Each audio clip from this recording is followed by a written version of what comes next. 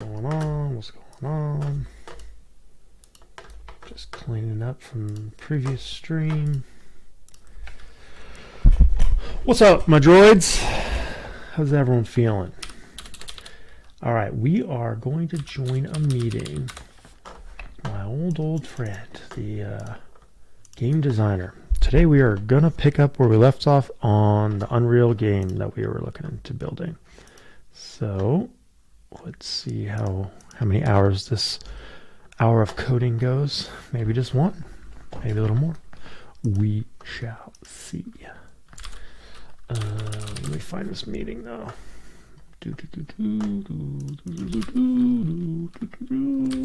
Probably in my other email.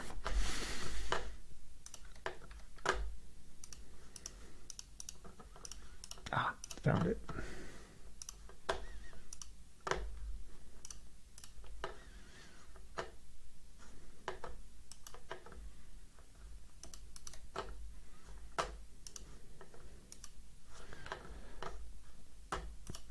All right. Just join the meeting. Don't show that. Don't care. Ask to join.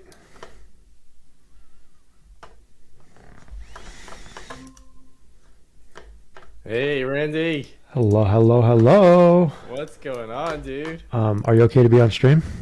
Yeah, that's fine. All right. I'll try not to curse or anything.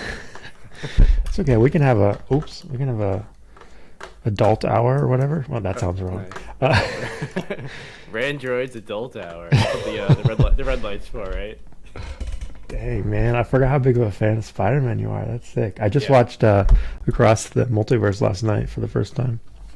Nice. Did you like it? It's on Netflix now. Yeah, no, it's good. I didn't know they were doing a two-parter thing, so they kind of got me there.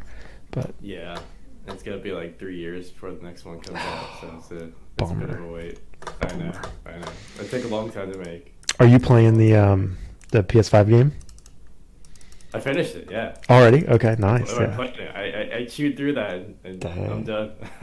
I can't get that much time on my TV. I play when I can't get access to the PS5. I just play I got one of those ROG Allies, and I play like Xbox games on it.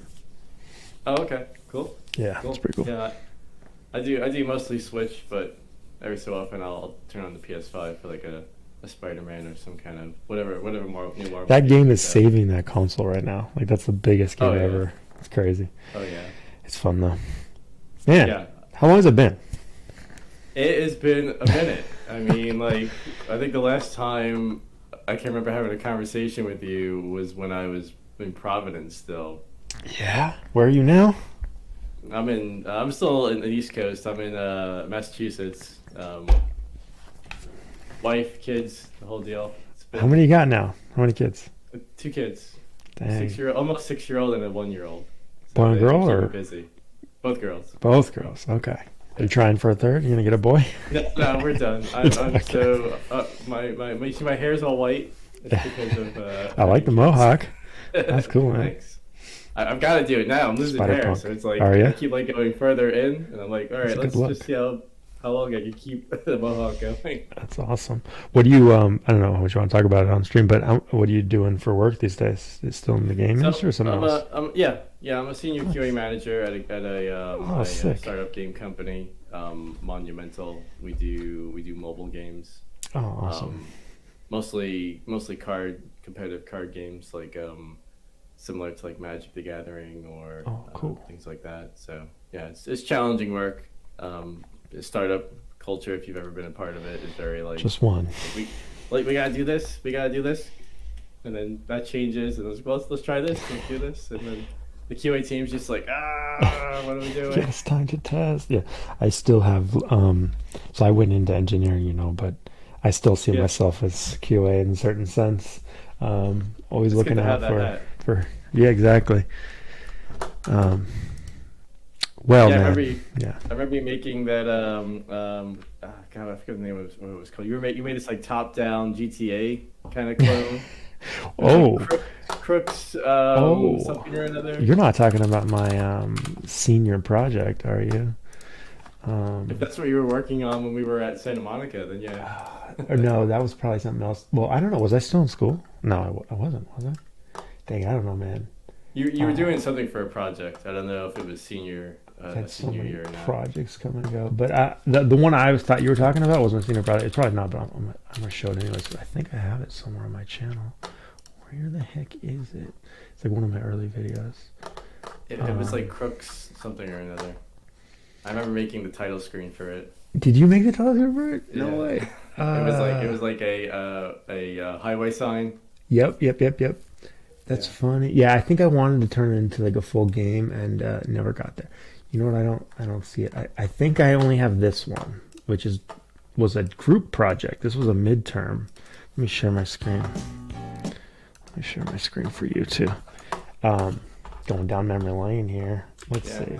Where's the other window?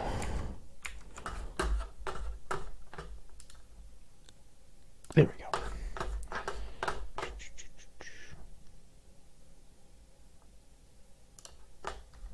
Is that an actual sign you have in your background, or is that just like a filter? It is an actual sign. That's actually nice. Let's see if it's gonna make me. That's commitment. That's commitment. Getting a sign for your channel. I'll be right back. I'll be all right. It's gonna make me restart.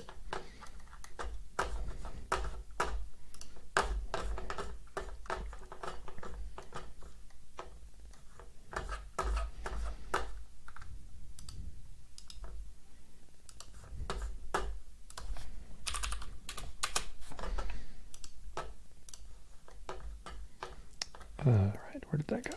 Here we go.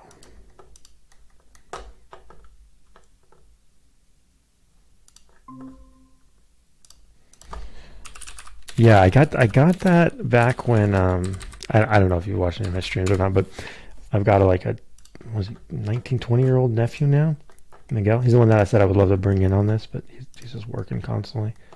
Oh, yeah. But he was gonna go to school for like game development stuff. I think it's on hold right now, but I kind of tutored him for like a few months. Really, I was working the whole time, but I gave him like tutorials to do and stuff, and then we did like a game jam one weekend. Nice. They're just messing around in Unity, and so I called it my dojo, and we filmed a lot of it. So that's the origins of the channel. Actually, this is a repurposed channel. This channel used to be from my old game studio. I don't know. I think that was a while after you left, but I did do a couple mobile games back in the day with another artist friend. Yeah, do you remember that? Yeah. Was that with Santiago? With Santiago. Did you work with him? Yeah. It was like a brief moment where I was a part of it. You guys overlapped. Yeah. We just got like really like busy with other stuff. I kind of remember that now. Yeah, it's coming back. Anyways, this is not important, but I'll just show it real quick. Back. I had to restart Chrome. You remember Dots? I do remember Dots. I didn't know you were on that too, man. You had a history and everything. That one never really got off the ground either. That was our Xbox indie game that. Yeah, I remember. I remember the other Steve made like a CD for it, music. I don't know if you remember that. We had like a soundtrack before we had a game. We had a soundtrack. He had like lore and all this stuff. I was like, whoa. We're just making like a simple indie game, dude. Yeah, I nowadays I'm all about simple. So I think I learned a few lessons from all those failed projects. It was Dots like burned into the back of your brain. Yeah, it's funny. Every time I see Dots somewhere, like there is a game called Dots out there, and every time I see him, like that could have been us. And remember Nimrod or Nirmod? Oh, he's like a robot, right? Robot. Yeah. Oh, I still have a lot of robot stuff. I remember seeing this. You probably saw this. It's still on my channel. It's so bad though. This is before you came to Santa Monica. Yeah. Activision. Yeah, I remember this. This was like a so dumb. This was a team project, and we made like a maze game. It's funny. I ended up making a maze game later in life, or later too, with Santiago. We made Theseus versus the Minotaur, but I can't find it anymore. That's the one I remember. I remember playing that one. That game's still like the sound. I think the sound and the art Santiago did custom was great. It was our only really full-fledged unique game. Other ones were just clones, like jumper games and stuff. Kind of missed that one. And we had this one project. We had so much art for it and design, but we never got it off the ground. It was Brain Bludgeoner. Do you remember that one? I don't. Oh, it had a dark aesthetic to it. Really like this hockey mask wearing guy going around killing like zombies and stuff. Anyways, would love to bring that back someday, but that was another creative project that didn't really go anywhere. But let's change that this time around. No, Let's do I'm something. motivated. Let's do it. Yeah, I'm really like I've had this game in the back of my mind for a long time. It's been the Kingdom Crusade was one of my favorite games that no one ever heard about for a Yeah, long never heard of time. it. Is it only Was on Game Boy? it was only on Game Boy. Yep. Okay. It was one of those games that like my mom bought me when I was like 11 years old. It was like a budget game. She probably found it like a Yeah. Walmart or whatever the equivalent was, like a Kmart or something, in one of Yeah. those big bins where that has a bunch of games that you would never buy for anyone who actually wanted games, but some grandma would probably buy it. I think that's how I She got gives me my this for like, my Genesis games because they were like Genesis was already yeah? dead and they were all on sale. Yeah, everyone's playing like N64 and Randy's playing Genesis. Like, Hey, I wanted Sonic, man. I think it's Sonic. Yeah. um, So you played it a yeah, lot? she gave me the. I played it. I played it. I was like, this looks like crap, like the box. Sure. And then I played it. And I was like, this is actually fun. I actually enjoy the simplicity, but the Replayability. complexity and its And, yeah. simplicity. Like it's got a lot of replayability. Yeah.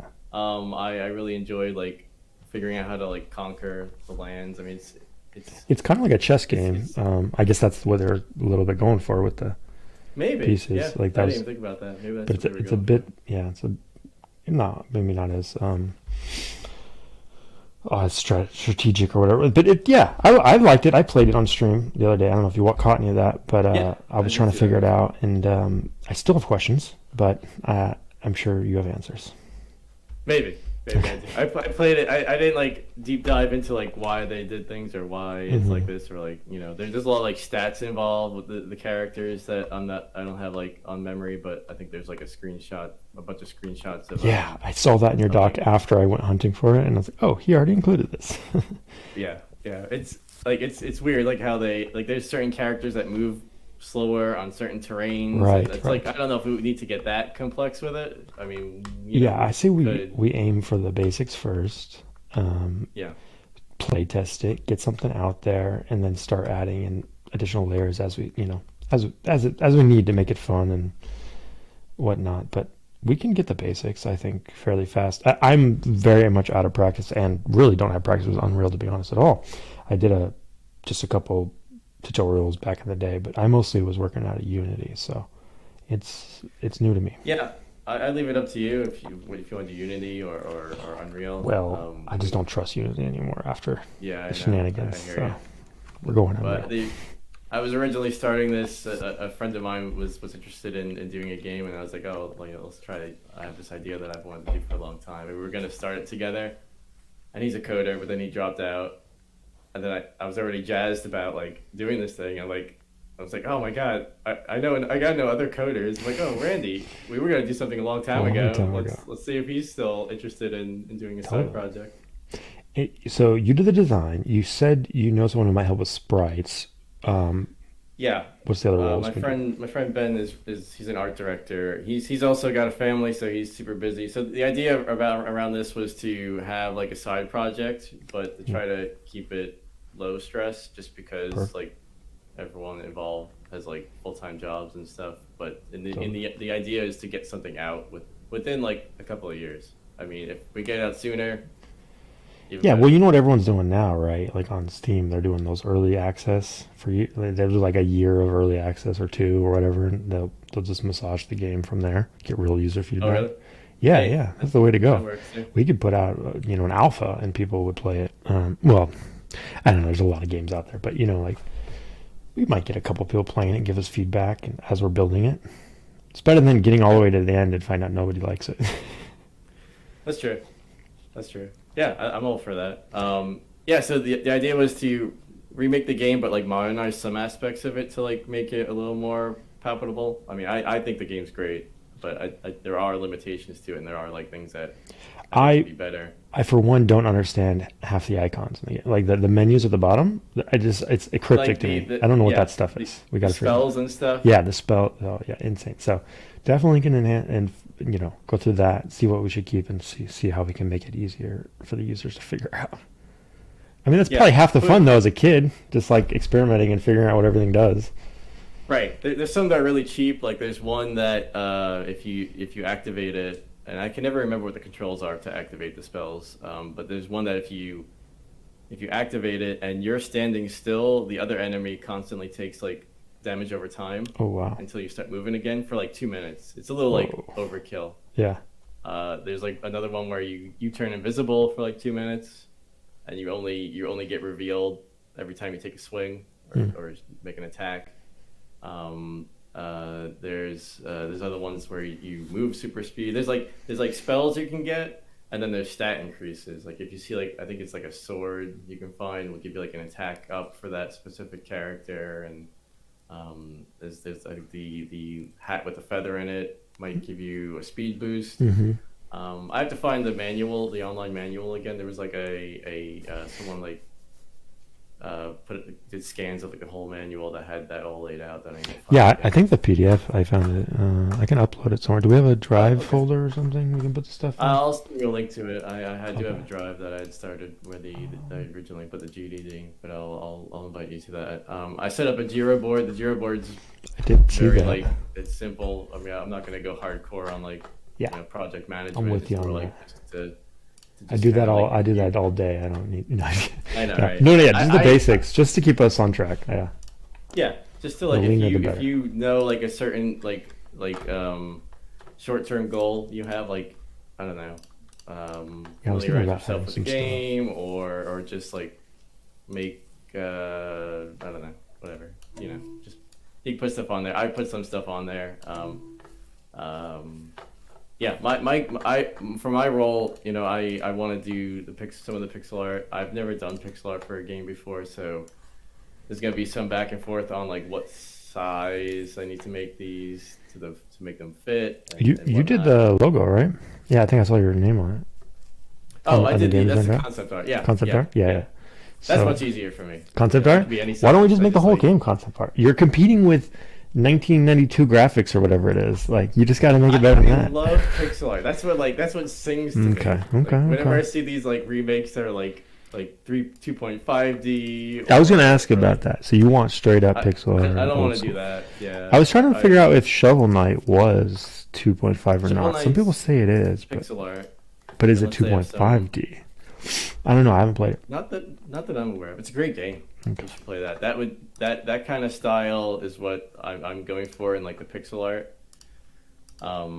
Yeah. So my friend's gonna help out. I have to let him know that we're gonna go again because we were gonna start up and then my other friend dropped out. We're like what are we gonna do? Oh yeah. There you go. Yeah. I So think they list out the spells and the ability terrain increases here. and battle screen. Yeah. So the two modes. I feel like that's something I would want to like play around with is like switching between the map and then into the moving your character around, like getting something Yeah. like that, like just basic, like doesn't have to be perfect, but just something to switch. That's like core to the game. So getting something like Yeah. that, getting the tiles on the map, getting the player movement in all access. I really like that it has diagonal movement. Like that really adds to Yeah. the combat. Getting some basic combat, getting a few characters in there. We can just do placeholder sprites for now and swap them out as they get done. Yep. Here's So I'm the gonna start spells. with making like a static sprite of like one of the characters, just so you have to like move in the space, and then I gotta figure out like Nice. I have to go back into like my college days for like animation and look at how to do that. So it's gonna be a bit of a dusting off for me and figuring out all this stuff. Same. So we'll figure it out. Yeah, Yeah, I spells. dove pretty deep into the whole flip book and the recommended library that people use, plugin they use for 2D graphics in Unreal. And so that's what I was digging deep on in the last stream. But I want to pull back a little and just see what the next big win would be. But I think what we learned is if you give a sprite sheet, I can turn it into an animated thing. Like that's what we know how to do that now. Oh, okay. So I have a sprite sheet of a zombie that we can use, and I can show you how to do that, or how I can do that. But once we get that, I'll get the game up somewhere. I want you to install Unreal as well, So you can play test it, and you can get in there and mess around with blueprints or animations if you want. I don't Yeah, want to. Yeah. playtesting's in my blood. Well, not even play test. I know you will do that, but I want you to poke around with like, oh, what happens if we tweak this speed or whatever? Like actually like mess around with it. Sure, yeah. That'd be cool. So there's some things, like I said, I want to change that I think would make the game better from like a modern standpoint. Like if you, for example, like it's fun when you're fighting someone. It could be long periods of you like just going through different areas of the map where you've got like no one around. You're just kind of like walking around, trying to find stuff. I love how much you read of the GDD that I put together, but I want to have some mechanic of like you have a certain amount of minions you could put down in certain areas in the map. That's what I So wanted to ask. Was that new? Because I couldn't figure out. Couldn't see if that was in this original. that's new. Yeah, that's That's not new. in this Okay. game. Okay. I had a feeling So that might be. All right. that would add like an extra defensive layer for That's someone, cool. and Yeah. as well No. as something extra for someone like just like an action point of view to like you know swing and hit something. That's not just looking for the enemy. Yeah. Um, That could be cool. the other thing that I find frustrating is that when you're in a battle with somebody, they can go off screen, and then you're not.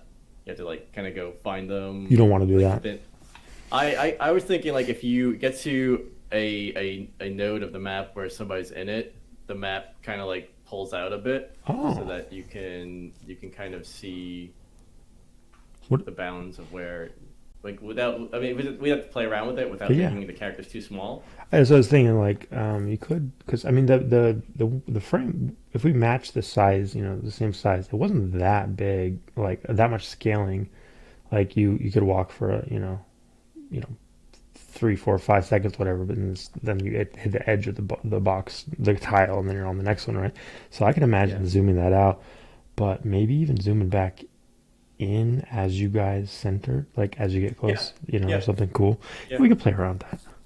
Yeah, I think that would be cool. I think that would add a lot. A lot. I think you probably ran into it too, where you're like shooting something off screen and you hear them getting hit, but you're Yeah, just kind that's of like true. aiming aimlessly. That was annoying. I liked having to I like knowing that I'm stuck in this tile until one of us dies. I really love Right. that element. So I do kind of like the mystery of it. But once I'm fighting, yeah, it's really annoying once they go off screen. You're right. Yeah.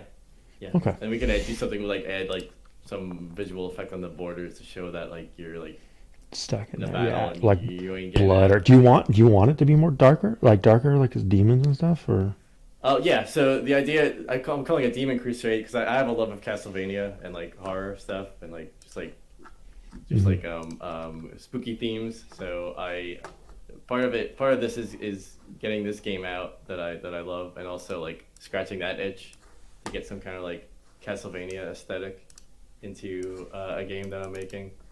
Without like I didn't want to make it like I mean the mechanics are kind of the same. So in a sense it is like a spiritual successor of Kingdom Crusade.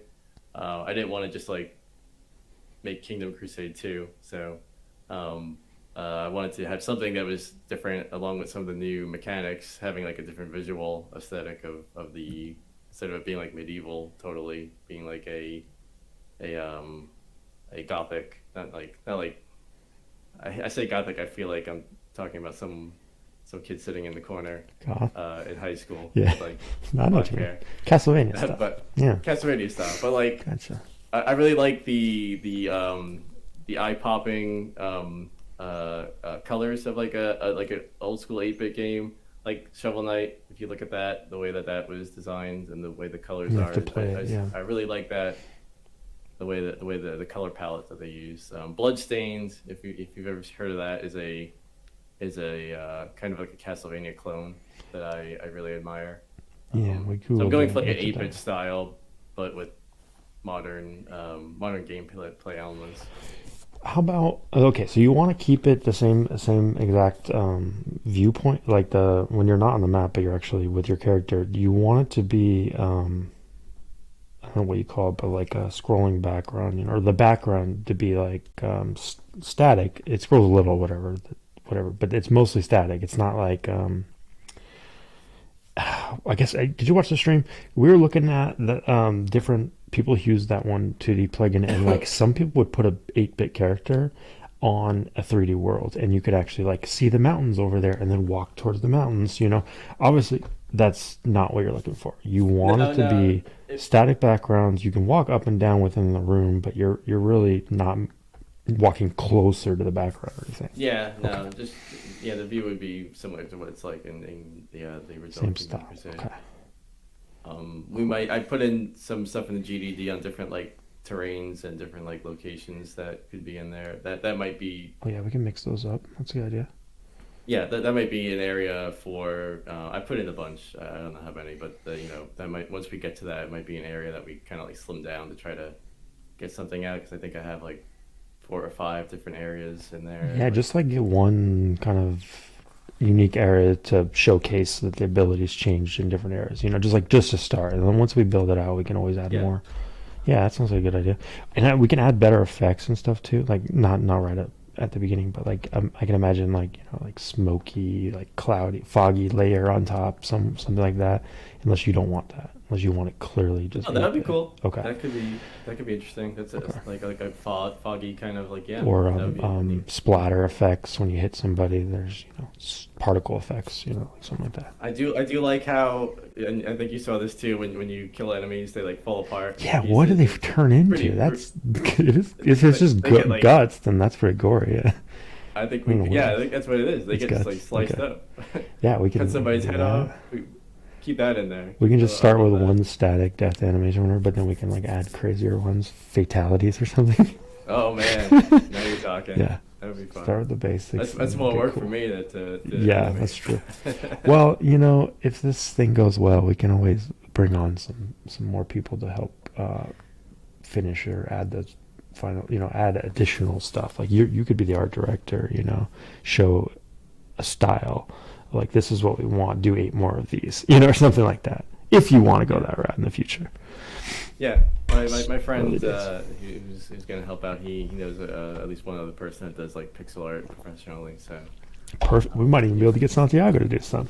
He's busy yeah, with 2 daughters as well. he's also yeah. You We're guys and your all daughters, man. having kids. Oh man, kids, it take a lot of energy.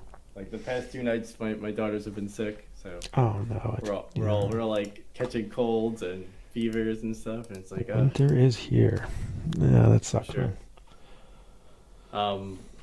Yeah. So what was I gonna say? Oh, two games that I think are good to look at for like inspiration. Hmm. Well, 3. So for the pixel style, which is more of what me and my friends are gonna do, Bloodstained, Ritual of the Night, and Shovel Knight. I think are 2 that I'm gonna be looking at to try to emulate for that style. The color palettes and just the overall like 8-bit style of it. And then for like the combat, I a similar game in terms of like the view. Wizard of Legend, if you've ever played that. I would give that a shot just to see Sorry. What? Legend of Wizard? Say it again. Sorry. Wizard of Legend. Wizard of Legend. Wizard of Yeah. Legend. Okay. It's got a really cool combat style. I like the effects that you can do with the magic and the swordplay. It's really cool. That's what I'm hoping to get to with like the combat. Nice. That one's also pixel art, but that one I think goes in a bit of a different direction than I want to do with the pixel art, but it's not too far off. The combat and the movement speed is more of what I think that game shows off. It's a good game. Nice. It's another one of those roguelike games. Oh, I like those. Yeah. Oops. I'm looking at it now on Steam. Is that a 2018 game? Yeah, it's Oh, okay. That's that sounds fast paced. right. Yeah. Okay, so Yeah. he can looks like one of the guys can aim to shoot one character and look away and shoot another one. Um, a lot of jumping around, Yeah, a it's lot of fun. effects. Okay. Yeah, I mean we could play with like how it feels, but that's like a modern version of what I think the gameplay, the battle gameplay could be. Still got jump, but jump seems to. Ooh, he's got like a dash. Okay. Yeah. Yeah, dash might be not something we do, but the rest of the stuff I think is cool. Okay. Yeah, we'll play around with it. Yeah, I just want to get the basics up, get Sure. get something going, and then iterate from there. It's gonna be fun. Sounds good. Yeah, if my nephew ever gets time, I'm gonna bring him in just to pair with me, code on it, and I'll stream it and stuff. I'm also doing a few other projects on stream, so I'll bounce them back and forth just to keep it interesting. Yeah, no Um, worries. No worries. but yeah, Um, let's set a target of something I can do this week. Let me open up Jira. Ooh, we'll have to call this New Seattle Games. I think that's old school. Yeah. the best one. I'm still like admin for the Facebook page of that. Are you really? I didn't even know it Yeah. still exists. I was trying to look up the Wimp Studios page. I saw the Facebook page, but it's like I was trying to find the old games. I couldn't even find those games anymore. Can't imagine the NSG stuff. That's crazy. But we never actually like put anything out. It's That's just I think the true. page is just like a couple of images that Steve had put together of like neuromod at the beach or something like that. There's some cringy stuff on the internet of my plans for like Kickstarters and all kinds of stuff over the years, you know. But I'm feeling more motivated more now than ever. So Nice. Yeah, I really want like some kind of like side hustle. You know, I don't think I'll ever get to make like games that I want to make with the way that I'm going in my career. Like the games I make are fine. They're not what I would have like wanted to make if, 7-year-old Steve would have been like, "You're making competitive card games? right. That's not what we play." That's more like what I would want to make. One of the first programming things I ever did was use Visual Basic to try to make Magic the Gathering. I was like, wouldn't Oh it be yeah. cool if all the cards ever released for Magic were digital and you could actually play on your computer? You know. And Well, of course, that became a thing, obviously. But as a kid, I thought it'd be so easy. I'll just like make all the cards, and nah, so when that came out, you were probably like, missed the got boat. an idea. Could have been me. No, Could have been me. no, there's plenty of good ideas out there. Yeah. Yeah. All right. Well, Sure. I got the Jira pulled up here. I can share my screen actually. If you got another minute or two, I don't know Yeah. what your schedule's like. My schedule is this is my art time, so I usually Okay. do art for another like hour or two, and then Well, that's cool. I fall asleep. Well, You're still in California, right? actually, I don't know if I told you. I was just about to say, I don't know if I told you. I just moved to Texas, so I'm Central Time Oh, now. So I'm just 1 hour behind you. oh, nice. Yeah. That's where my company's based out of Texas. Oh, no ways. They're in Austin. I'm in Austin. Oh, nice. Well, if I ever need work, I'll go work. No, just kidding. I'm good on work. I'm looking for fun projects. Let's see. Yeah. Um, Yeah. Not much in here. Like I'm doing. I didn't assign myself to the one that's in progress. who's That's this? what I'm This is the other guy? focusing on now. That was the Dan? other guy. Oh, he's Yeah, out though. He's not. He's out. What's He the might other come back at some okay. point, but for now he's out. Okay. So should I just throw tasks on here for myself? Yeah, just throw a task. You know. Sweet. I think I want to just pick one task for this week that I wanted to do. So, Sure. um, I want to finish. Okay, two tasks. One is fully get the zombie sprites hooked up and moving around the screen. So the zombie character. So start up. What do I call it? Create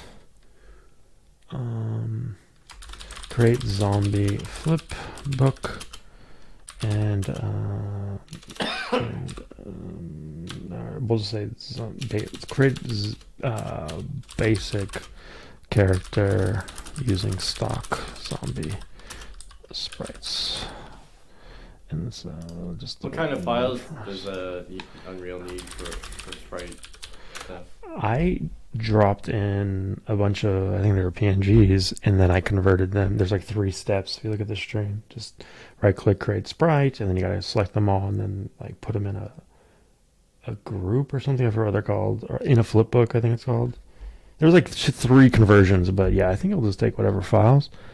But I just found a sprite sheet online, so I was thinking I could give you once I have the zombie one working, I could give that to you as an example of Okay. a fully fleshed out, because it has idle, jump, walk, the basics, right? I Yeah. don't know if it has every access though. So one of the things I was reading about is you can actually, they make it really easy with this plugin to rotate the sprite, so you can get or rotate the I don't know if it's a sprite or the animation or whatever, but so you can get additional directional stuff. So I don't know if you need extra sprites for that or if it actually just rotates the sprite. I have to look into that, but Okay. so like but at the very least we could start with 4 axis and then add the other 4.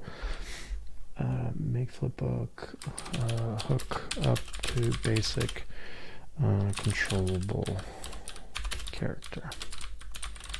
What kind of language are you using to code it? These are drag and drop blueprints, and so far it looks like the only language that natively is supported on Unreal is C++, which I'm not going to work in, but that's actually a good question. Scripting in Unreal.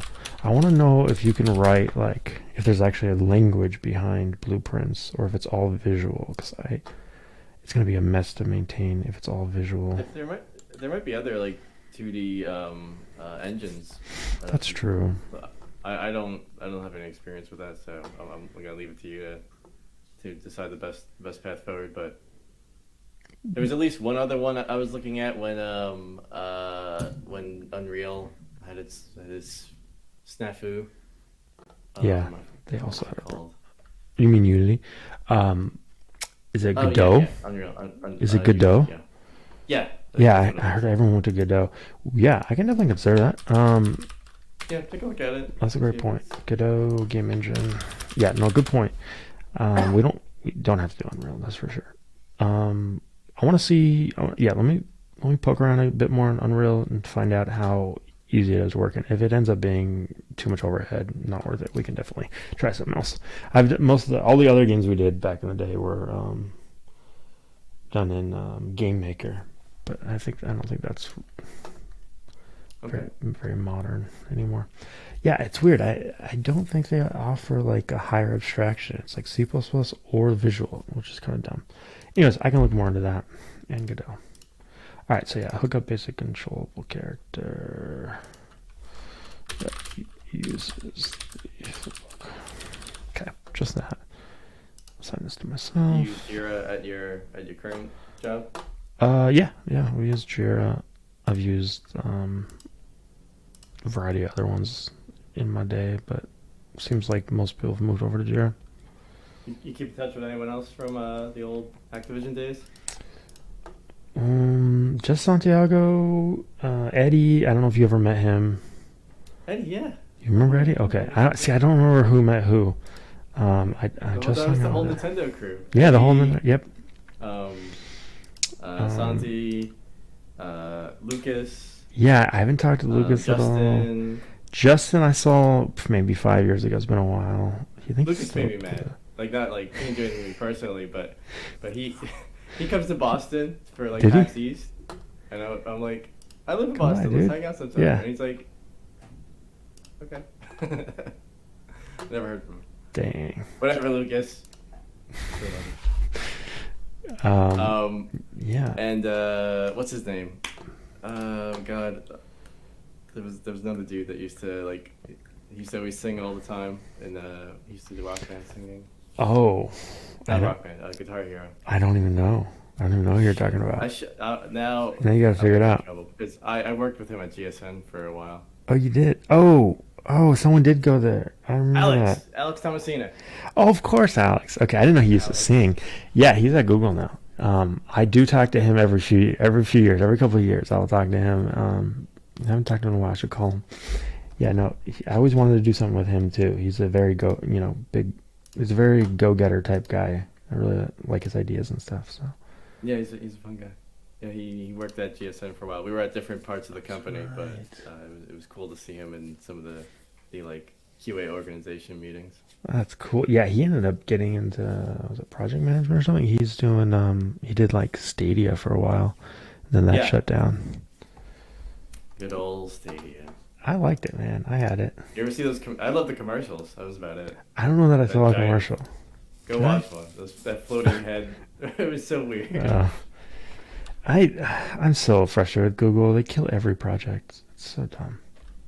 They do. I remember Google Voice and I mean, Google. Have you ever seen projects Google killed or whatever it's called? I've heard of it. I don't think I've ever looked at it. Yeah, killed by Google Google. Glass. Killed by Google.com. And it's just like lists and lists and lists of things that you remember using at some point, maybe or not, and they're just dead. It just keeps going and going and going and going and going and going and going and going and going and going. Stadia on here? Of course it Oh, is. it should be. Didn't 2023. they have like Google Plus was like their Facebook? Oh thing, my and they gosh, killed plus. that. And they had like a huge data leak or something. Whatever. That's a shame. Yeah. For Okay. some kind of like company vision, like iterate fast and throw it away. You if it know, doesn't work. It's working. Obviously, it's working for them, right? Yeah. So it's like if it's not profitable after 3 years or whatever it is, we're done. You know. So How much money are they Living putting life. into all those projects? There must be like. yeah, but you got to think about you got to think about sunk cost. You got to think about how much money they saved by killing them. Yeah. That's the yeah, thing, that's right? true. But like, I'm surprised they haven't killed YouTube or sold it off. Like that, it's not a loss for them. I guess it's a loss leader because everyone loves the brand, but that's weird. Yeah. I was gonna do one more task for myself, so we're gonna finish up the sprite stuff, and then what else? I looked into it at the end of the last stream, but so talking about how the actual tiles are bigger than what the user sees, right? At least without our zooming feature, right? And so what happens is the players in the center, until they reach a certain point of the screen scrolling, and then the screen stops moving and the player starts moving. Then you get to the wall and then go into the next tile. It's called. I looked into it. Going to the next tile thing is called flip booking or not flip booking. Flip view or something like that. It's like a slideshow. You're transitioning from slide to slide when you go Yeah. tile to tile.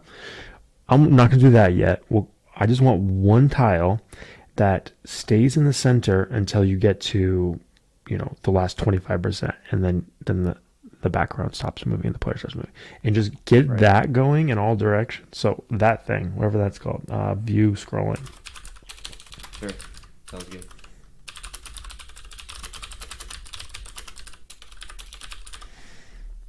Okay. Until I started looking at the more of the information of the game, like in the past month or so, I never knew that they had have a 2-player mode. If you happen to have, and we shouldn't, I don't think we should do that, at least at the outset. But if you have 2 Game Boys and you have Game Boy multiplayer link and 2 cartridges, you could do multiplayer. I saw the cable. Yeah, when we were looking at the manual just now. So Yeah. they really had that, huh? Only thing I ever used I for don't that know. was Pokemon trading. Yeah, it's probably the only thing. That and Tetris are probably the only things that people use it for. Oh, I didn't even know you could do came Tetris. bundled in. I would be surprised. I would love to see how many people actually played this game 2-player. There were no analytics back then, so we'll never know. But it's probably really small. 25 people.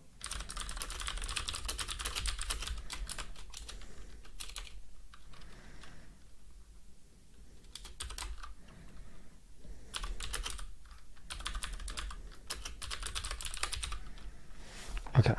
Yeah, so I forget exactly what that's called, but I'll work on that next. Cool. And then that will let us start poking around, and we can test out different sprites and walk around, and then we can start testing out doing backgrounds and things like that. And then I'll work on getting multiple tiles, and we can build out a map so you can go around to 50 tiles or however tiles it is, and then that should be a nice bit of work to start us out. Yeah, sounds good. Like I said, I'm gonna work on at least an initial static sprite just to get the look of it down, or at least an initial look. Then maybe you can use that. It won't have animation or anything, but it'll be something. Okay, yeah. I'll send you over the zombie one if I want to see though if it has. It probably doesn't have 8 axis, but I'll send it over anyways, just so you can have a reference to something that works once I get it working, just to prove that okay, this works. You could do something like this. Cool. All right, man. Well, I'll probably try to knock out that sprite thing today before I end the stream, and then start the rest later in the week. All right. Sounds good. Good catching up, and thanks for hitting me up, man. Yeah, no worries. Good to have you aboard. I think it's going to be fun. Awesome. All right. All right. See you later. See you later. Bye. All right. Steve Santarpia, everybody. We've got Jerbor. We got a task. It's in progress. I saw we had a viewer. Who was viewing? Miggy, was that you? Type in the chat if you're in the chat. If you're watching the VOD, leave a comment on YouTube. Randroid's Dojo. Search it on YouTube. Okay, let's keep this momentum going. Let's open up Unreal. I want to finish the zombie sprite. Where did we end on that?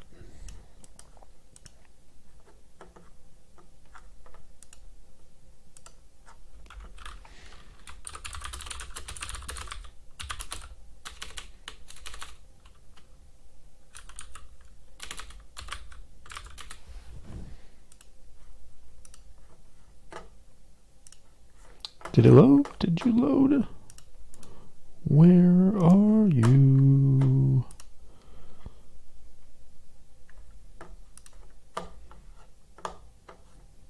Project files not associated. Update projects that are not associated. Sure. Yeah, I wonder if we're gonna have problems with Unreal. I don't necessarily blame Unreal. It could be that plugin, but we were getting crashes the other day, so let's see if we can. Oops, I dragged my screen off. There we go.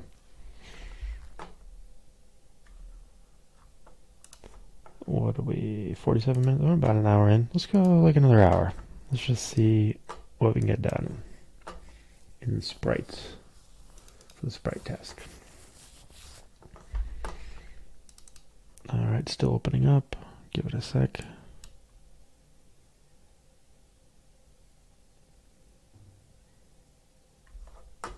Okay. 45 changes to source content files have been detected. Do you want to import them? I guess. Don't know what that is. Oh, I wonder if that's the images that I had originally pasted in the directory, but then they didn't show up in the engine. Alright, you just asked me if I wanted to import 45 things. I don't know what it was. I said yes, probably shouldn't have. Let's look. Sprites. Okay, sprites look good. Where would the collections zombie content zombie? So yeah, I think we have dupes now. So there's a collection one and there's a content one. Well, this is the good one. And then what's the content one? Or what's the, yeah, the collections one. This is probably the one I dragged into the file system. Oh, nothing there. We're just going to delete it.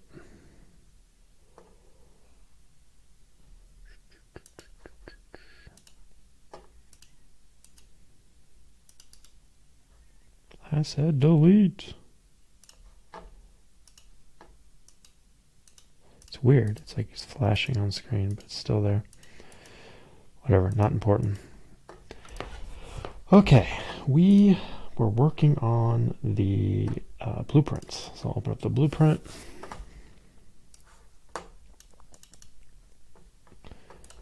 And let's go back to that guide. What is this thing called again? Something ZD. What is it called? I remember I can right click and create paper ZD. Okay, we're gonna look at paper ZD. Paper ZD, getting started.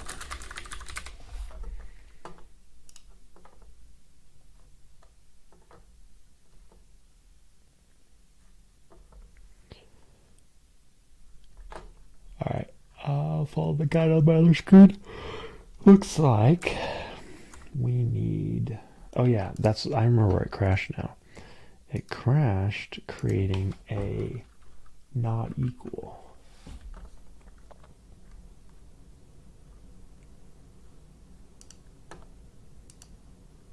Actually, let me look at the other part of the guide. Animation editor.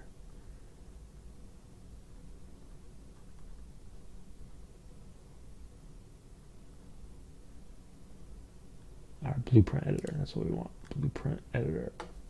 Yeah, not equals. So we right click, or we can drag from here and go not equal. Not equal vector 4. I actually don't know which one it is. Not equal type element framework, not equal operators. That's gotta be it. Cool, that looks good. Looks like this just goes to another thing. It's a break vector 3f. Break vector 3. Maybe it's 4 now? Vector 4? Break vector 3. Net quantity. What is a break vector 3? Let's do a 4. I want to see what it looks like. Okay, so this looks right, except it has a fourth thing. It's a W here. So maybe we can use this one and just ignore the W, or is there actually a vector 3? Break vector. Alright, break vector has 2. But this one actually looks different than what I'm seeing in the screenshot. It has values here. What other options do we have? Break vector 2D. Break vector 2D only has 2 things. That all makes sense. Wait.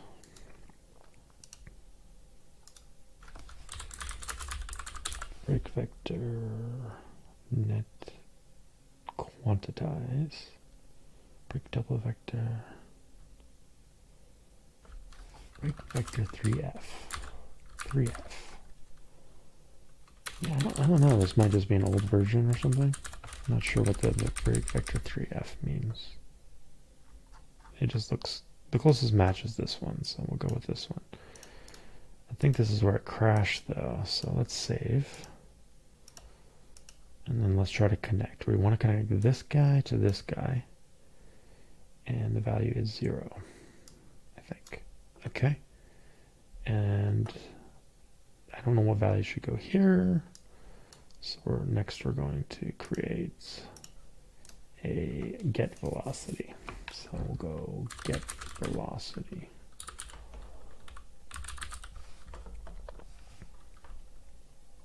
Target is actor. Okay, well let's start with get owning actor.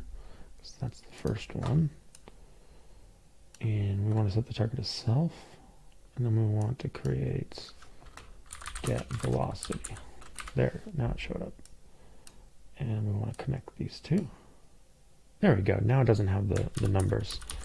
Cool, because it gets it from the velocity. Totally makes sense. Alright, this is what they had in the first step. Save this. I'm not actually using it anywhere though. So let's look at animation component and PaperZD character. Okay, so next step. With the animation logic created, you need to now specify that we want to use it with our character. For this, PaperZD comes with a PaperZD animation component that can be added to the class or object to drive their animations. Animation component requires the following data to be set to ensure correct behavior. The anim instance class needs to be set, and the render component needs to be set. The primitive component that will be rendering the actual animation for default behaviors using Paper 2D, this should be a flipbook component. For default Paper 2D characters, PaperZD comes with a PaperZD character that already sets up the render component to main paper flipbook. If your goal is to create a simple Paper 2D character, then inheriting from this class is a good option. For example purposes, we'll grab a default PaperZD character and create a subclass of it. The character will simply route the left/right inputs. And we'll set the anim instance to point to our character animation blueprint. Alright, so it doesn't actually show this part, but I'm going to figure it out. So, we need to create some content. We need to create a character of some kind. Let's see. Can we create a character that inherits from PaperZD? Do we have a character? Is it just an object? Physics, tool preset, user interface, import to games, add feature, new folder, blueprint class. Maybe it's a blueprint class. Or special assets that provide an intuitive node-based interface. Maybe that's what we're dealing with. Okay, is it an actor? An actor is an object that can be placed or spawned in the world. A pawn is an actor that can be possessed and receive input from a character as a type of pawn that includes the ability to walk around. We're going to go with character. We'll call this zombie character. Let's open it up. Woo, that's a lot. Alright, we need this to inherit from, so its parent class is set to a character to open the source file in Xcode. We don't want that. We want to change this to PaperZD character. So maybe I already messed up. There's already too much going on here. Alright, let's try this. We're going to delete this. We're going to try again. This time, let's see, blueprint class, actor component. An actor component is a reusable component that can be added to an actor.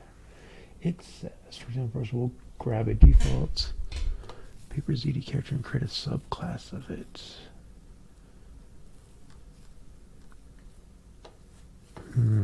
All classes. So we'll see PaperZD, or Paper2D, right? Or PaperZD characters right here.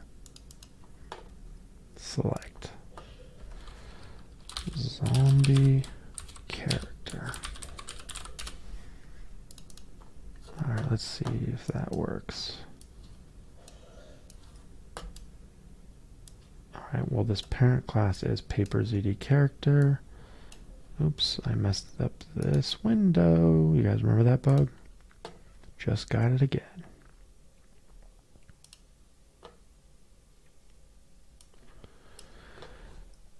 But this is also 3D, so I don't know if that's what we want. But it says, comes with a PaperZD character. We'll grab a default PaperZD character and create a subclass of it. So this is a subclass of it, I'm assuming. The character will simply route left or right inputs. So where I need to make sure it has a character movement. Yep, it's got that. And an animation component. Animation component. PaperZD. So PaperZD should be zombie. Instead of blueprint, I put print blue, but it's this guy. Okay, what else did they set? Is that it? Is that all they set? Does it have to have an animation component class? That's already set. Okay, did this just work? I feel like this is not set up properly. This is not rendering anything. I have to save.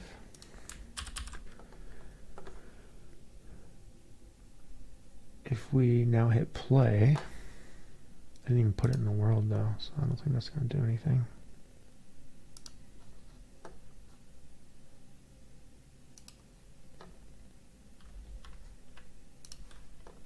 Alright, let's drop our character in the world and see what happens.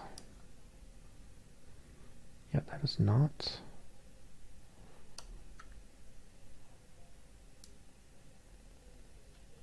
Okay, hit play. Hey, there we go. Cool. Let's go look at it. Oh, it looks cool. Okay, so it kind of worked. It's turned on its side. That's the problem. What if we rotate it? Instead of relative, what if we said world?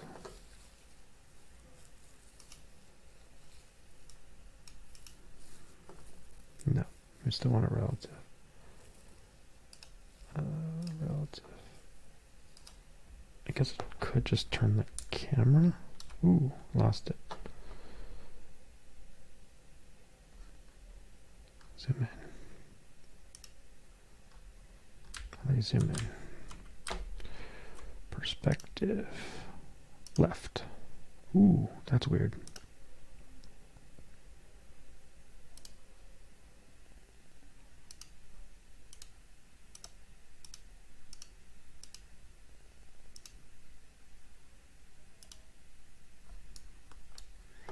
I think I need to get rid of the terrain.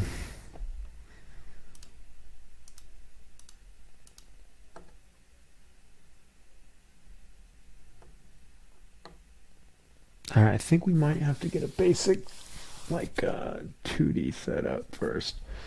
This whole world is confusing already. Perspective. I'm like locked. Oh no, it just zoomed out a ton. How do I zoom in closer to the character? Set position, grab, cycles.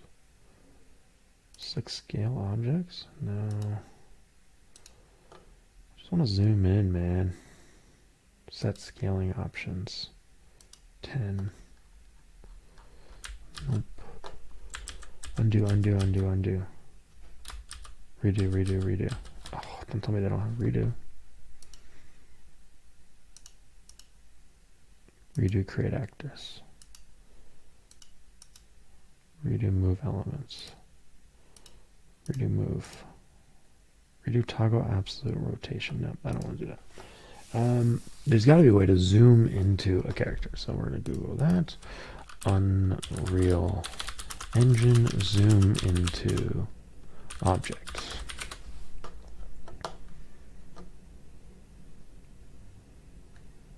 Press F to focus on object. Okay, F. F. F's in the chat.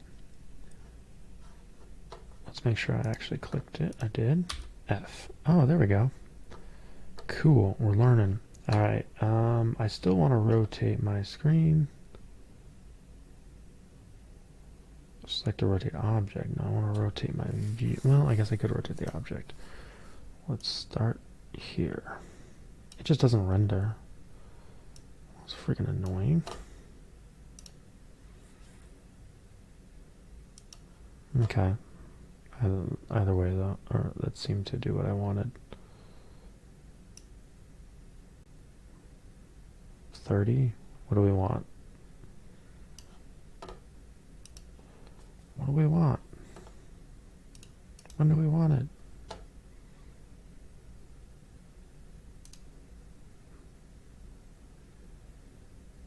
Let's see if they have. See if they have a easy way to scroll up, like in Unity. You can like drag or something. Yeah, now it's 0. So just drag. I'll just type it 90. Yeah, it's 90. Alright, guys. And because I'm running, it's not going to save, probably. It did not, so we hit 90. Run again. I don't know why it doesn't render. It's very annoying, but it doesn't render. And then we want it to be above ground, so we'll say 0. Nope, that's not the Y. 0. Oops. Negative 400. Negative 400. Negative 300. Okay, that's just moving it. Negative 480. It's this one. X, Y, Z. Come on, guys, we knew that. 100. Is it stuck because of like some kind of gravity or something? Let's look. What view are we looking at? I don't want to rotate. I want to move. We go up, up, up, and away. Yes, it just clips through the ground. Okay. Well, why don't we clear out the background then? Because we don't need all this crap anyways.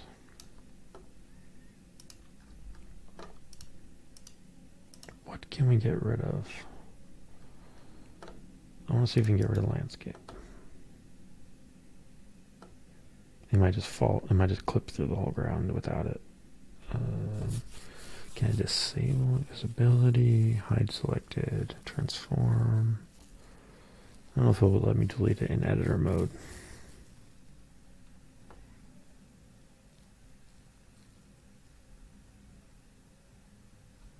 Alright, let's just see if we can do it outside of the game.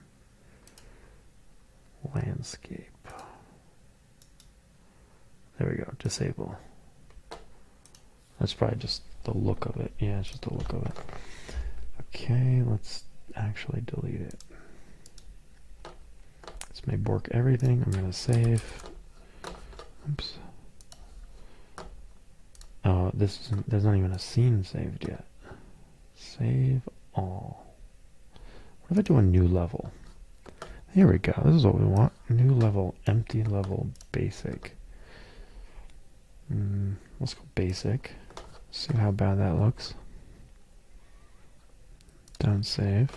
Alright, now we're back to basics.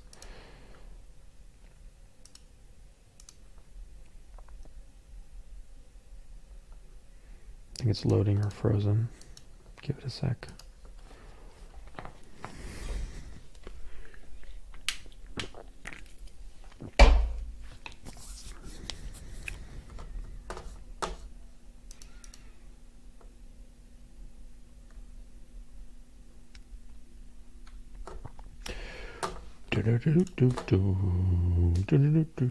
Come on. Still loading? I think it's froze. Doesn't say it's froze. Oh, you know what? Maybe it's doing that window glitch thing. Move left. Is that what it was? That's all it was. Okay. They really need to fix that. It's annoying. So now we're going to add the character again.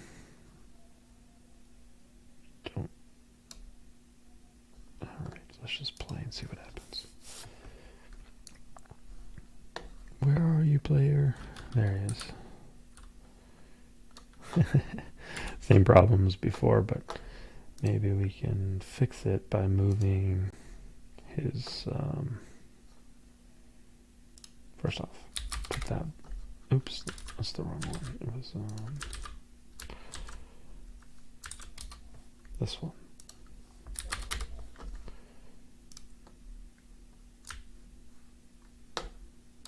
Okay. And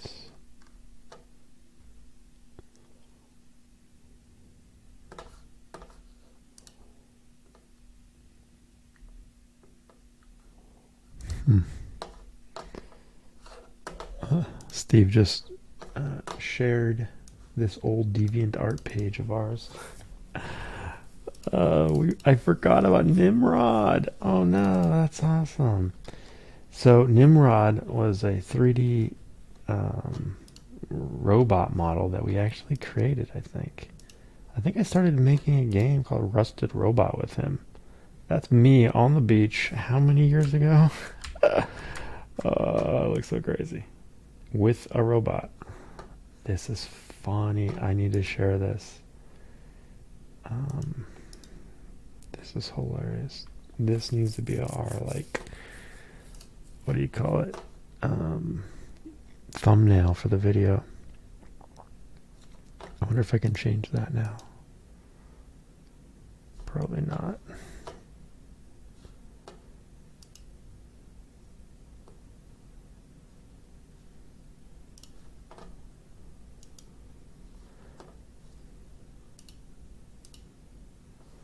That's so good though.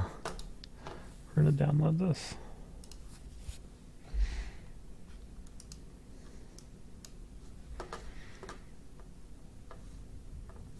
Let me see if I can add it. If I just go to YouTube.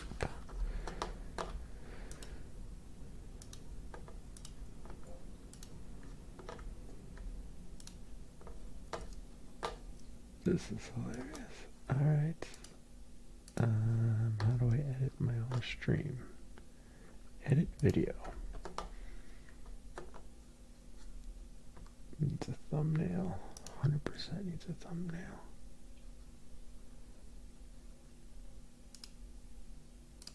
Alright, this is going in a new playlist called Demon Crusade.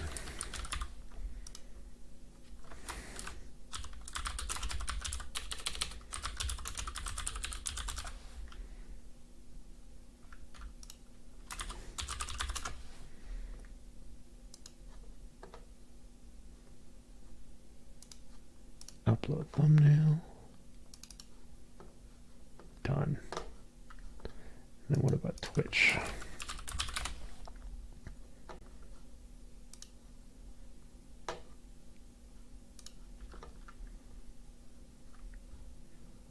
Can I edit this guy? Add social, edit panels, settings, the chat settings, edit. There we go. Can I add a thumbnail? Probably not. Branded content. Let viewers know if your stream features branded content. It does not. Title, add tags and help viewers find you. Live gaming. I don't know. Game development. Game developer. 10 tags maximum.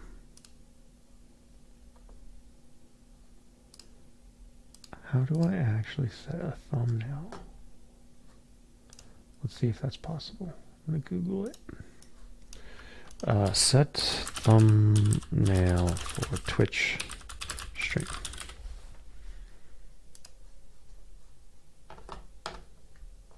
Video manager, click edit on the past broadcast or highlight, select choose file. So I have to do it on the past one maybe. Alright, well, that's fine.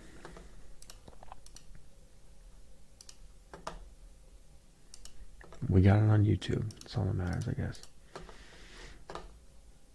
That is crazy.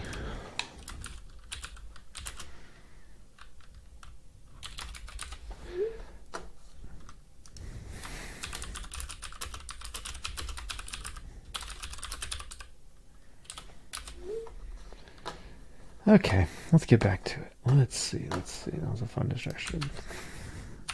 Back to Unreal. Alright, we rotated him. We still don't like where the camera's positioned. We don't like that he goes through the floor. If I edit his bounds, I bet we can fix that. So let's look at his bounds. Where is that? Sprite, source flipbook, animation, physics, constraints, capsule component, enable gravity, linear dampening. Do I just turn off gravity? Let's turn off gravity and let's put him on the ground. See if that helps. Question is, where's the ground? Looks like the floor is at minus 0.05. So maybe player start should be similar. Minus 0.05. Doesn't look like that did anything. Oh, I messed up player start. There we go. Player start and zombie character are not the same thing. But maybe they should be. Can we do that?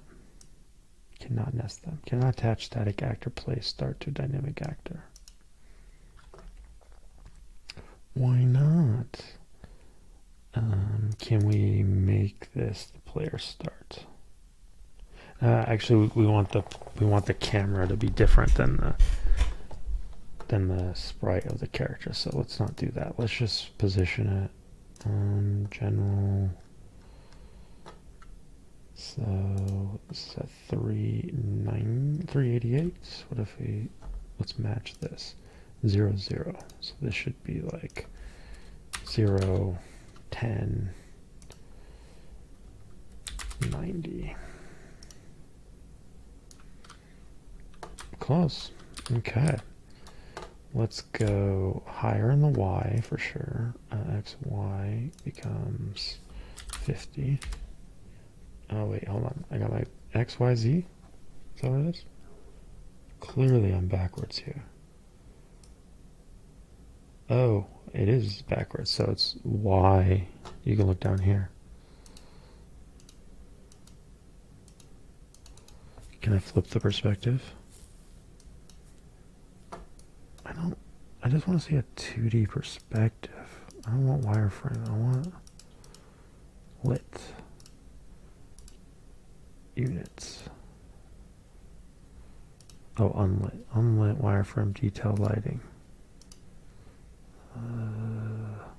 Visibility collision. Player collision. So you can just look at the different things. Visualizes. Game settings. We'll go back to perspective. I just want the camera to represent the player start. Why can't we just go to, let's see, we go to player start by hitting F, right? F. Can't really do it, but okay. So we want the player start. We'll leave the player start where it is, then we'll move this guy to match. Okay, I don't know if I went the right direction. We'll see. I did not, so it should be right behind me. It is not. Where are you? Ooh.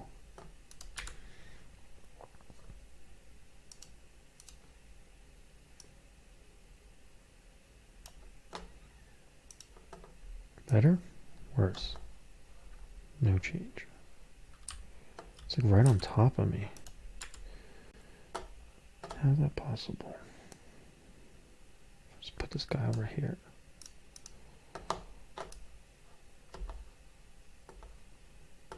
How can he? Okay, he's definitely in the wrong spot now.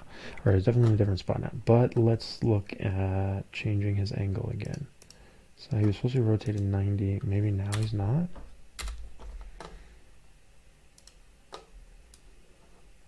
Okay, better.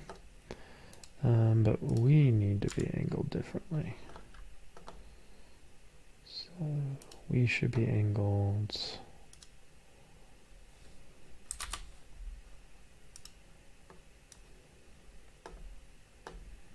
Let's look. Can I click out of this? No. How do you pause? I want to leave this positioning here. Shift F1. Shift F1. Now I got the control. Cool. From here we can do check out player start. Player start. Why is there two? This is the actual instance. Physics. Is this doing anything? No. What's my actual player view then?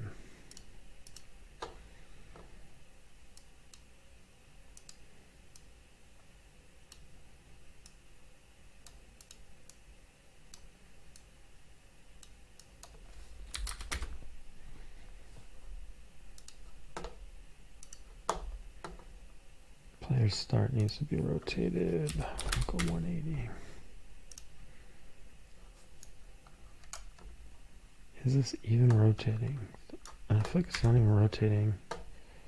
So this is probably, we need to rotate in the X maybe?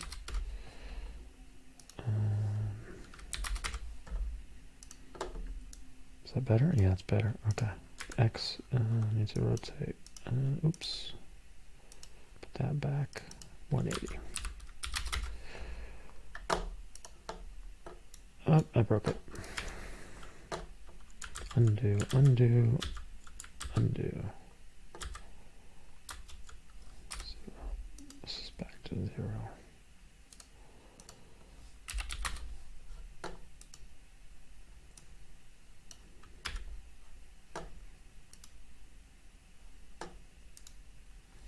Come on, man.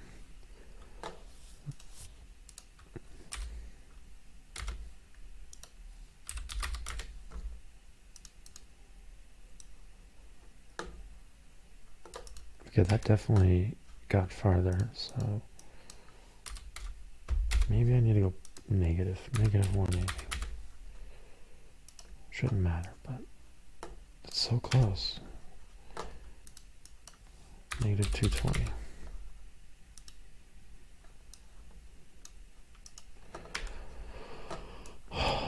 Let's see. I'm like literally looking at the character. I can see it.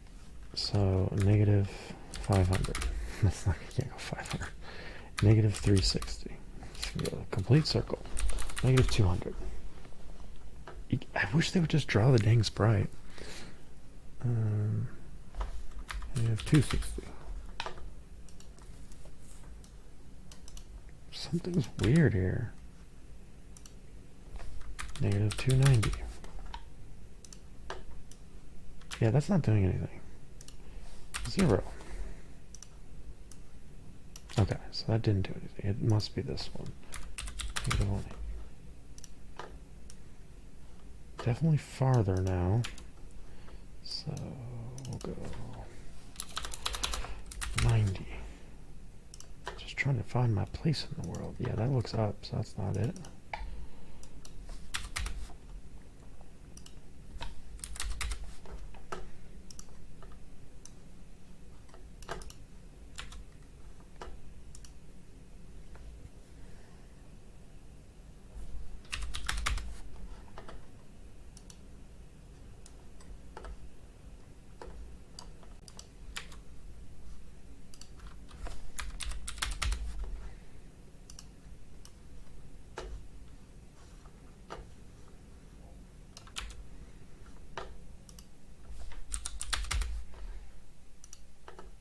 Ah, there it is.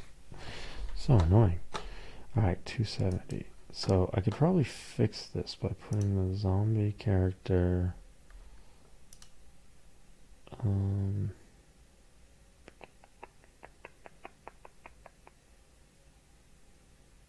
whatever. Let's stick with this. Okay. But he needs to be higher. So let's put him higher.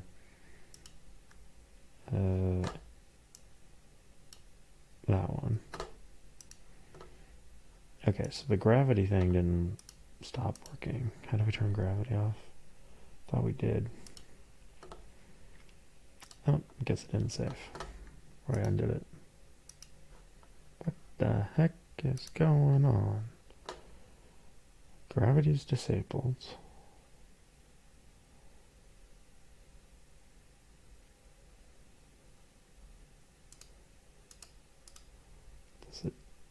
It shouldn't need collision if it's not gonna fall.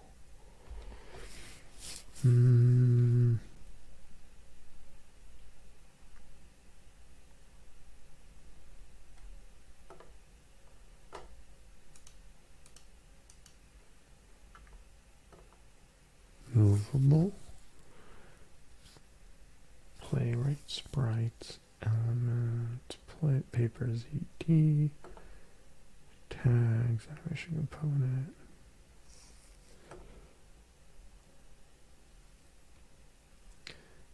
Advanced asset user data activation. Auto activate sprite. Auto activate character movement. Auto activate physics. Angular damping. Enable gravity's turned off.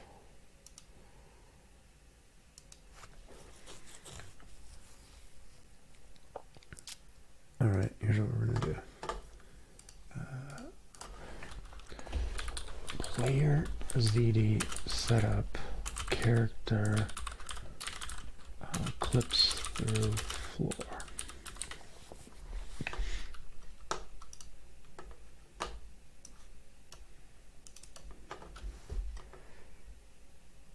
You're in the building space, game, wave, third person, active jetpack,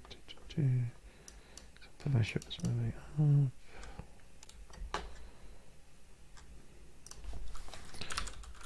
Unreal Engine, basic 2D setup.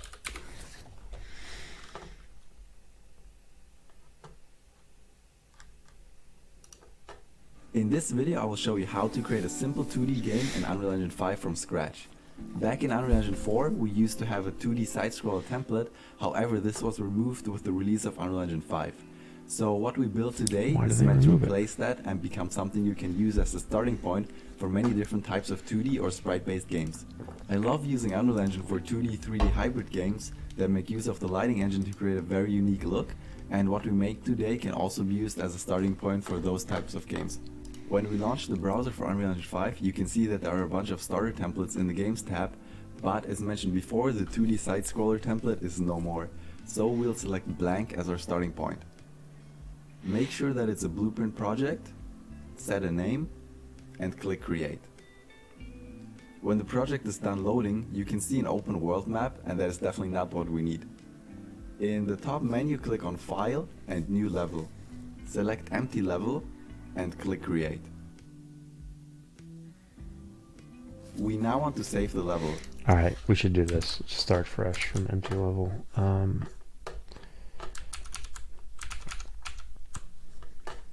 This one's not even saved, so totally fine. New level.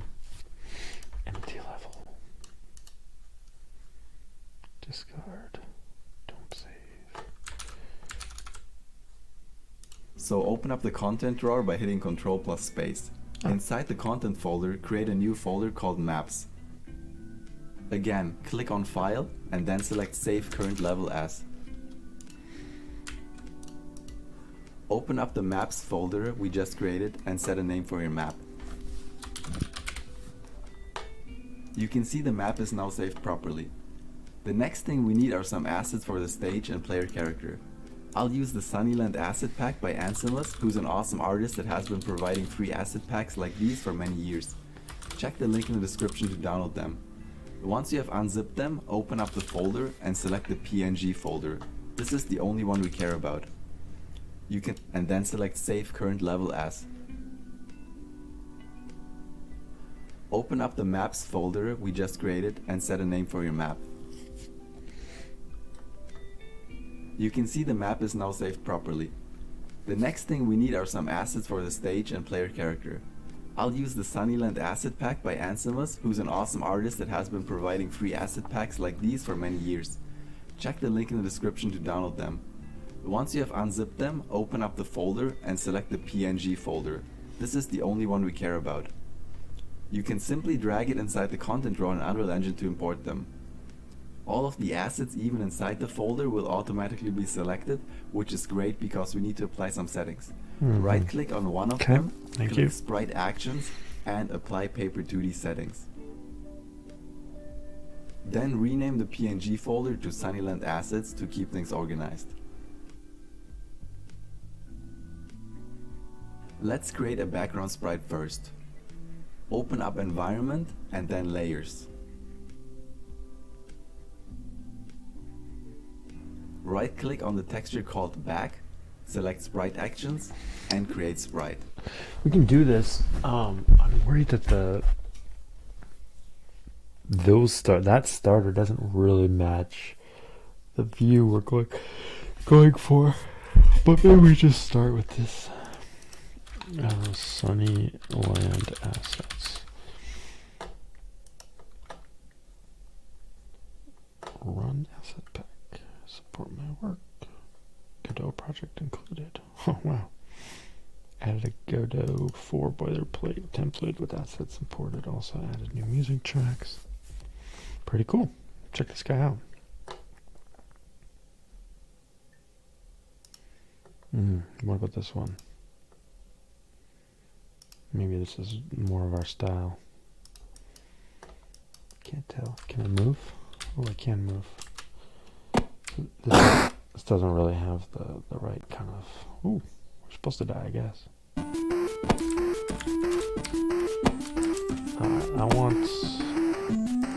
What do you call it when you can move in all axes? Like, you can... Not all axes, but you can move vertical... Like...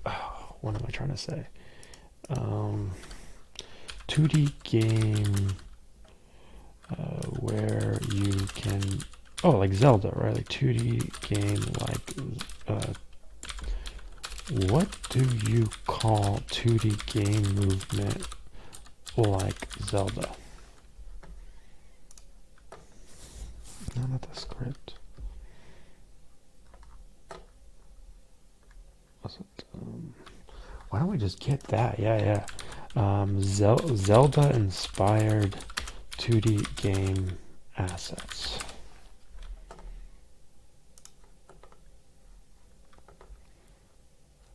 Pixel assets, breakable putts, top down, something like this, right? Looks about right. What about Castlevania style?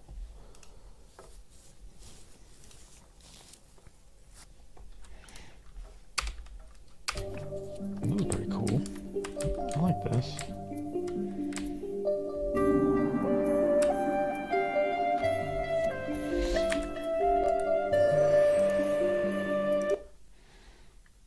Oops.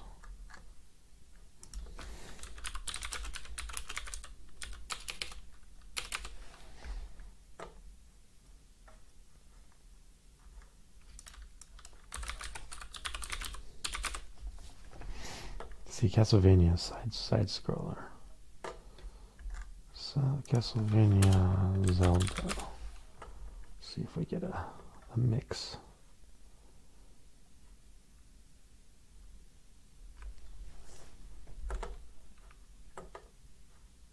Paper Zelda. That's cute. That's kind of the style, right? The perspective. Not the style, like not Castlevania style, but the perspective, like you're in a dungeon, you know.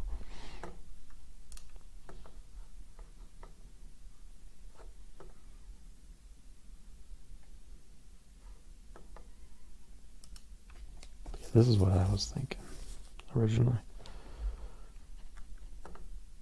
And it actually has flip book style too, or whatever it's called. So this is actually almost exactly what we want.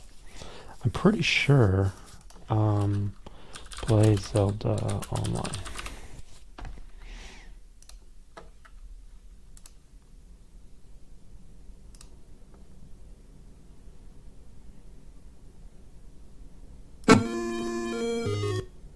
I think it might even have.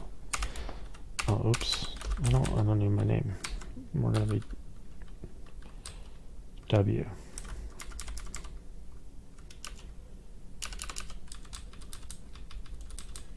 Shoot. How do you get more select shift?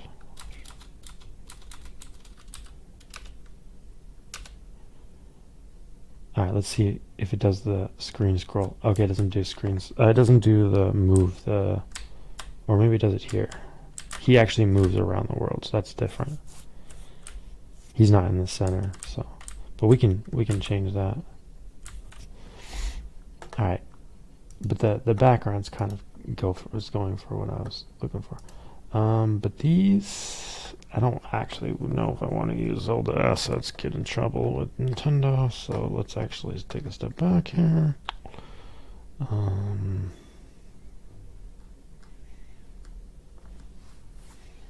Oh, I wonder if they actually have, what do you call it?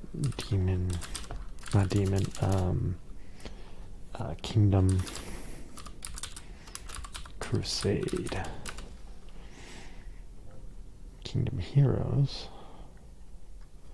They do not. It's not as popular, I guess.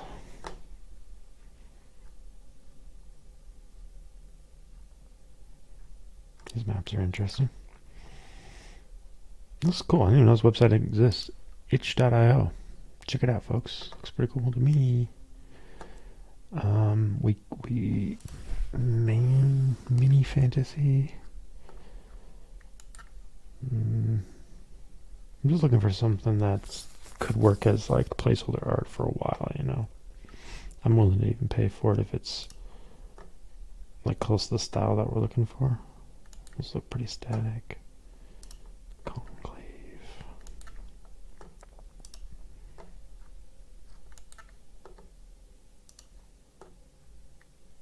Maybe something like this.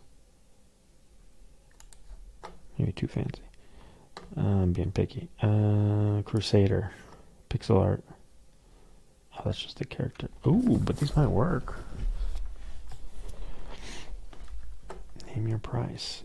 Live out your Crusader fantasy pixel art form. A 2D pixel art Crusader that comes in 4 different colors based on the Knights Templar, Knights Similar Templar. Idle, 6 frames running, attacking, jumping, falling. How many axes though? 4 or 8. Characters drawn. Canvas sprite sheet comes in PNG form. A demo scene with controllable prefabs. Pre-made animation included. Sprite files included. Ooh, that looks good. $15. What do you get?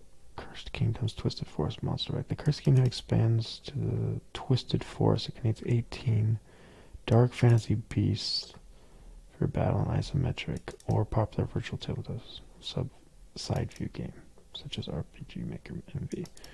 Check out the whole Cursed Kingdom set here. Set includes.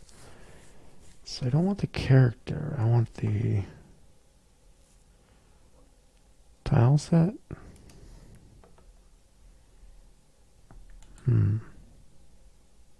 The background.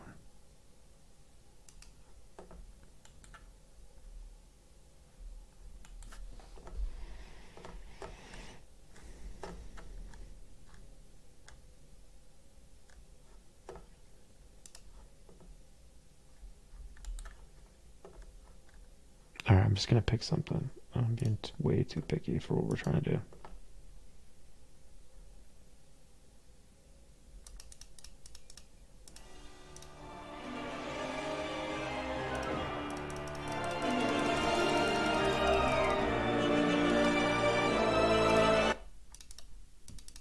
That's a lost story.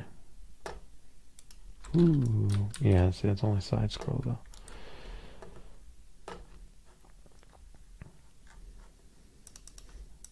So what do we call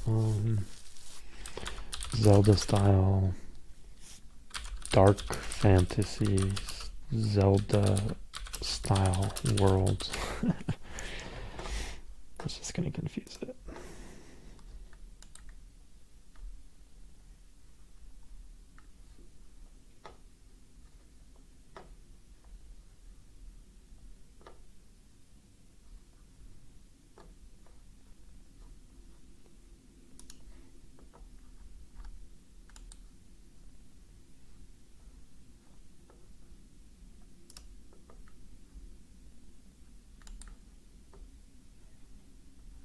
I really gotta figure out what they call that thing. What do you call? Yeah.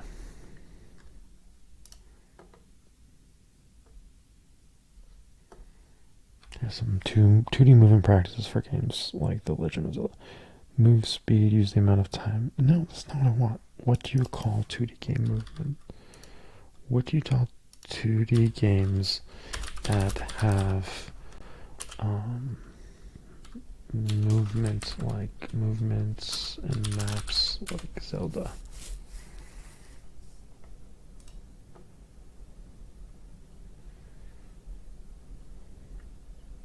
Metroidvania is a 2D game genre that associated the side-scroller maps. Metroidvania games. I don't. I'm saying, but what if it's not side-scroller? What do you call that?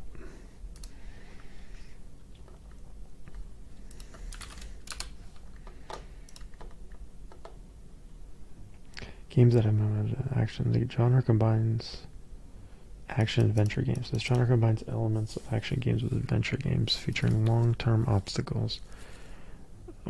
When these games are specifically in 2D, they can also be described as top-down or 2D action adventure game. 2D action adventure. 2D. So I'll say top-down 2D. Why is this not working? There we go. Top-down. Why did my shift?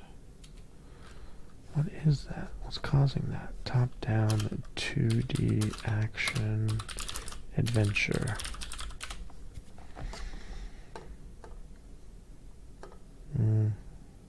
Kind of like these. Kind of like this. Getting closer.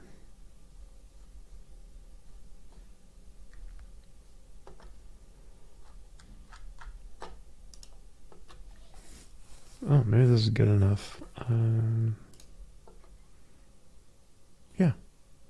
Oh, it's really small though. Is it the character? Yeah, this is it. Basically. $7. What do we get for this?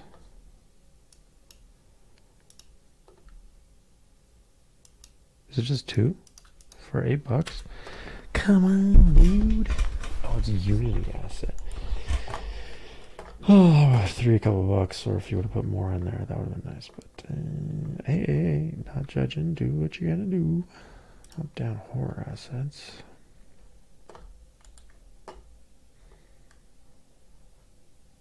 Tank game kit.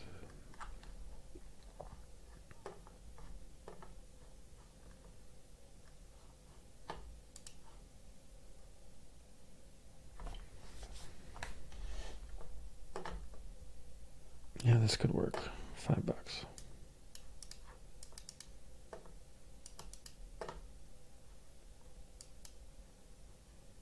It doesn't let me select it on Scratch. Bonus packs too, but I just wanted to ask you, I could also get the color palettes. If you open the tile set on a sprite, it will show. Why is it not free? This used to be free because I'm poor, man. I cannot survive. Sorry for that. Maybe in the future I might do a part 2. Too bad there isn't at least one boss kit. I bought this pack because I thought I could use it on Scratch 3, but I cannot use it as a Scratch. Oh, it has price. Should I delete the files I had from when it was free? No, the price is just a way to support me, and thanks. It would have been nice if you would have listed that these were 16 by 16 tiles. These would be too small for a lot of people's needs. Edit. After using the pack a bit, I have found upscaling them to 32 by 32 doesn't wash out the colors that bad at all. I made it with the upscale in mind. Nice work. I bought this asset pack and even started making my game. So, yeah, do we just have to tile it? If it's just a tile, we could maybe make our own. And then look at the directions. Okay, so this has a fully animated and 4 sides main characters. Yes, they want 8 sides, but it's probably good start. What is the pack of inside? 6% you can upscale 30. 2 types of tile sets, including some animated tiles. If you also see anything wrong,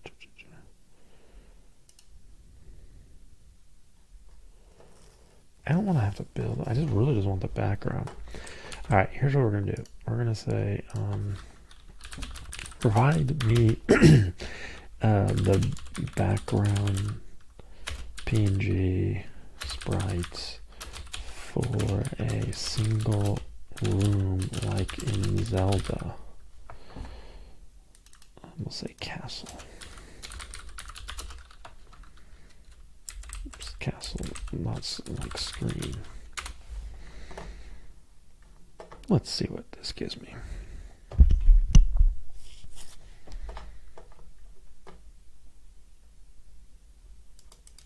Oh, I can't say Zelda.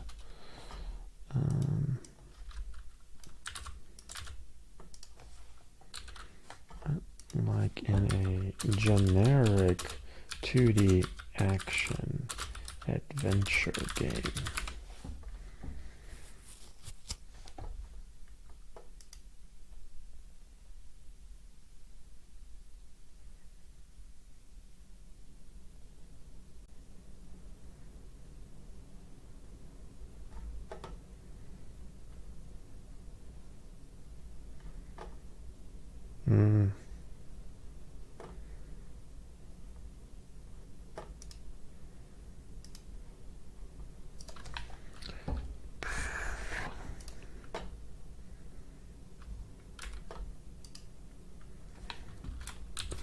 Make it inside of a castle, like a single big room.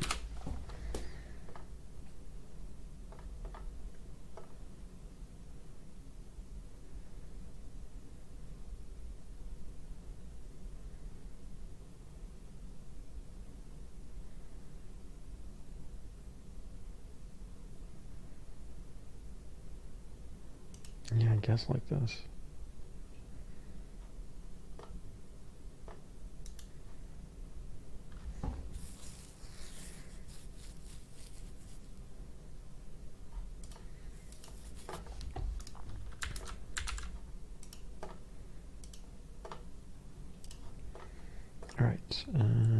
Sprite actions.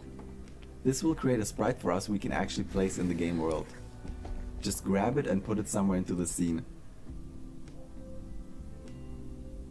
Then reset the X, Y, and Z location to 0. Okay, let's do this.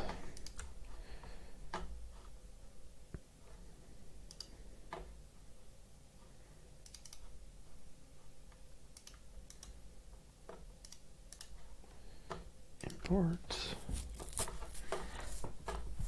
Download.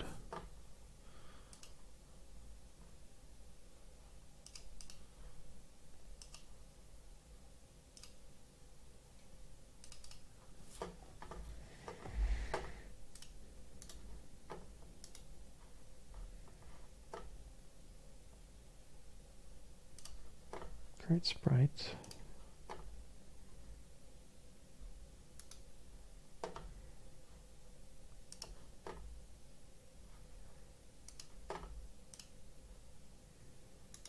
Rename.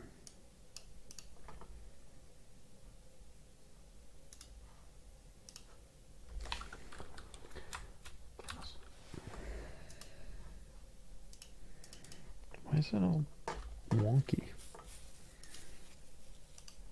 How do I rename this? Edit collision, edit source view, edit render gem, source text. Can you just have a better name? Edit, not edit. Rename.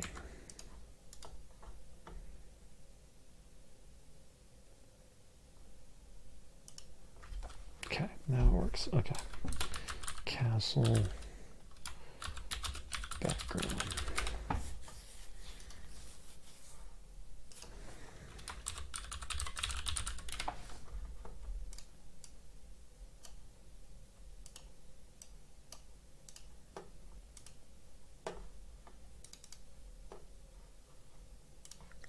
Okay, where's my level? Maps. Combat view.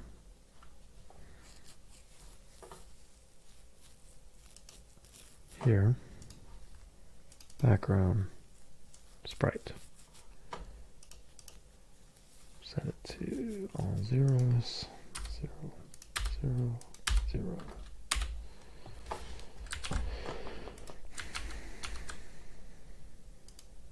Next we want to create a tile set. Right click on the texture called tile set, go to sprite actions and click create tile set.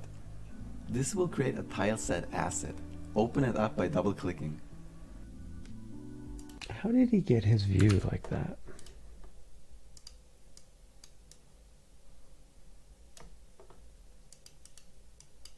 He just like magically fixed that part. Color will automatically be selected. Right for us we can actually place in the game world. Just grab it and put it somewhere into Okay, so his view is wrong. the scene. He resets it to 0. Oh, okay, he kind of... Then reset to the X, 0. Y, and Z location to 0. So XY did nothing. And then he flips to here, and now it's all of a sudden it's fine. Is it because he's changed these values? Doesn't look like it. Next we want to create a tile set. Perspective's the same. Seriously, dude, what'd you change?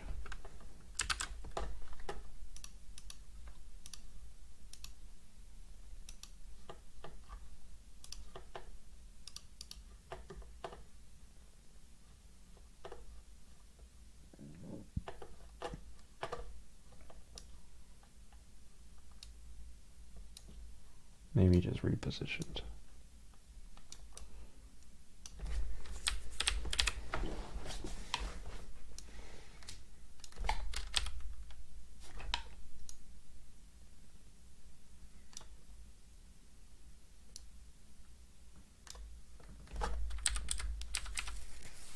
I want to go down.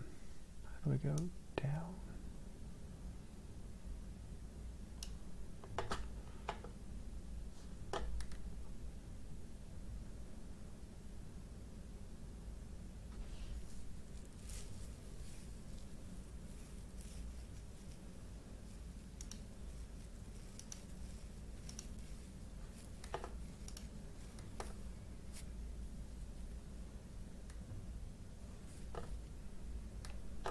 are the view? Where's this view even being?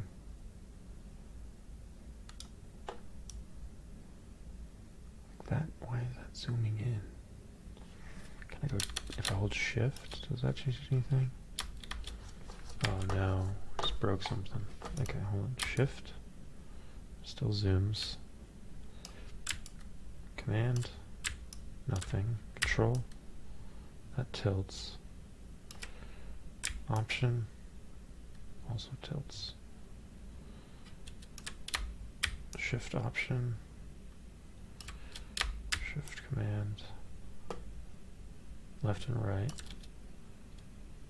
command, nothing, shift command, right click, shift control, right click, nothing, S, okay, down, shift down, option down, command down, control down, nope, not control down. How do I don't want to move this up. I want to move my screen down.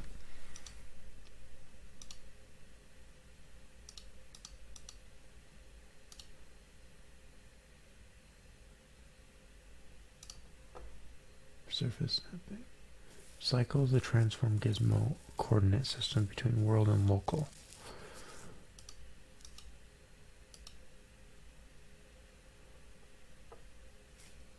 Window. No. Edit. No. Selector. Select. Build. Such a dumb little thing, but it's not obvious. Okay. Unreal Engine. What's happening with my shift? Unreal Engine. Move viewport down. Left mouse drag.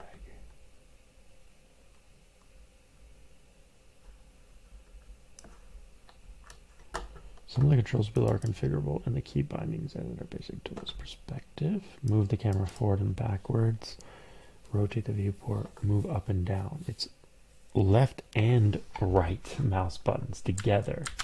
That's crazy. I never would have guessed that. Okay, did anyone guess that? Nobody would have guessed that.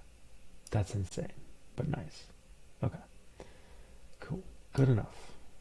I feel like now we're off center, but that's really gonna bug me. But now we're just like slightly cockeyed. Whatever. Okay, it doesn't matter. It doesn't matter. All right. Perfectionism is killing me. All right, back to the video. He's doing a tile set. We gave up on the tile set. I guess we could buy that one. Right click on the texture called tile set, go to sprite actions and click create tile set. This will create a tile set asset. Open it up by double clicking.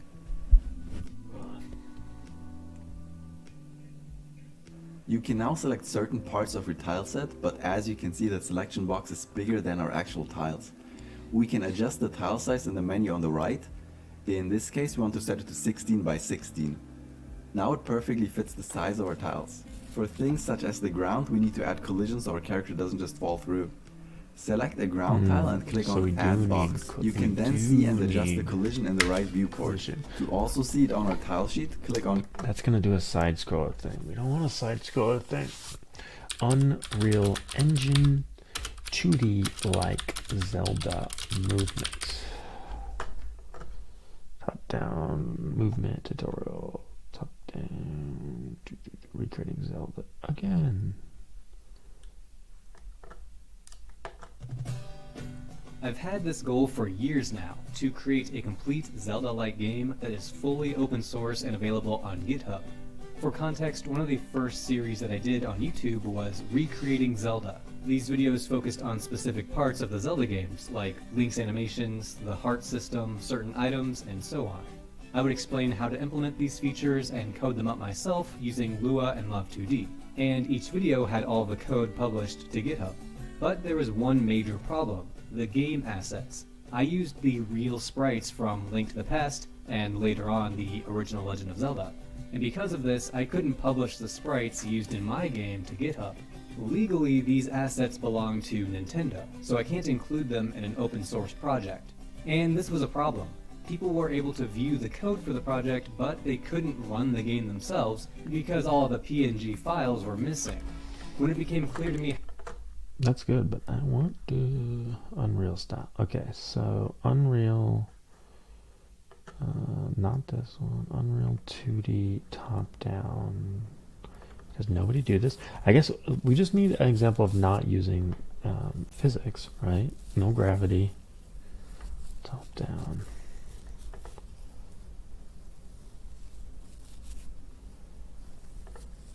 Smart enemies. This looks right. Oh no, I accidentally created a Newton's Cradle of Skellies. Howdy, and welcome to Game Endeavor. Why do you visualize these weights as I'm developing the movement system? It's not a platformer. I'm just looking for... Let's see. In Unreal Engine, how can I do a top-down game where the character sprite has no gravity?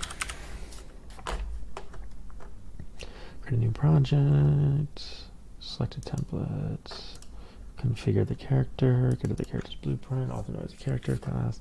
In the blueprint editor, select character movement component. In the character movement details, select gravity scale 0. Let's see how close this is. So we want to add our character that we created earlier. Character. And we want character component to have gravity scale 0. Gravity, linear dampening, constraints. Don't see a gravity scale. Gravity scale, gravity scale, gravity scale. I mean, we just have gravity. It's so comical. Can you just, like, you know, don't fall down? Character capsule, does that have gravity? Physics. Impulse on damage. Generate overlaps events. What if I just don't have any freaking gravity at all? So that removes gravity. That removed gravity. This one doesn't have gravity. And yet, you still fall. I'm using a player ZD character, and I disabled gravity, but my character still falls when I start the game.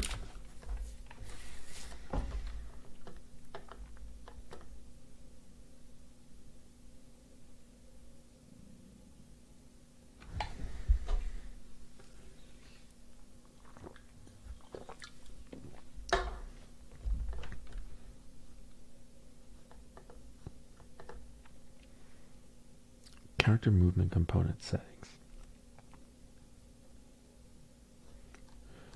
Double check the gravity scale is set to 0 in the character movement component.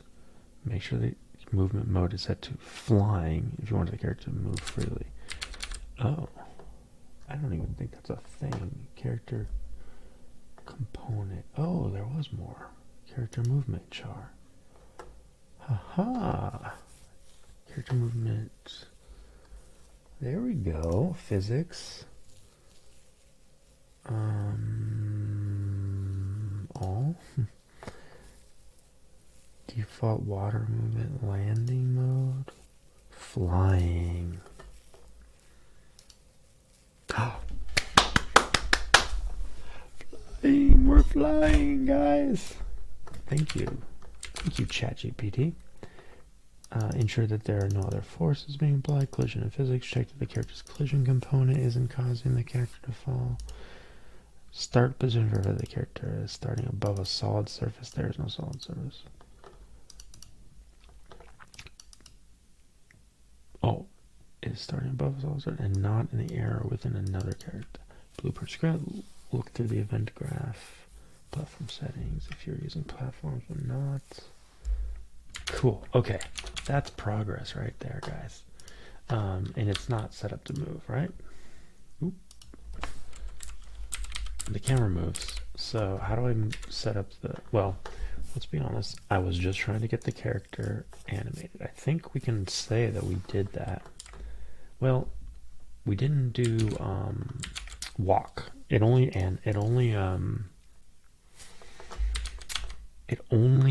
idles. So let's go back to our original tutorial. And let's see, player's ED documentation, this guy. Alright, so if you now hit play, we should be able to see the animation changing between walking out when moving and standing. So that's not true. We don't have the... I must have missed this part. We'll set the anim instance class to point to our created animation blueprint. So I'm missing that. So anim components gets... Oh, nope. That is set, but maybe it's set to the wrong thing. Proto BP Papers 80 anim. Why is it set to the blueprint? I guess it is set to the blueprint. For our purposes, we'll grab a default PaperZD character and create a subclass of it. The character will simply route the left-right inputs. This is what I'm missing. Input axis move right. So where's the blueprint for this?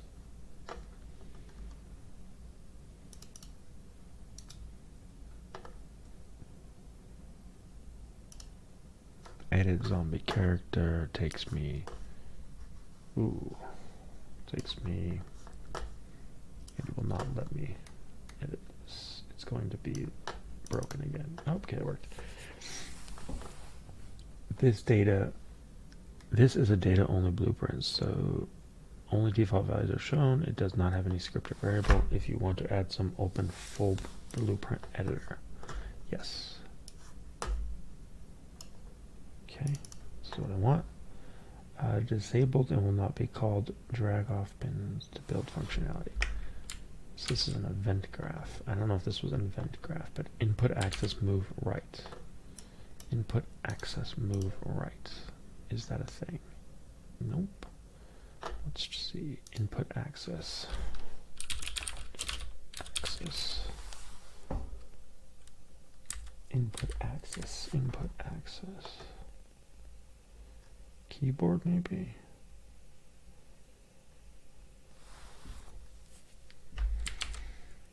Input axis move right. Move right. Move component 2. Input axis. They really skimped on the tutorial here. I don't know what this is. Input axis is one word. Input axis. Move mouse, touchpad, button, gamepad, keyboard events, touchpad, button, X axis. See, that's touchpad. This is input axis. How do we set up input axis? Event graph, begin play, arrow, component, sprite, character movement. Can we edit this? Find class. Character movement component. Character movement component. Editable when inherited. Character movement. Do I need to create a child of this?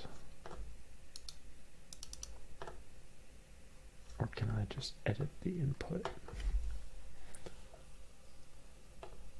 Character movement gravity. Character movement networking.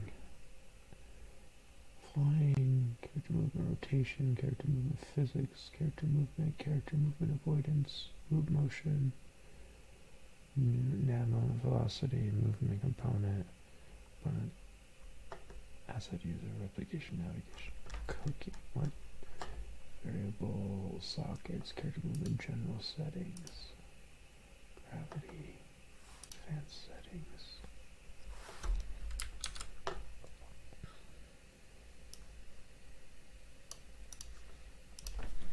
How to add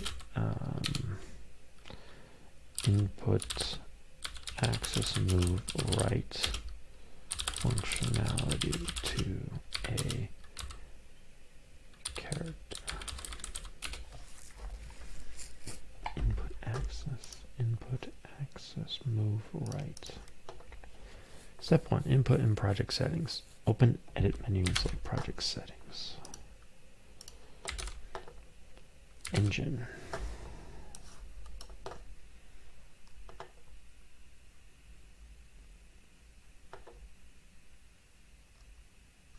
Engine.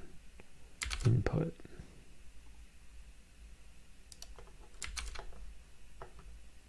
Expand axis mappings.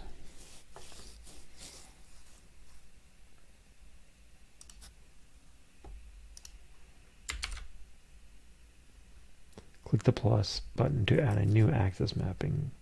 Name the new axis move right.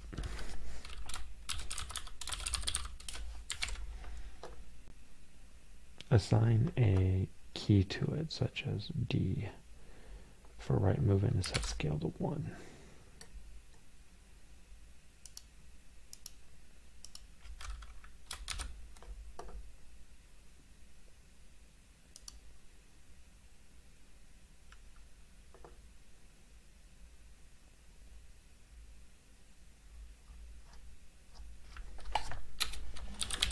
Key. Any key? Not any key. D key. Keyboard. D. Scale 1. Alright. You can also add A, the scale of -1 to same movement left. Use the input axis in the character blueprint. Now you need to handle this input in your character's blueprint. Open your character blueprint in the event graph. Right click on the graph and search for input axis move right. Boom. File, save all. And then we're going back here to the blueprint. Where was that blueprint? Blueprint. Where were you, blueprint?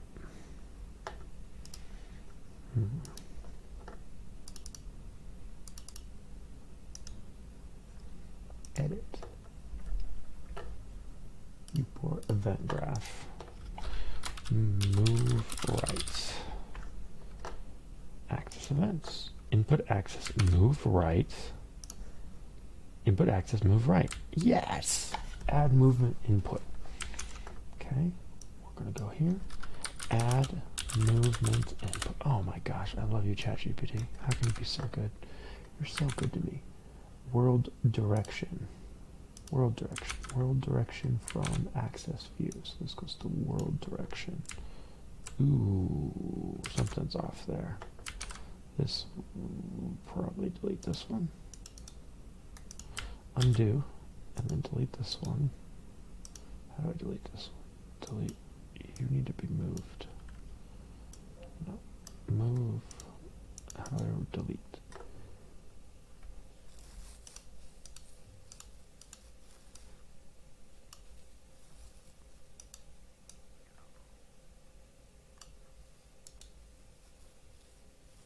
Break this link. Break this link. Alright, undo. Break this link. Go here. Okay. Why are you showing this weird yellow thing? World direction X. So I need to put X in here somehow. And I crashed. Good thing I just recently saved. Axis value world direction X. Why is it so complicated?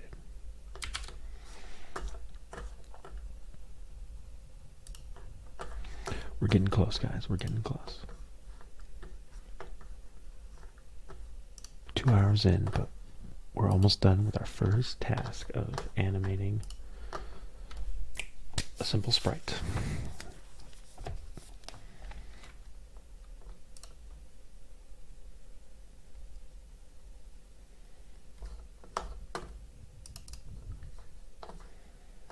Opening the project.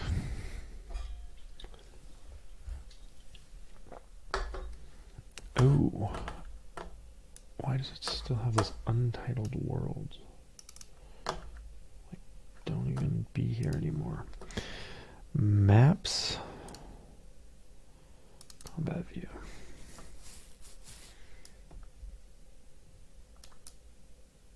Okay.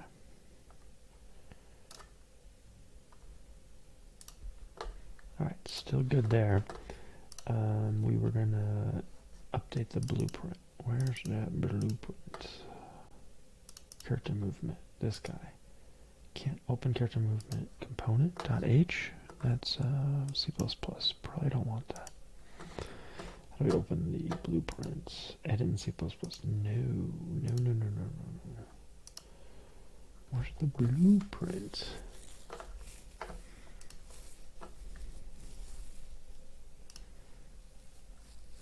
This guy.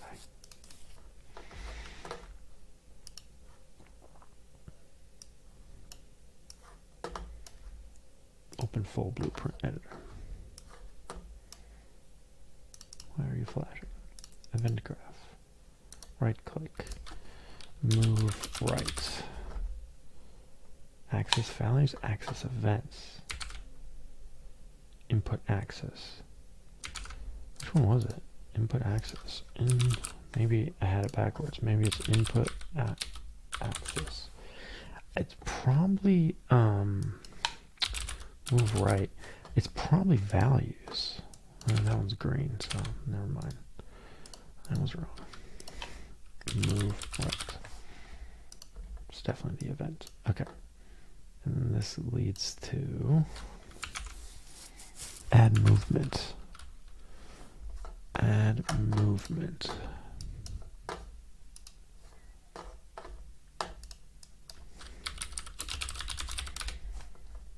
And then do the scale thing, which I don't want, so I break that, and then we go to world. Then I save. Saved. Okay, so don't crash.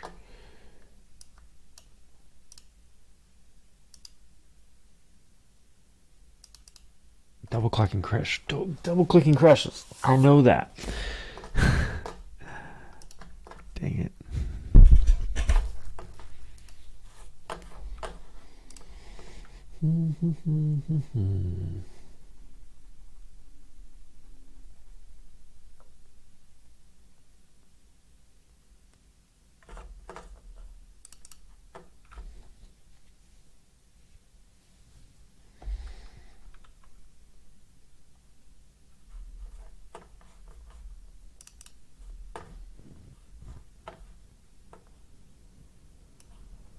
Oh, unreal. It's unreal how many times you crash. Back to our map. Good thing I saved. We're slowly making progress because I saved, okay?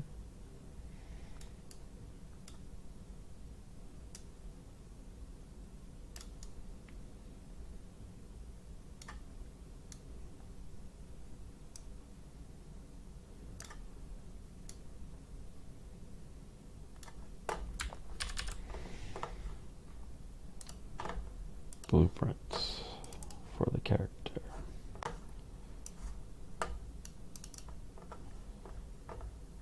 Don't double click. Want this. Place a new node.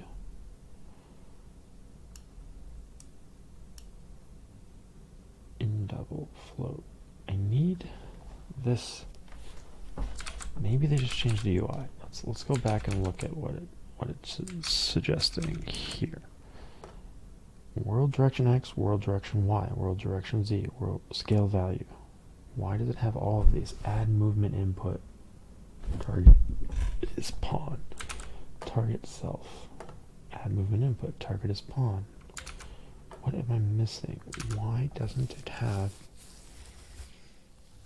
different directions? Like, we can just try it, but I have a feeling this is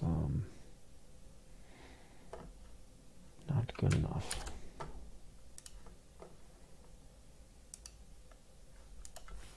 D. Yeah, it's like moving this guy. Why would you move this guy?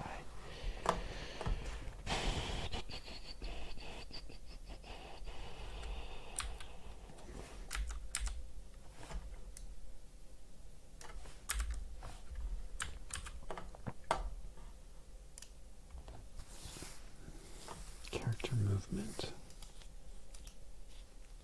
Does the background have a render component? Does it have a movement on here? It better not. I don't think it does. Physics. No physics. Collision. No collision. Advanced. General. What is doing the movement then, if it isn't this character? Where is it? Character movement. Movement.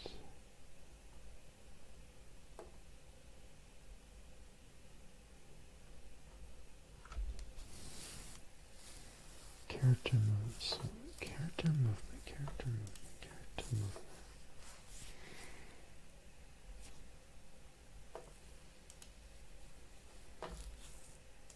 What am I missing? What am I missing?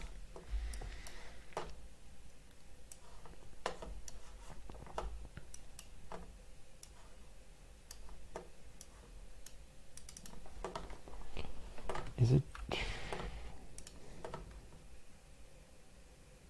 just X0? It just says world direction X. World direction. Can I click once without it crashing? Execute. Execute. Let's read this again. For default paper 2D characters, paper ZD comes with a paper ZD character that already sets up render component to the main paper flipbook. If your goal is to create a simple paper 2D character, then inheriting from this class is a good option. For example purposes, we'll grab a default paper ZD character and create a subclass of it. The character will simply route the left-right inputs, and we'll set the anim instance to point to our create animation blueprint. If we now hit play, we should be able to see animation changing between walk and... Definitely missing something. So, event graph, event play, actor, input, axis, move right. Find intent, find references, convert event to function.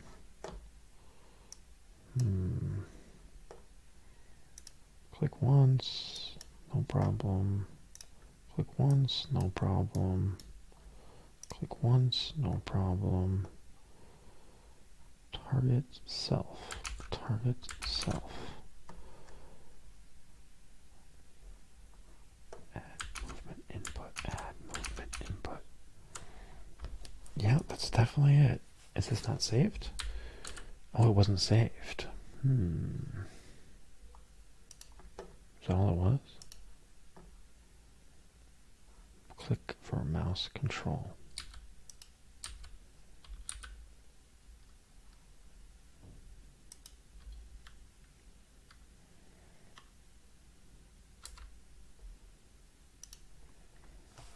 D, A, W. Looks like it's not doing anything.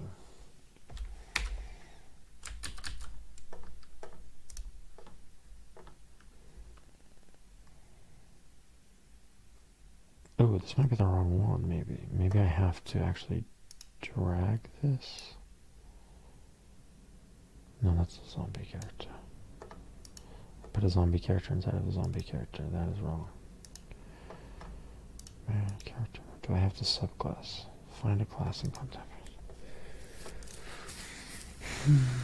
Zombie character, zombie character.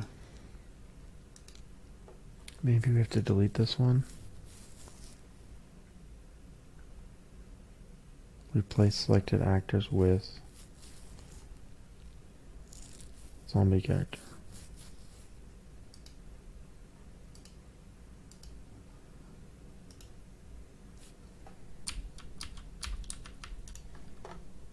Delete.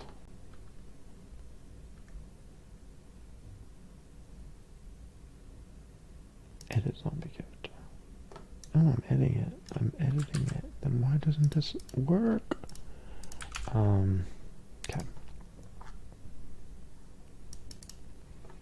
For world direction, you need to provide a vector that represents the right direction in your game world. If your character moves in XY plane, this would typically be a vector with a Y value of vector 0, 1.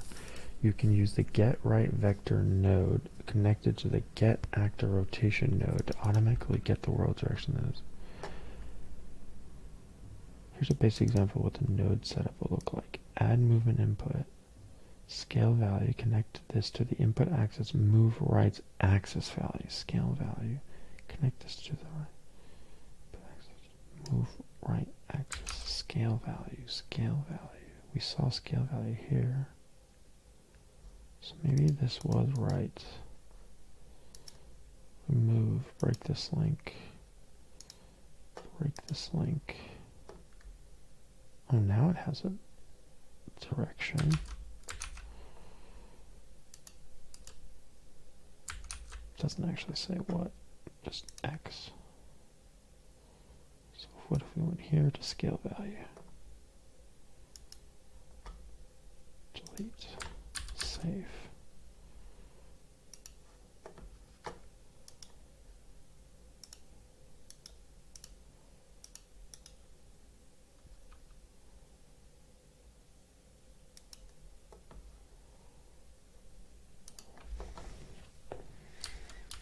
Nope. Okay.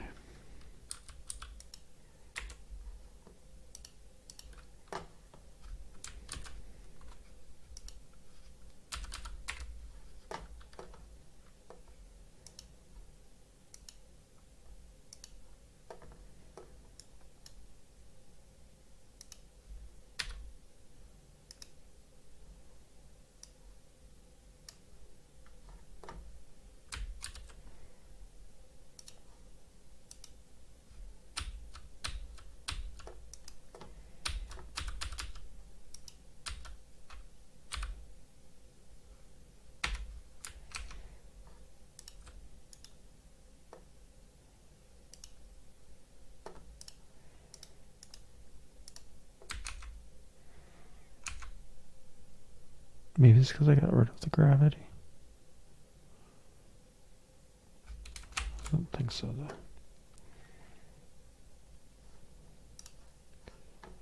World direction, connect this to the right vector, typically vector 0, or use get actor rotation. Scale value, connect this to the input axis, move right. World direction, connect this to the vector, to the right vector. What vector?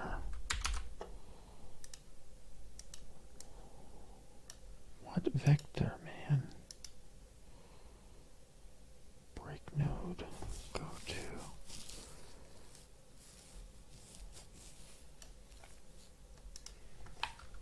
Right vector. Get right vector. Get right vector sprite. Get right vector. Get actor right vector. World direction. Connect this to the right vector. Typically vectors are, or use it. Get actor rotation. Get right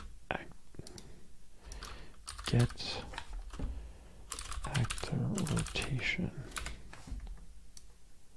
Okay.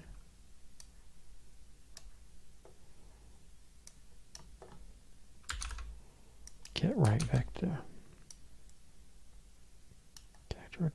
Get rotation X. Get actor. What is it? Get actor vector. Get right vector. Get right vector. Get right vector. Turn value in world direction. Oh my gosh, I think I know what it is. break this, you have to drag it to the X. No, that didn't work. Okay. Got excited for a second.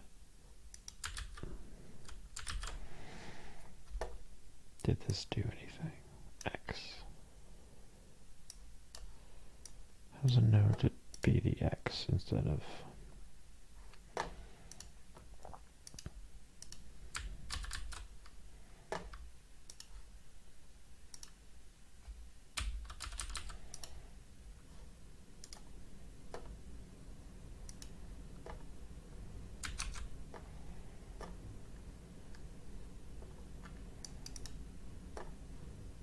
Open your character's blueprint. In the event, right-click on the graph and search for impacts, or right-click on it out of the graph. This will create an event that fires every frame that D or A keys out done with a value. This corresponds to the input's intensity direction, 1 for right. You'll need to apply this value to your character's movement. Drag out from the axis events output and search for add movement input. Add movement input, which I did. Okay. Connect the axis value from the input axis right node to the scale value input of the add movement input. So yeah, that's scale. Okay. For the world direction, you need to provide a vector that represents the right direction in your game world. If your character moves in XY, this would typically be a vector with a Y value of 1. You can use the getRightVector node connected to the getActorRotation node to automatically get the world direction that is right for the character's current orientation. Compile the blueprint and close the editor. Now when you press D key, your character should move to the right, and when you press A, make sure that your character's blueprint is set to use character moving component and that it's configured correctly for your game. The character movement component handles a lot of complexity of character movement for you, including applying gravity, handling collisions, and move the character in response to add movement input calls. I wonder if it's gravity that messed the whole thing up. What if we go back to just having a basic old character? How do I delete this?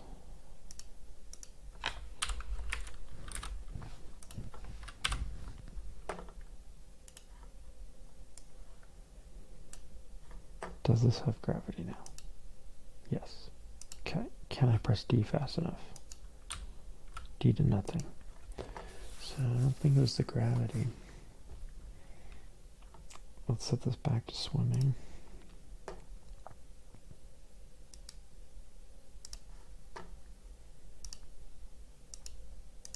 Swimming. Save. Okay, swimming. And no gravity. Physics.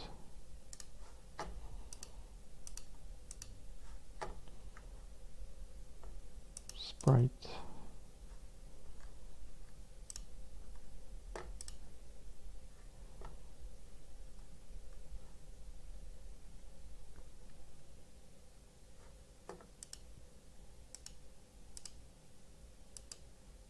Gravity scale 0. Okay, we're going to go with 0. We'll add back the gravity.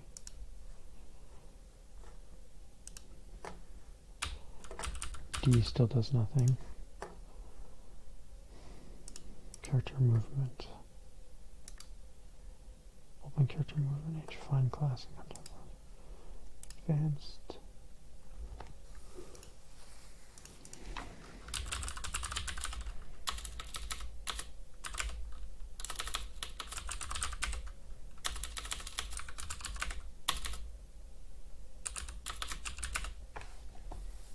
Pulling constraints.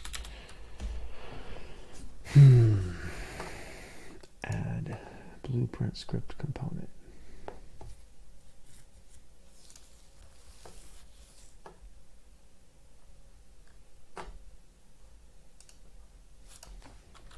ZD. Layer. Move.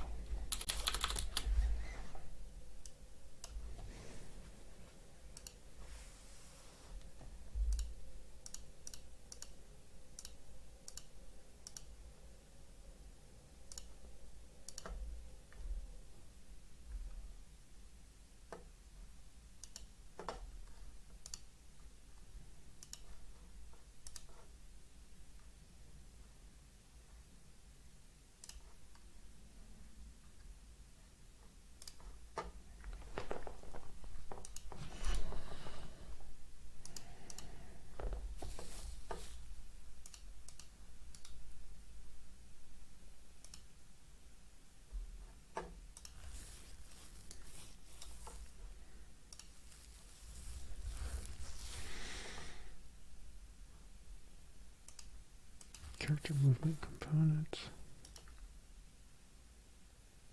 Archviz character movement component. Editable inheritance. True. So am I not inheriting from this guy? Do I need to create a new one?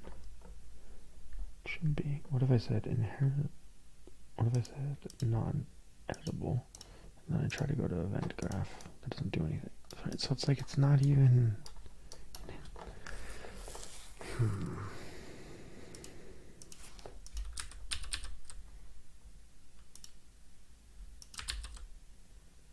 So how would these be edited then?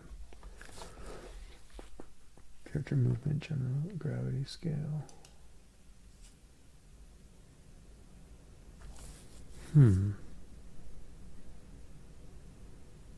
It's not, this is not using this. If I set this to 10, save it, and then we go here, gravity scale, where was that? Physics, where was gravity scale?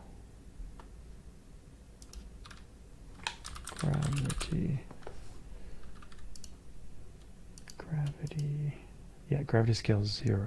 So then what if I update this? Replace with the saved one. So there's like 2, selection, recently placed, selection, recently placed. It's like, what if I delete it?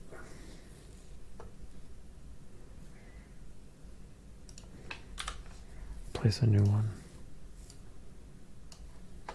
Now what's the gravity scale? 10. Okay, now we're getting somewhere. So gravity scale back to 0. D. Oh, it didn't do anything. I wonder if the camera or something else is eating the input though. Character 5. What the heck? So yeah, it didn't take effect until we recreated it. So we actually do want this to be 0. What if we go back to having this, break this, delete, delete.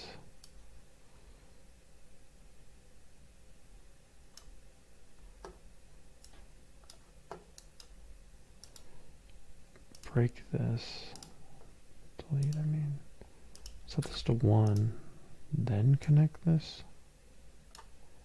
Is that how I did it? No.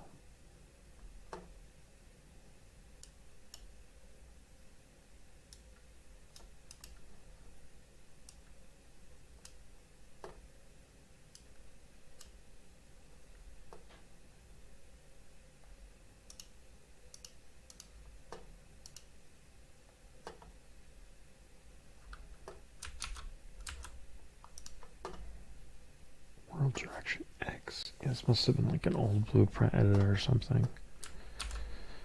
Well, let's save it. Let's delete it. Re-add it. Play it. D. Nothing. Let's double check that we didn't lose our game settings. No, we didn't because we have move right. But let me make sure the settings is correct, I guess. That was edit, project settings. And it's not showing on screen. Well, that's weird. I'll just check on this other screen then. Input. Capture mouse on launch. Keyboard. Use autocorrect. Platform settings.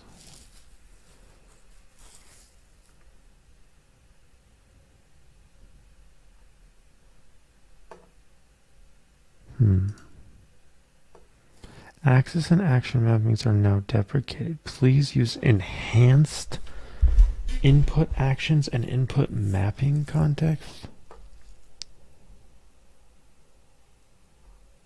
Enhanced input actions.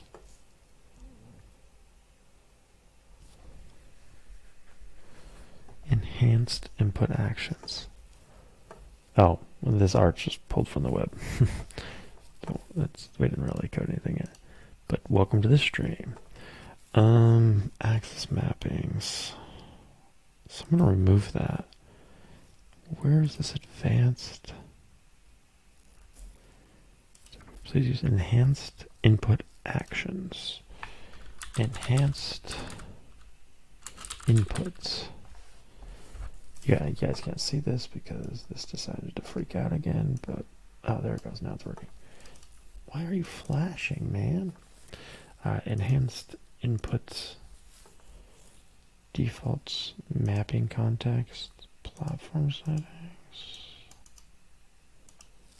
send triggered events when input is flushed, enable default mapping context.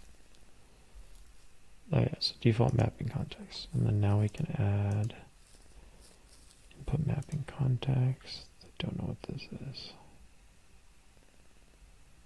Sure. Input mapping context. Priority 0. Okay. And then do I just have to edit that file I created? So there we go. Now we add a mapping. Okay, this is looking good. I have to create a new input action. Input action, move right. And then this will have a keyboard. Triggers, modifier, setting. Triggers, none. Keyboard. D key. Alright, and then we want it to be set to what? Triggers. Player mappable key settings. Inherit settings from action. Triggers. Do we not need to put the axis anymore? Let's see what triggers do. Hold down, pressed. Okay, and then what? Actuation thresholds. Modifiers. Dead zone. Yeah, I don't need any of scalar maybe. Maybe we need this. Scalar 1.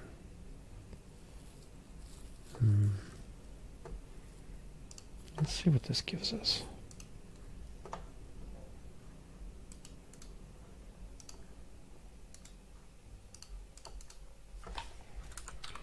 Move right. Enhanced action events. Enhanced action events. Okay. So action value triggered. Didn't work. Started, ongoing, canceled, completed. Input action. It doesn't want to connect. Triggered seconds, elapsed seconds, action value. That's the scale value. We don't actually probably need this now that I think about it. Promote to variable. No, just delete yourself. Completed. World direction. Add movement input. Add movement input. Add movement input. Why doesn't this work?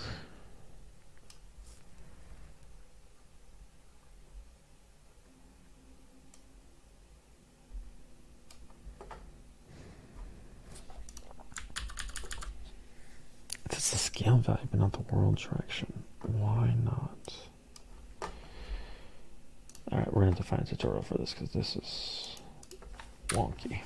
Alright, trying one more time. Zombie. Character. D. Nothing. Output log. Input. Oops.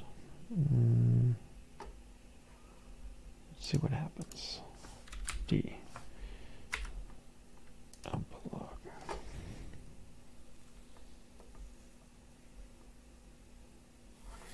Alright, back to basics. Unreal Engine 5 2D player movement tutorial.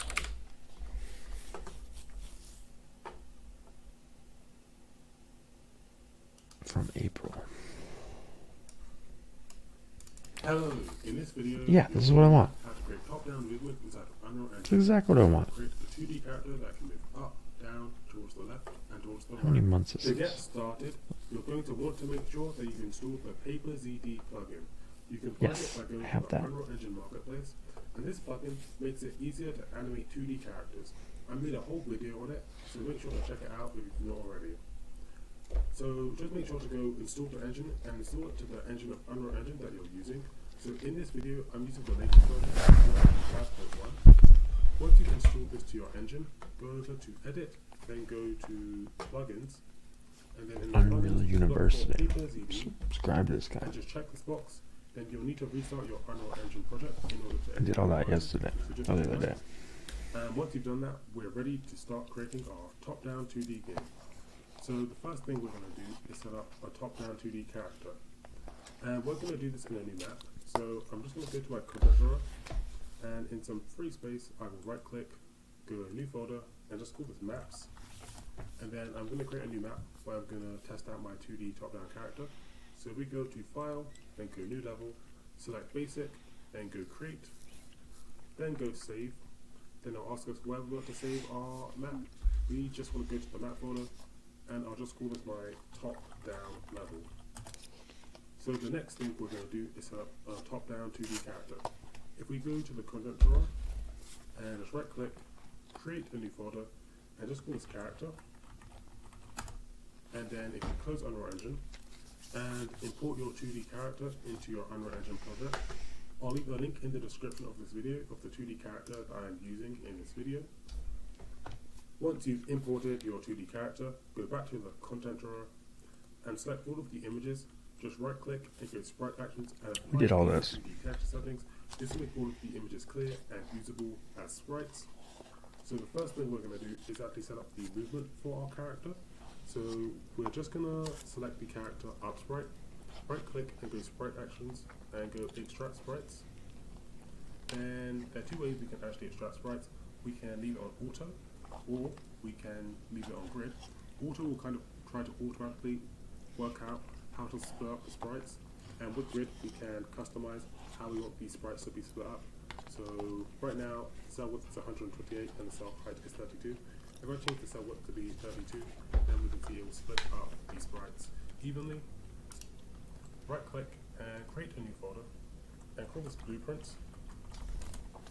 And if we double click and open this up, then if we just right click and go Blueprint Class, then if we go to all classes, we want to search for a Paper ZD character. So here it is, and just go select and call this the top-down character blueprint.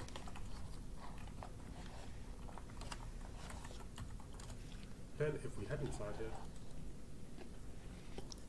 we just want to go to Sprite and select the Move Up Idle Sprite that we just made. So it's kind of small, so what we can do is just click this anchor icon and scale it up. So I'm going to make mine 5, so this will increase it by a size of 5 in all of its axes. So right now, we're going to view our top-down game from this camera angle, so we just need to rotate our sprite so it's matching that. So if you go to Select and Rotate Objects, and just rotate it 90 degrees in the Z-axis, and then we just want to rotate it in the X-axis, so it's 90 degrees down. And then if we just select the capsule component, as you can see, it kind of doesn't really fit around our character, so just adjust its half height and radius so it kind of fits around the character. I'm just going to move my sprite up a bit, so I've gone to select and translate objects. So I'm using uppercase. So we didn't do the source flip book because we have the I wonder if that's just for setting it up in the editor though. We didn't do source because we have where's the sprite business? We have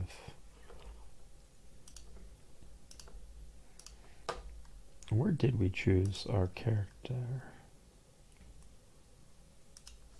I guess when we created the character itself, we chose. Let me look if it's here. Yeah, character movement and then animation component. We chose the animation component, but maybe I missed something with the sprite. So how did he do it? Source flip book.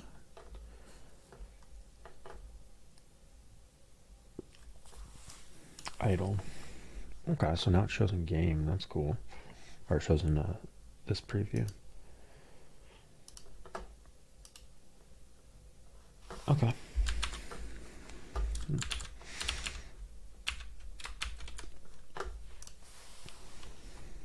And then we just want to go over to add and look for spring arm. Sprint arm? Then with the spring arm selected, go to select and rotate Oh, objects. spring And arm. just rotate it 90 degrees up. And with the spring arm selected again, go add and add a camera. So this is how we're going to be viewing our top-down character. And just rotate the camera 90 degrees so it's facing our character. Then if we just That's go cool. compile, save, and close this. Compile. Are you kidding me?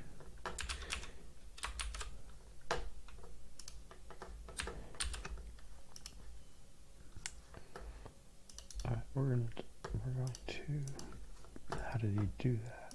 Edit.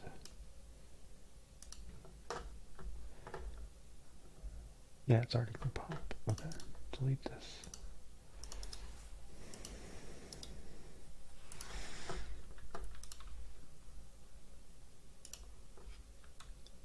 Let's add the camera thing. That was cool. We need that. Shoot, where'd it go? Where'd you go, dude? Don't tell me I closed it. I thought that was a different window. Shoot, come back. Here it is. Why are you in a new window? Go over there. Okay. I want to see how he did this. All right, so yeah, he was in here, top down character, and then yeah, okay. And then we just want to go over to add and look for spring arm. So that's under the capsule component. So do we have that?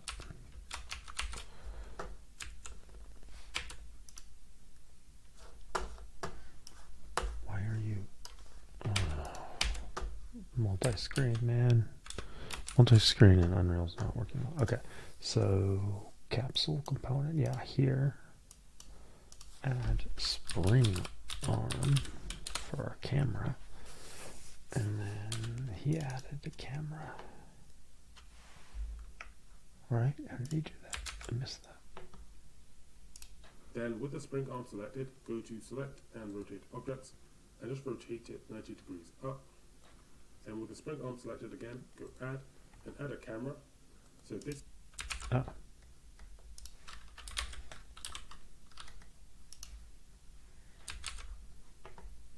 is how we're going to be viewing our top-down character. And just rotate the camera 90 degrees so it's facing. Viewport. There we go. And then we need to add the sprite again because I think I didn't save that. Details. Where was the sprite? Oh, here. That's physics material. It's a sprite.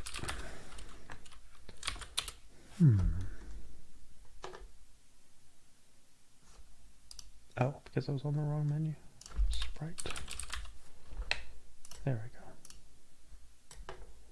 Idle. And then we want the camera. Oops, not there. To be rotated.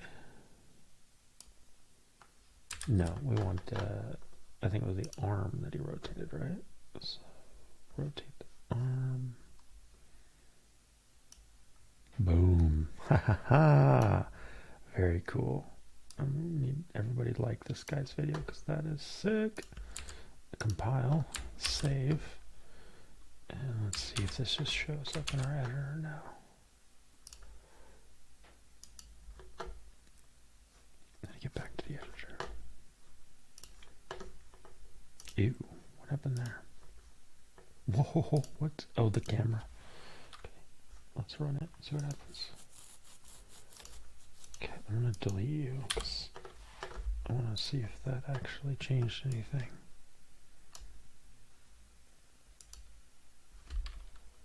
So I don't know if that did anything with the camera, to be honest. Except this. I don't know when I click him why he looks like this. But okay, we'll keep watching. Unreal University, you're the man. Love this video. Character. Then if we just go compile, save, and close this, let's make it so we can start the game as our top-down character. So I'm going to go over to my content drawer, find my blueprints folder, and just right-click, go blueprint class, and go game mode base, and just call this top-down game mode. So here inside of the game mode base, we kind of set the default settings for how we want our game to be. If we head Okay, I totally missed this step. This guy's awesome. Alright, not zombie. We'll go here. I'm going to delete this guy because that didn't really work. Yeah, delete. Delete. Game loop base. Game loop. Where the heck was that? New blueprint? Game loop base. Game loop. Game loop base. Base. That's what he said, right? Base. Loop.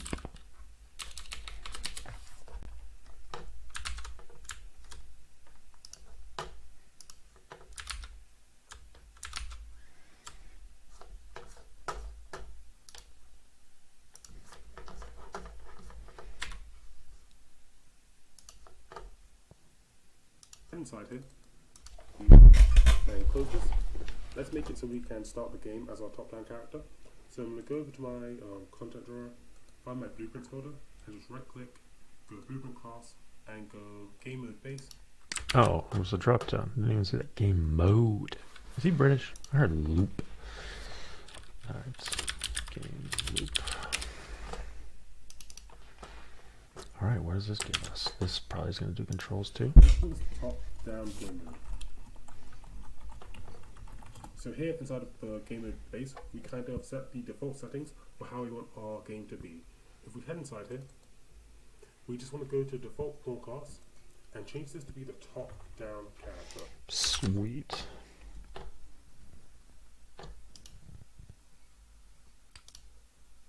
Did you say controller or pawn? Pawn. Zombie. This will make it so that we start the game as the top-down character if this is our game mode. For now, if we just go compile, save, and close this, to set the game mode for a level, what we need to do is just go to Window, and then go World Settings. This will bring up the World Settings tab. Then if we go to Game Mode Override, we can select the game mode that we want this level to have. So if I just select this and select my top-down game mode, this will mean this level will have the top-down game mode. Cool.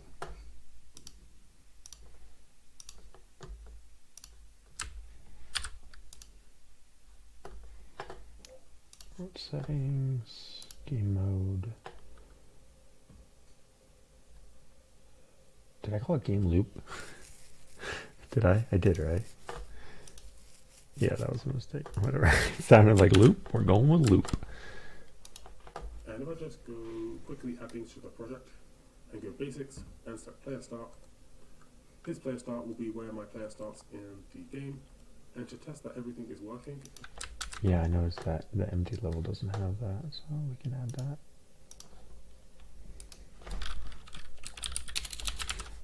How did he actually get that? Window or something? Window, viewports, window.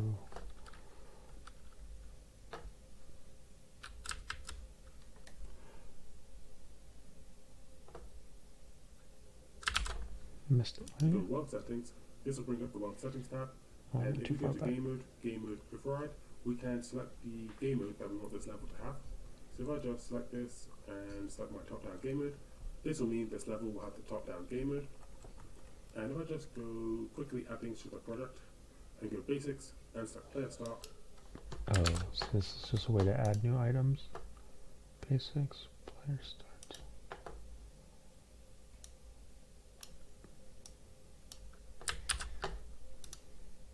Hey, check that out. So let's move our camera back. Ooh. Ooh, ooh, ooh, ooh. That's weird. Alright, let's move our camera back. So go into the zombie. Edit this guy. Get this camera. Is this way too close for the scale we have? You need to go over here.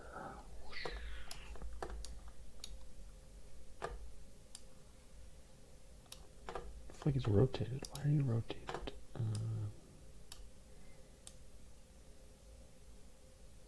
Zero.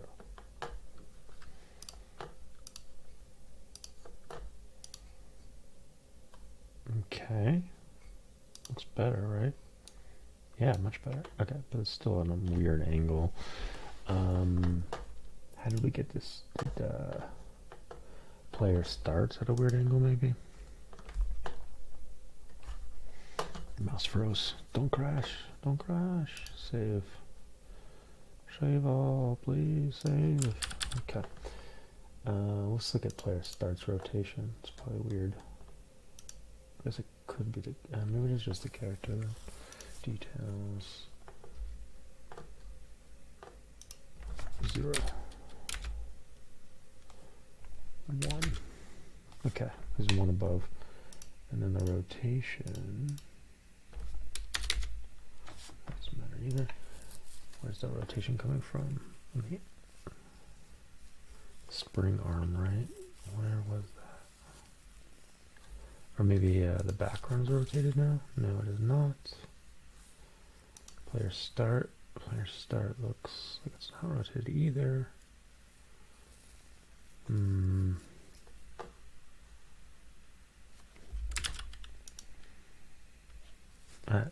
Close. I just don't know why we need to zoom way out or scale this guy down. Either way. His scale's 1 now, so I think we just need to zoom out a ton. So let's go back and do that.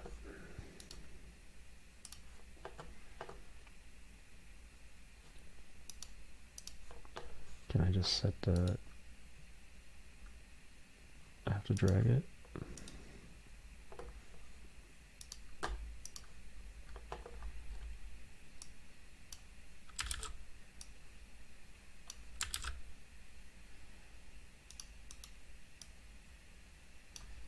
Like it's not moving.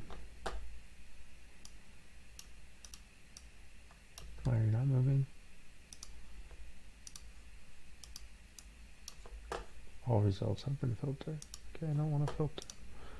I want you to move. Why is it locked? What's going on? Oh, I think it's because I was right-clicked on something.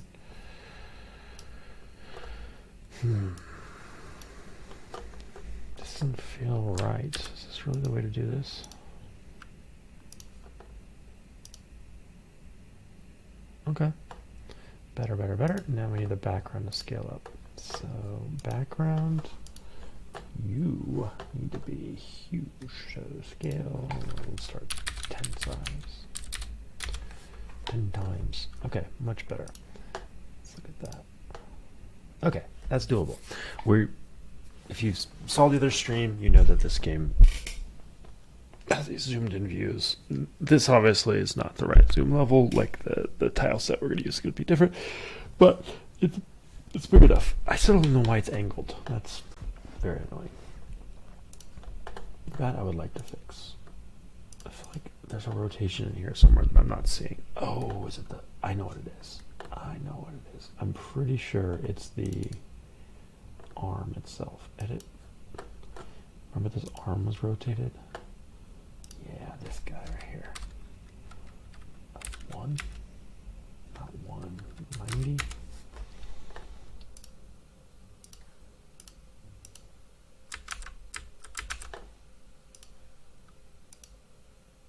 There, that's fixed, right?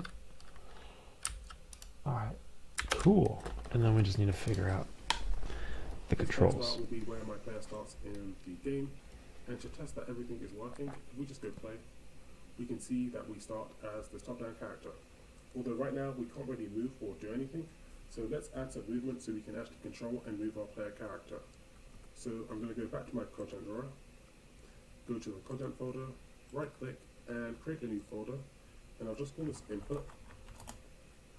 And if I head inside here, we're going to create some controls for our character. So the first control we're going to create is going to be movement, so our character can move around. To do this, if we just right click and go input and select input action, and just call this move underscore input action, and head inside here, and we just want to change the value type to be axis 2D. This will be a bit easier to explain later. So for now, just save this, close this, then we need to right click again and go input and select input mapping context, and just call this top down input mapping context. So here is where we're going to basically set all of the controls for our game. Head inside here and go add new action mapping, then select the move input action that we just made, and here we can now basically specify what buttons we want the player character to press in order to perform the move input action. Looks familiar. So right now we're going to Just set did up this. 2 simple controls. We're going to make it so the player character can move up and down. So here, if I just look for up and just select up, then if I go add another action mapping, and I'm going to look for down. Although for the down one, just go to modifiers and go add element and just add the negate modifier. You'll see what this does in a second. So we can use either the up or the down arrow keys to move our player character. If we go back to the top down character blueprint, we want to go over to the event graph, and event begin play, we need to make it so this character is using the controls in the top down input mapping context that we just made. To do this, we just need to right click and look for get controller. From here we can drag off and look for cast to player controller, and this will let us basically reference the player controller. And from here we just want to drag off here and look for get enhanced input local player subsystem. Oh, this is totally different. Okay, hold on. But I guess we were setting up the animation before. We want to go over to the event graph. From here we can drag off and look That is get controller. for cast to player controller. Cast player controller. And this And then event begin play. Maybe that's what we were missing. We never hooked it up to our starting event. We just want to drag off here and look for get As player enhanced controller. input local player subsystem. Get enhanced local. Yep. We want to drag off here and look for is valid. This will just check that we have a valid reference to basically the player controller. And if we do, we just want to drag off here and look for add mapping context and select the top down IMC that we just made. And this will allow our player character to have some controls. So now that we set this up, if we just right click and look for the move input action that we just made and select it, whenever we press either the up or the down button, this trigger node is going to fire. Triggered. And when this fires, we want to move our player character. So if we just drag off here and look for add movement input, and then for the action value, just right click and look for split structure pin. Split. And if you remember earlier, we basically made this move input action have an axis 2D. What that basically has done is it makes it so there's a value in the X and the Y. For now, if we just connect from the X value into the scale value, and for Y direction, put a value of 1.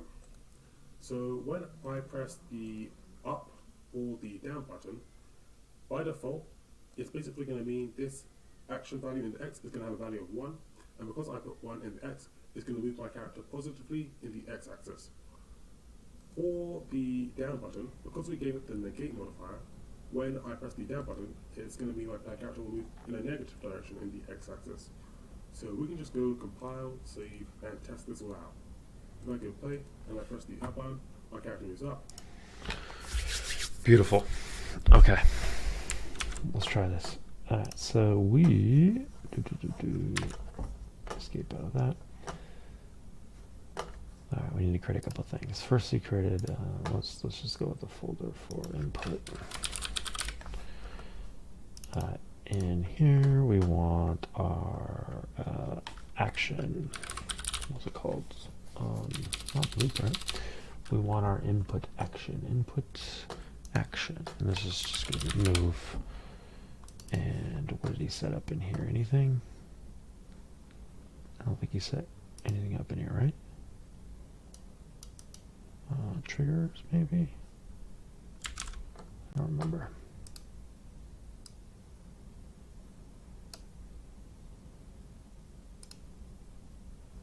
So our character can move around.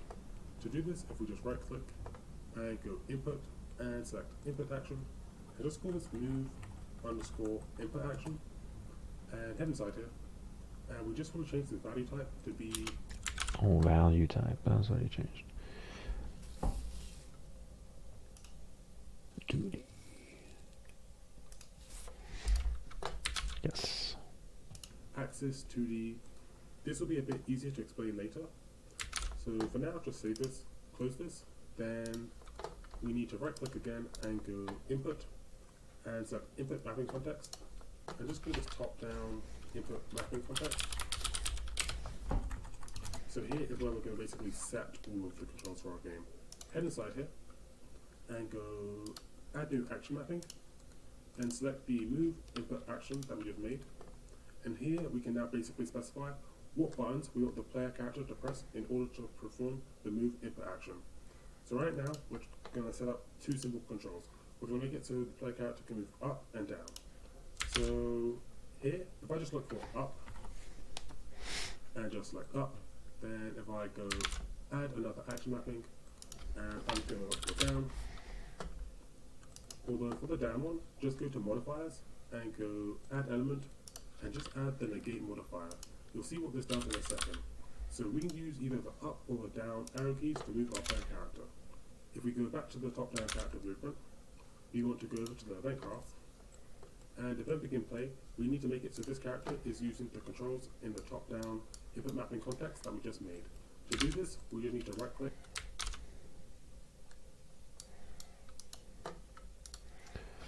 What was it? Player.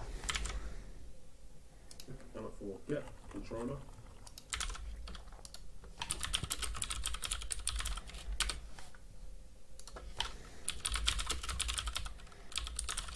Player controller, right? Get player controller. From here, we can drag off and look for cast to player controller. Cast to player controller.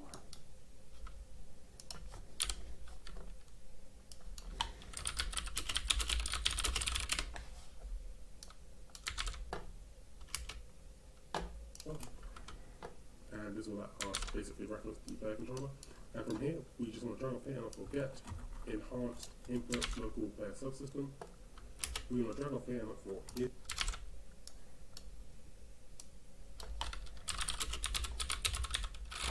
Get enhanced input player subsystem. It's valid.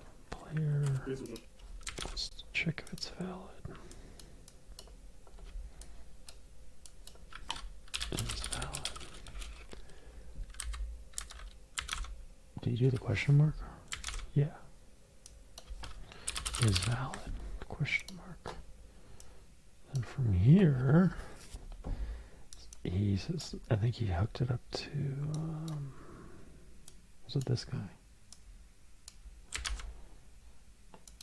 check that we have a valid reference to basically the player controller. And if we do, we just want to drag off here and look for add mapping context. All right. And if valid, oh no, play here. Add mapping context. Top down. Then what? And select the top-down IMC that we just made, and this will allow our player character to have some control. If valid. So now that we set this up, if we just right click and look for the move input action that we just made and select it, whenever we press either the up or the down button, this trigger node is going to fire. And when this fires, we want to move our player character.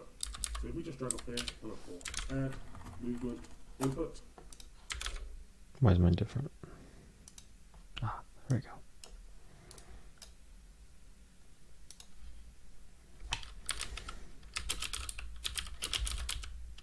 Was it? Movement input. Add movement input. Alright, and then I remember he like split this one, right? Split. And then he set this to this, he set this to 1. And then triggered, what does triggered do? Triggered activates this. Okay. and then for the action value, just right click and look for split structure pin. And if you remember earlier, we basically made this move input action have an axis 2D. What that basically has done is it makes it so there's a value in the X and the Y. For now, if we just connect from the X value into the scale value, and for Y direction, put a value of 1. So when I press the up or the down button, by default, it's basically going to mean this action value in the X is going to have a value of 1, and because I put 1 in the X, it's going to move my character positively in the X axis. For the down button, because we gave it the negate modifier, when I press the down button, he's it's going to walking. mean my character will move in a negative direction in the X axis. So we can just go compile, save, and test this all out. If I go play and I press the up button, my character is up. Alright, maybe I scaled too much. Let's see, edit, zombie character again. Let's set this to 10. Compile, save. Okay, up, nothing, down. Oh, I have to click first. Clicked, up. He doesn't stop. Down, starts to go the other way. Alright, so that's progress, guys. I don't know what to tell you, but that's progress. And he automatically does the animation. Freaking sick.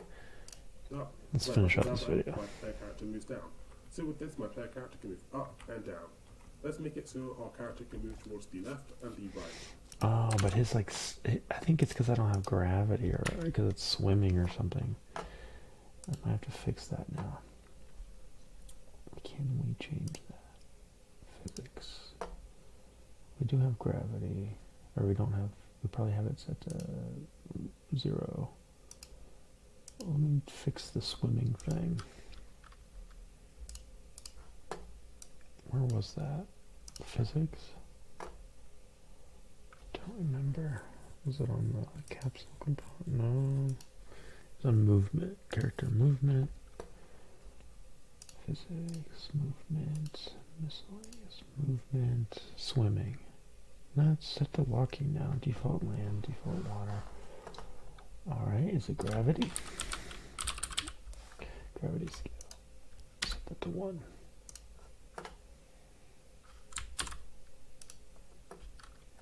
Up. I'll have to click. Up. And then stop. And it doesn't stop.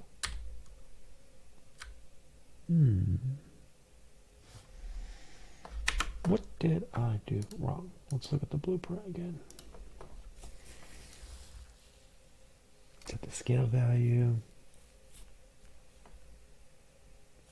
So instead of triggered, maybe we want it completed.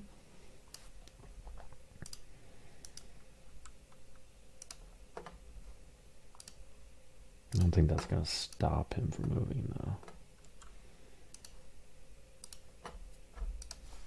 Up, click, up, escape. I think that broke it. It's up. It doesn't work. So that broke it. Etiquette zombie. Put this back to triggered.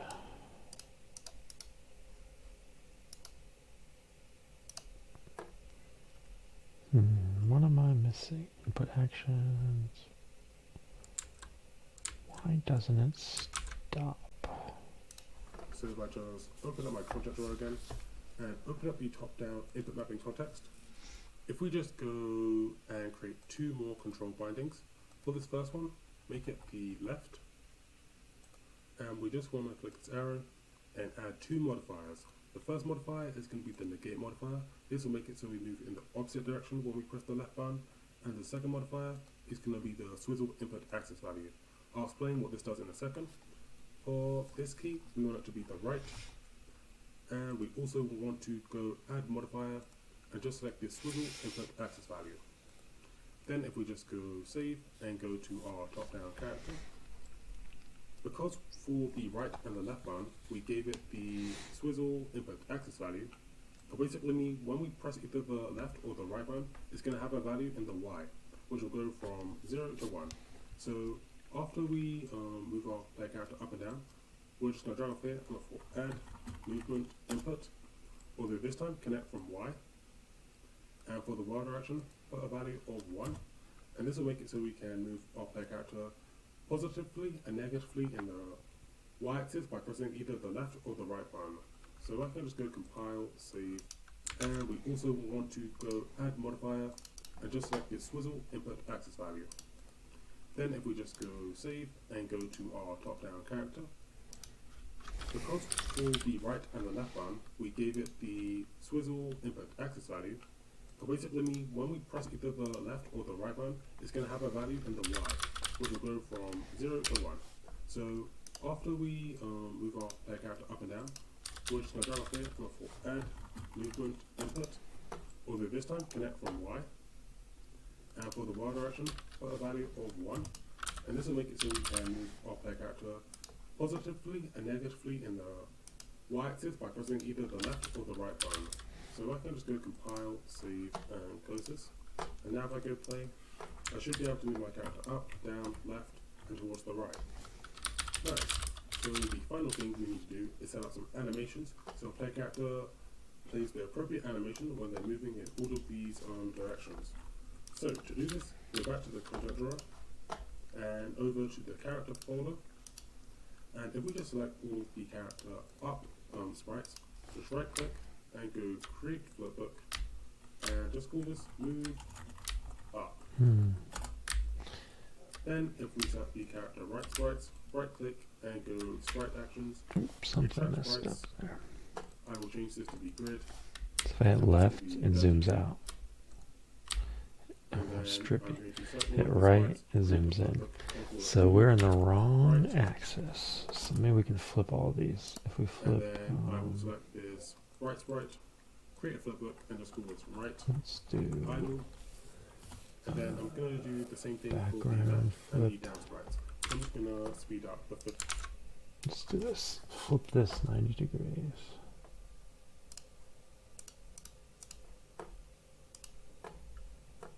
Rotation. Yeah, it's the wrong axis. Okay. And flip player start.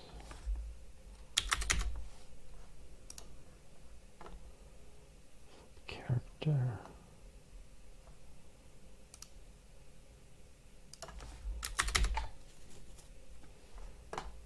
Now try it. Ooh, now he falls. Why are there two though?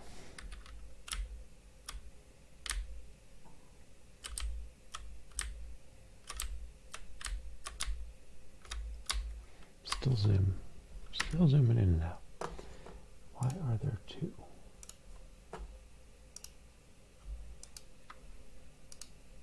What is this guy?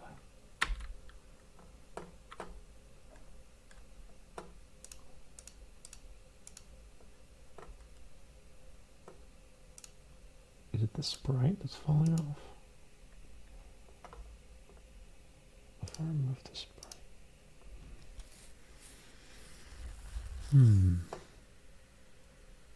What the heck is falling off?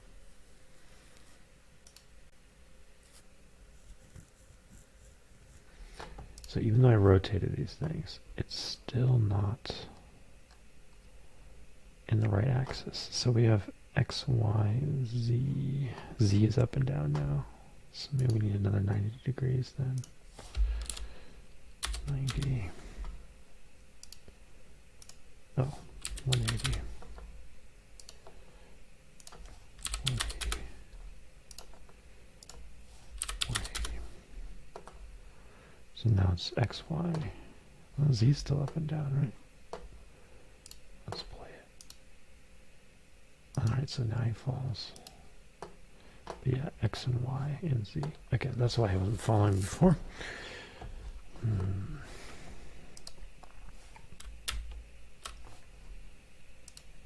Let's get rid of his gravity.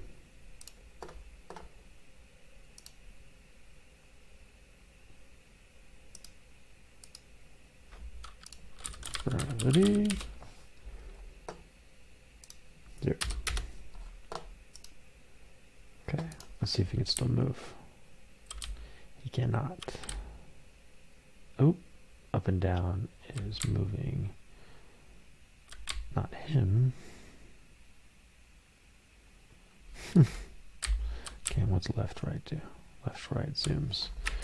It's all kinds of broken now.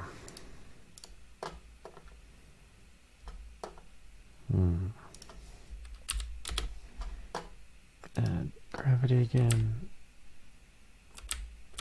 Can't tell if it's actually doing anything. It looks like same problem. Okay.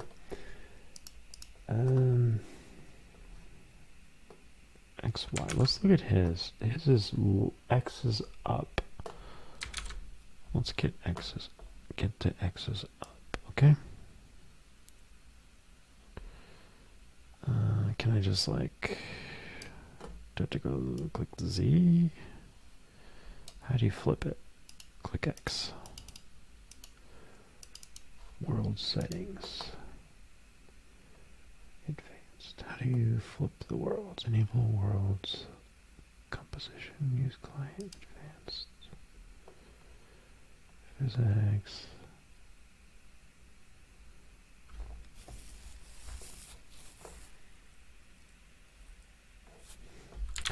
Let's ask AI. In Unreal, how can I make X axis up?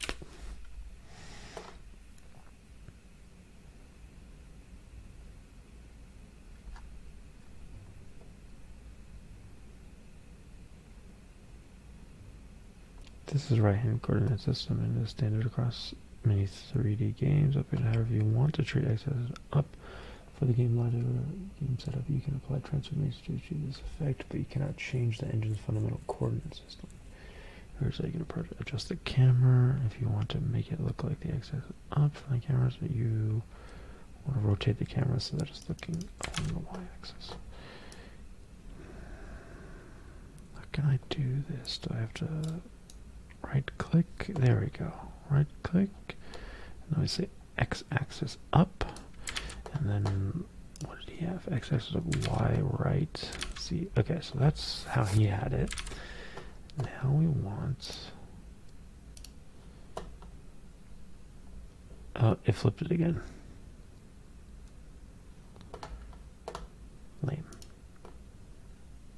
Let's switch our player. Player start.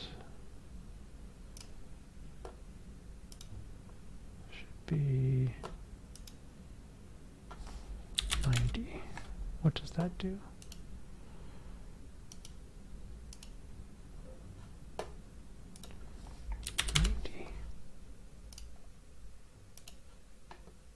Okay. 180. 180.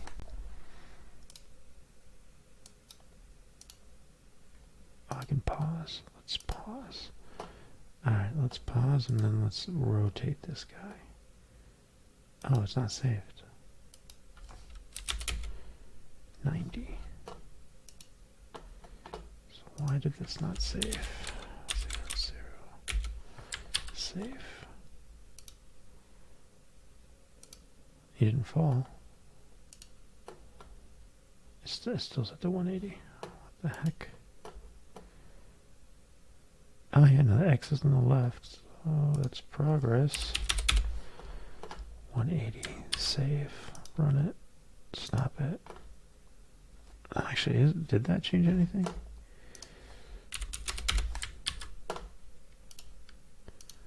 I was falling in again. X is on the right. 270. X on the left.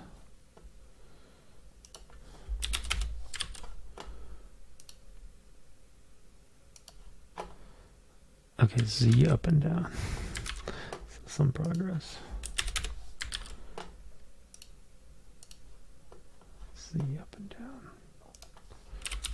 180.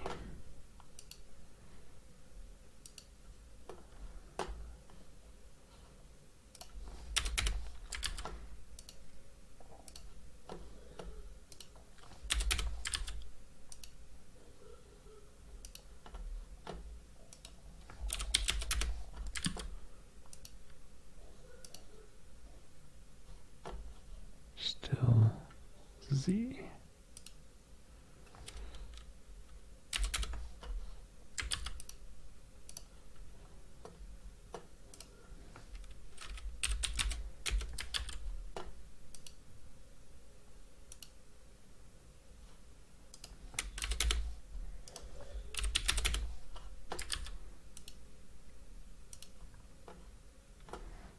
I'm so confused. How can I get this to flip the X up? Like, what view is this? What view is this? One view is this. Okay. Can I just change the background to be 90?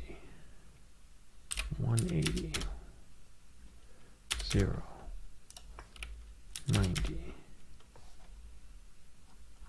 Okay. 180, 90, 90, 0, 0.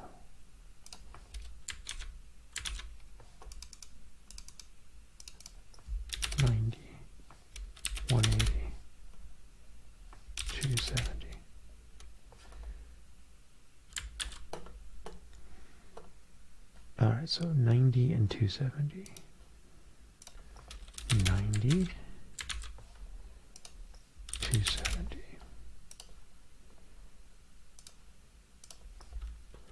90, 270.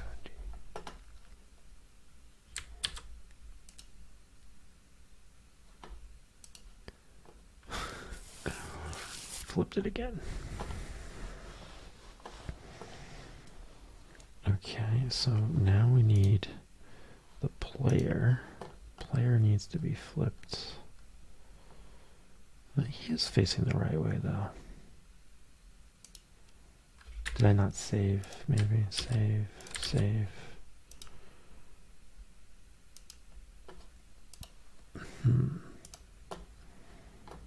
This is 9270 and the player is set to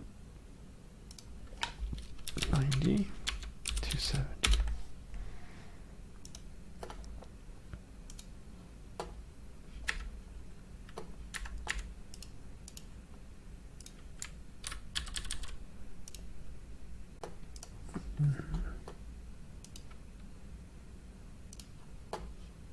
What if we put this guy back to 0, 0? Nope. Or save. Didn't do it. Nothing. Is it just the zombie character that matters then? I guess if this view would show me what's happening, then I can go off of that. But I don't think it's...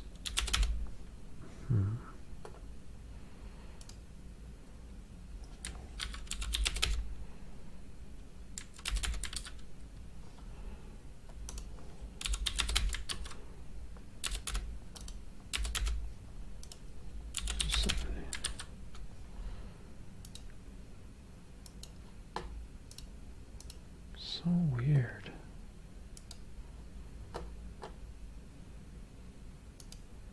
see, does the scale change? No, scale doesn't change. Oh, save. Yeah, scale doesn't change in the... Which is not... Oh, wait, so that means nothing is changing. Hold on. The location. Okay, that changed something. Then why didn't the scale change? Oh, okay, now it changed.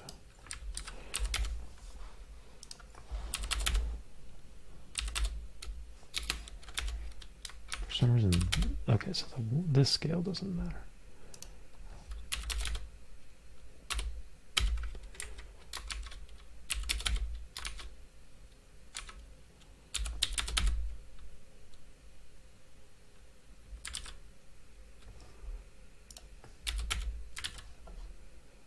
What is this 90 here? Change the camera. I don't want to do that.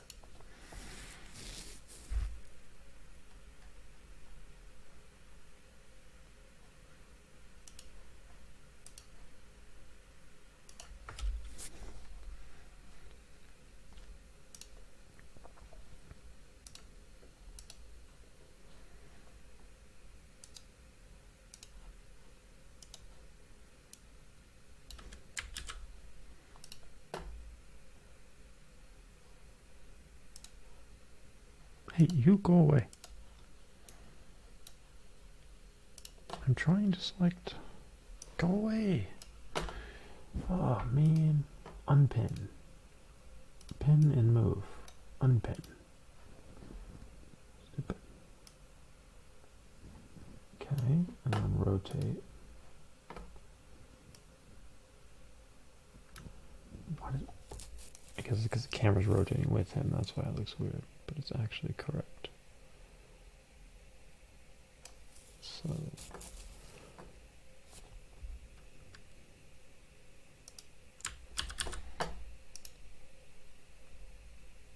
we rotated the wrong guy. I'm so confused. I guess this needs to rotate too.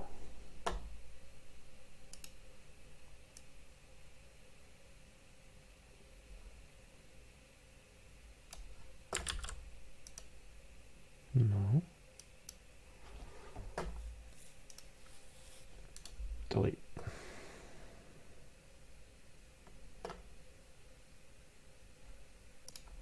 Delete.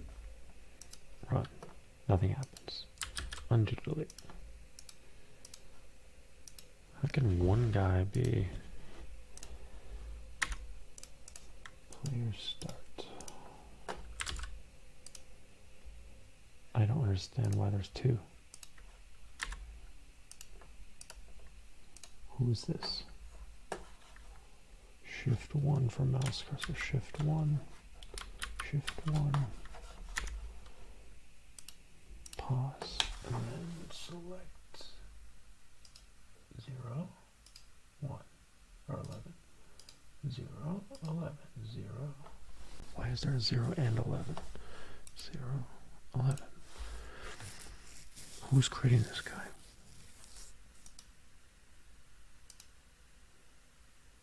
This one's wrong. This one's correct.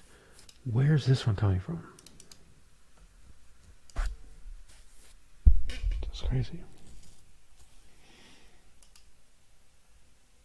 Anyways, this one is correct. So we want 180, 70, 170.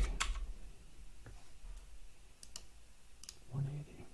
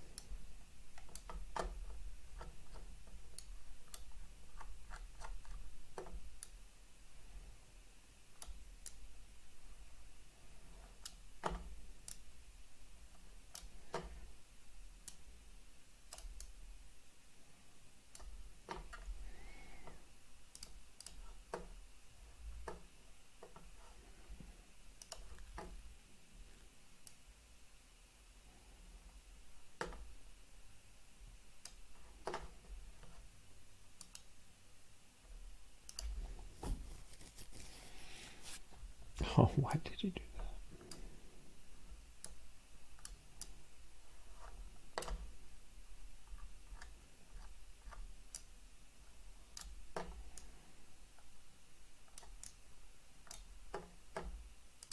It must be this player. So if I move this guy over, then we start.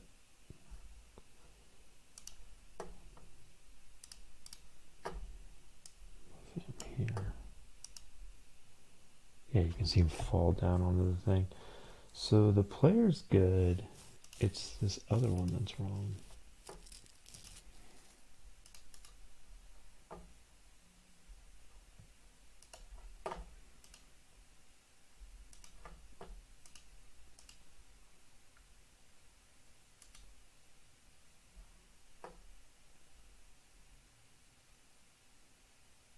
Hide selected at startup. Why are you not being hidden?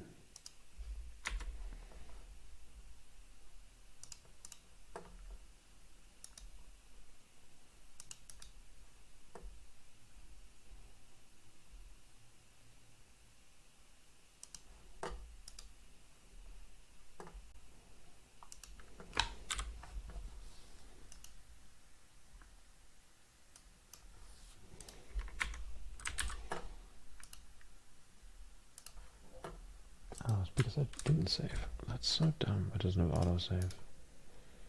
Just hide this, save, start. Nope, that didn't work.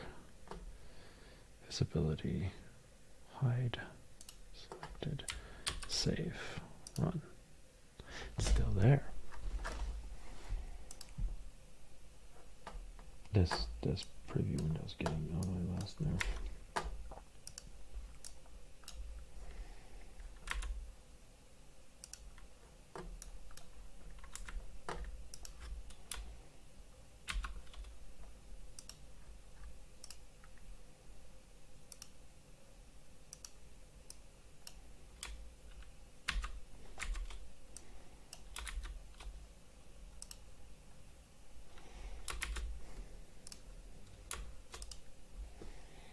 Yeah, so hiding it doesn't do anything. So it must be the player start. Hide the player start. Also doesn't do anything. Every one of these is hidden. And it doesn't do anything. Even that doesn't change anything. How is that possible? Just like freaking delete the background. So that worked.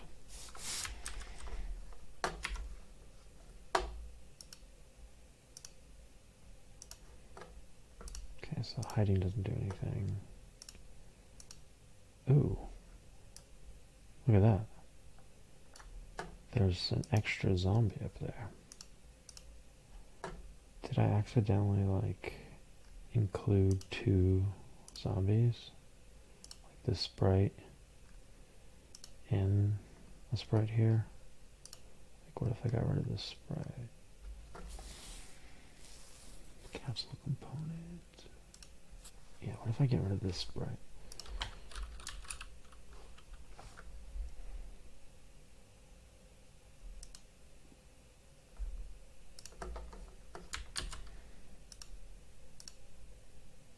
Nothing. What is this guy up here then?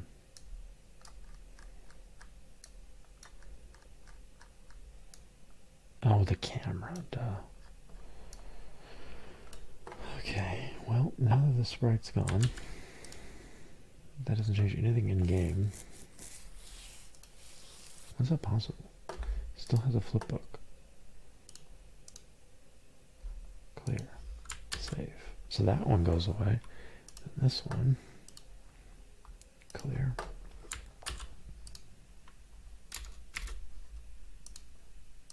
This one's still here. Actually, they're both still there. Did not save. Clear. Oh, it just keeps coming back. Crazy, man.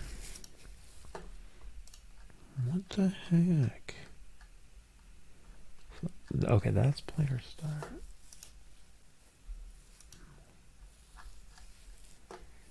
You mess with player start, but that didn't actually change anything. What am I missing, man? Let's see how this guy did it again. And just go select and call this the top-down character blueprint.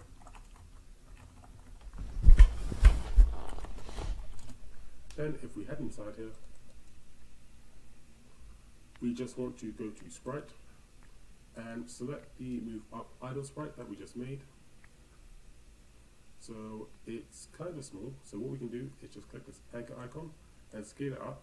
So I'm going to make mine 5, and this will increase it by a size of 5 in all of its axes. So right now, we're going to view our top-down game from this camera angle, so we just need to rotate our sprite so it's matching that. So if you go to select and rotate objects, Oh, and he did just rotate this. 90 degrees in the z-axis, and then we just want to rotate it in the x-axis, so it's 90 degrees down. So 90x, 90z. And then if we just select the capsule component, as you can see, it kind of doesn't really fit around our character, so just adjust its half height and Okay, I need to fix that. I'm gonna delete this. I'm gonna delete this. Starting fresh. Alright, here we go. Character. Zombie. Character.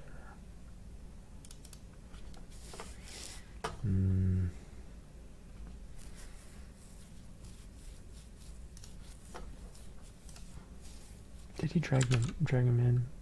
Or did he just edit them? He just edited him, right? So viewport. And then zoom in on this guy. Okay, here we go. And we want to set it to rotation 90. 90. Okay, save that. And then the collider itself. Ooh, that's the sprite. I don't think that's correct. 0, 0. Save. Rotation 90. 90. Oops. Okay, and then the collider needs to shrink. Capsule component. Was the capsule that shrink? Yeah, the capsule. Okay, so you want to scale this guy down. How do they do that? Can't do it. Why not? Why can't I scale you? 25. No. 10. Ooh. and radius, so it kind of fits. Oh, capsule half height. Capsule height. What did he use? 45.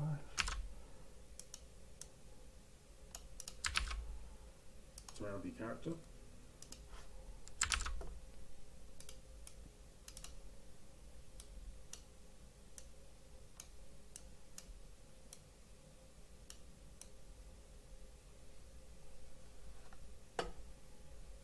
Capsule radius. That's not doing what I thought it would do. How did he make it wider? And then we just want to rotate it in the x-axis, so it's 90 degrees down. And then if we just select the capsule component, as you can see, it kind of doesn't really fit around our character, so just adjust its half height and radius, so it kind of fits around the character. Yeah, this thing really needs to scale up. But then that's going to mess him up too, so that won't work.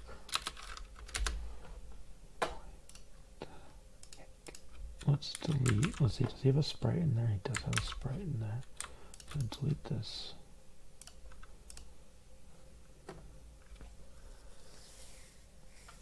Mobility.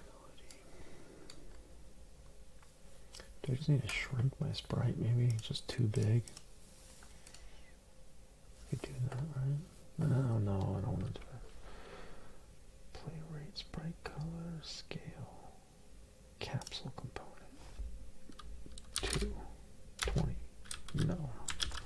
Why is the capsule scaling messing with the sprite? Because the sprite's inside of it. Okay, that makes sense. How do I edit this?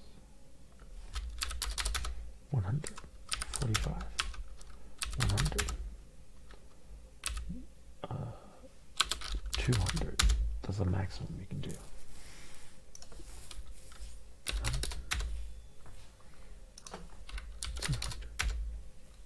Yeah, you have to like scale in both dimensions. So that's just wrong. Why is his capsule the same size as his sprite? I don't get that.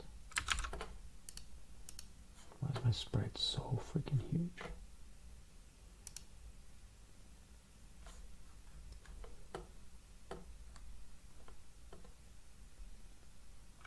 There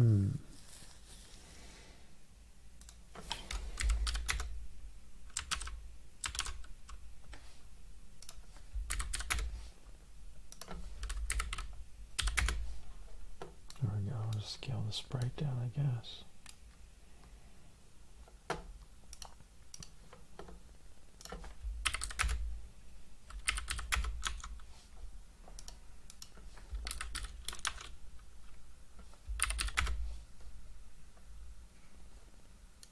Still too big.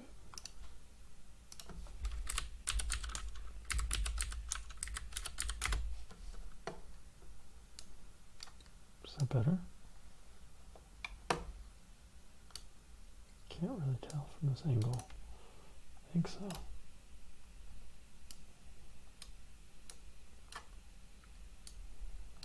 Still he's outside of it. That's crazy.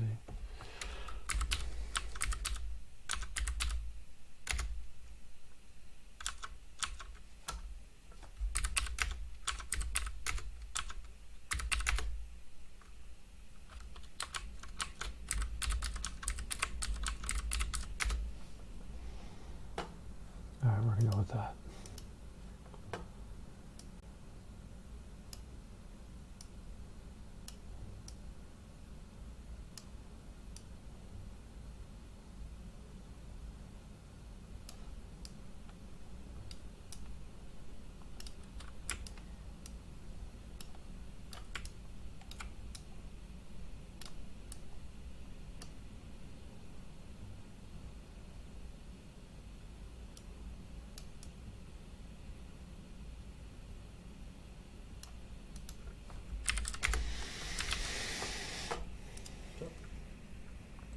I'm just going to move my sprite up a bit, so I'm going to select and translate objects, and I'm just moving up a bit. And then we just want to go over to add and look for a spring arm.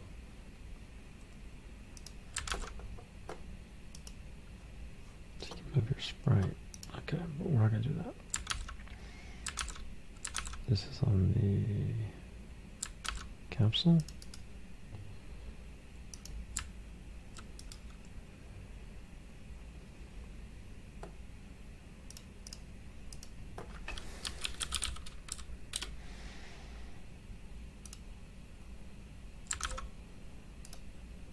Then with the spring arm selected, go to select and rotate objects, and just rotate it 90 degrees up. 90 degrees up on the pitch.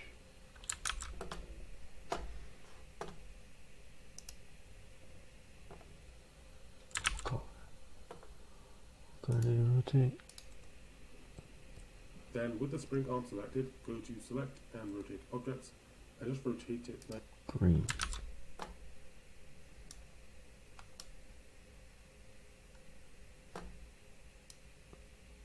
Up, he said. Hold on. He's got, yeah, X, Z in the up. Okay. So he rotated, 90 degrees up. but he rotated now down, so the red points up. Oh, that's totally backwards. I am upside down or something. Oh, my guy's upside down. Yeah, I should be looking at his back, but I'm not. So maybe I need to flip him over. Did I rotate him the wrong way? I feel like I rotated him the wrong way. So if we fix that, he needs to be rotated. Can't rotate. Rotate the sprite.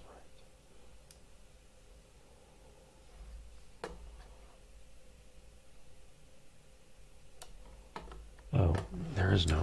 He's animated on both sides. Is that possible? He doesn't have a back. because yeah, it's not the back. What am I talking about? The other guys happen to be the back. Duh. Okay. All right.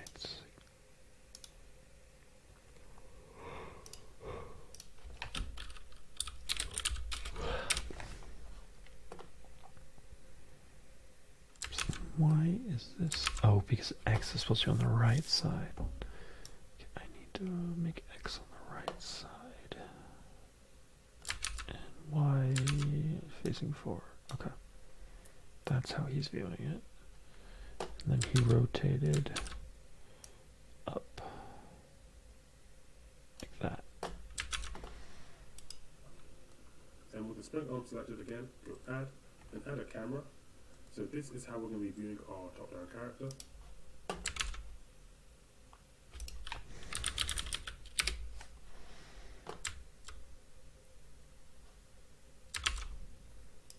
And just rotate the camera 90 degrees so it's facing.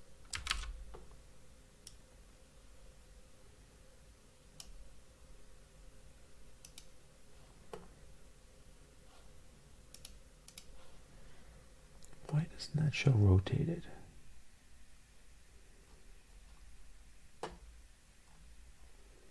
Oh, right here, field of view. Oh, no, it's field of view. Why doesn't this show rotated? Oh, it does. It just rotated to 0. Is that what his did? No. See our character. His rotated to 180. And if we just go. Oh, I'm so confused. I think I messed up the rotation from the beginning. Let's see how you rotated this guy. Axis. So right now, we're going to view our top-down game from this camera angle. So we just need to rotate our sprite so it's matching that. So if you go to select and rotate objects, and just rotate it. Okay, so you rotated the Z 90 degrees. Froze again.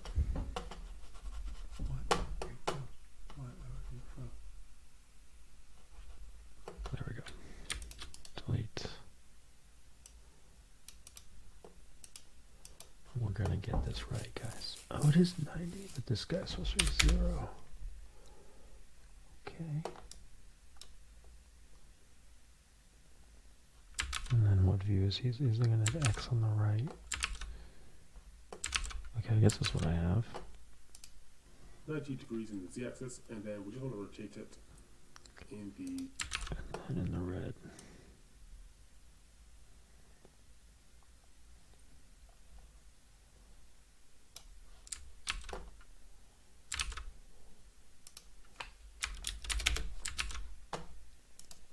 The X-axis, so it's 90 degrees down. And then if we just select the capital component, as you can see, it kind of doesn't really fit around our character. So just adjust its half height and radius, so it kind of fits around the character. I'm just going to move my sprite up a bit, so I'm going to select and translate objects, so I'm just moving up a bit. And then we just want to go over to add, and look for a spring arm. Then with the spring arm selected, go to select and rotate objects, and just rotate it 90 degrees up. And with the sprint arm selected again, go add and add a camera. There, So this negative is how we're 90. viewing our top-down character. And just rotate the camera 90 degrees so it's facing our character. There, okay, now I'm matching it. Then if we just go compile, save.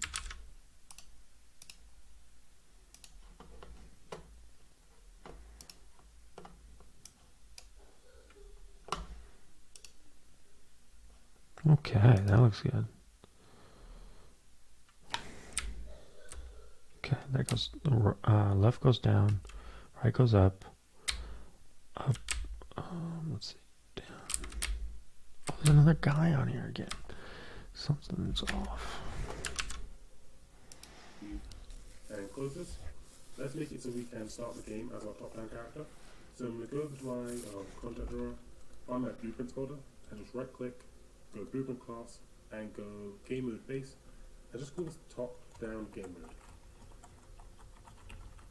So here inside of the game mode base, we kind of set the default settings for how we want our game to be. If we head inside here, we just want to go to default pawn class. I want to see how he I'll created just his call it my character. top-down level. Once you've imported your 2D character, go back to the content drawer and select all of the images. Just right click and go sprite actions and apply paper 2D texture settings. This will make all of the images clear and usable as sprites. So the first thing we're going to do is actually set up the movement for our character. So we're just going to select the character up sprite, right click and go sprite actions and go extract sprites. Then there are two ways we can actually extract sprites. So I'm going to leave this at grid. Then if we just go to our content drawer, right click and create a new folder and call this blueprints. And if we double click and open this up, then if we just right click and go blueprint class, then if we go to all classes, we want to search for a paper ZD character. So here it is, and just go select and call this the top down character. Okay, we're gonna start over.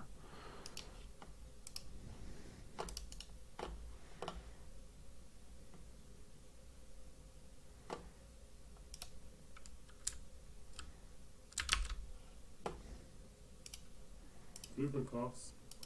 Yeah, he did different. He did blueprint class, and then he looked for ZD character. Then if we go to all classes, we want to search for a paper. I don't know if that's any different than how I did it, but is it actor ZD character. So here it is. under pawn? Actor pawn. Yeah, it's this one. Call this top down character. It's really not top down. It's like the battle view. Battle view. What do they call it in the PDF? It's not battle view. Something else. Where'd that file go?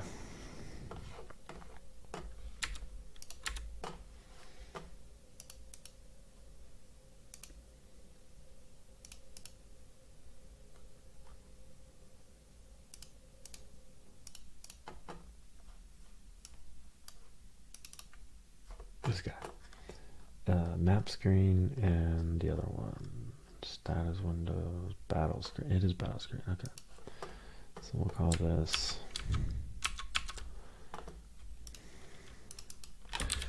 battle screen. Battle view character. Okay. Delete this one.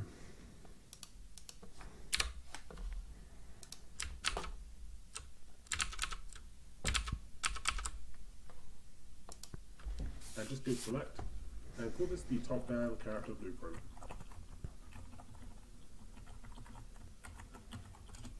Then if we head inside here, we just want to go to sprite and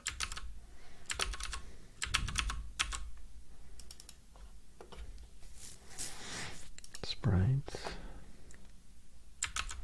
Flipbook. Idle.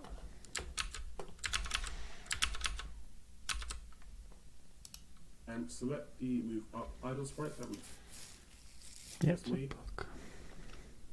So it's kind of small. So what we can do is just click this anchor icon and scale it up. So I'm going to make my Oh, he's locking it. Why do we have to lock it? Does that matter? Alright, let's do that. Let's call it 5.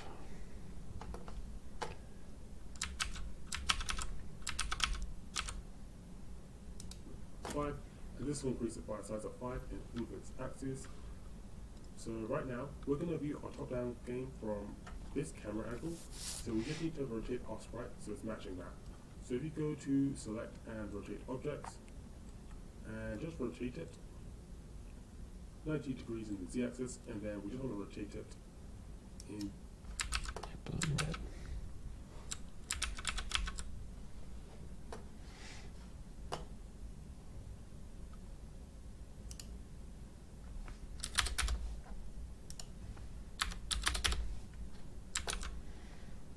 the x-axis, so it's 90 degrees down.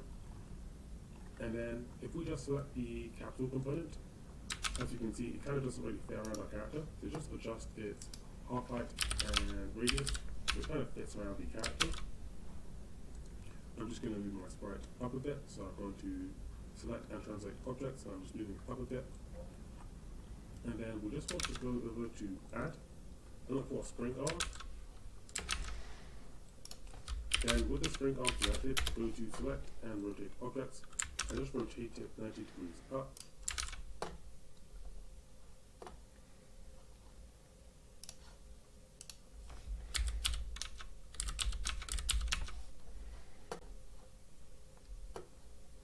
Point 2 seems fine, actually.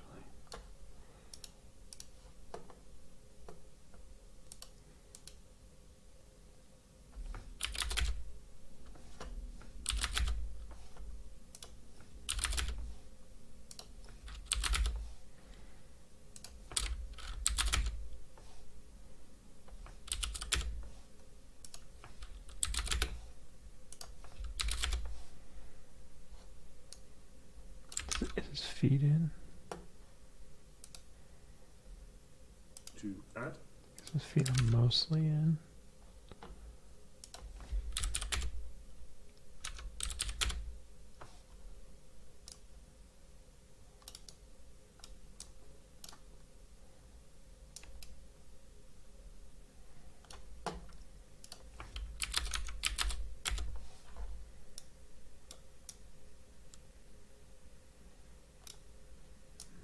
I can't really tell. I think his feet are out, so maybe we need to move him up a little too. Sprite, move just a little bit.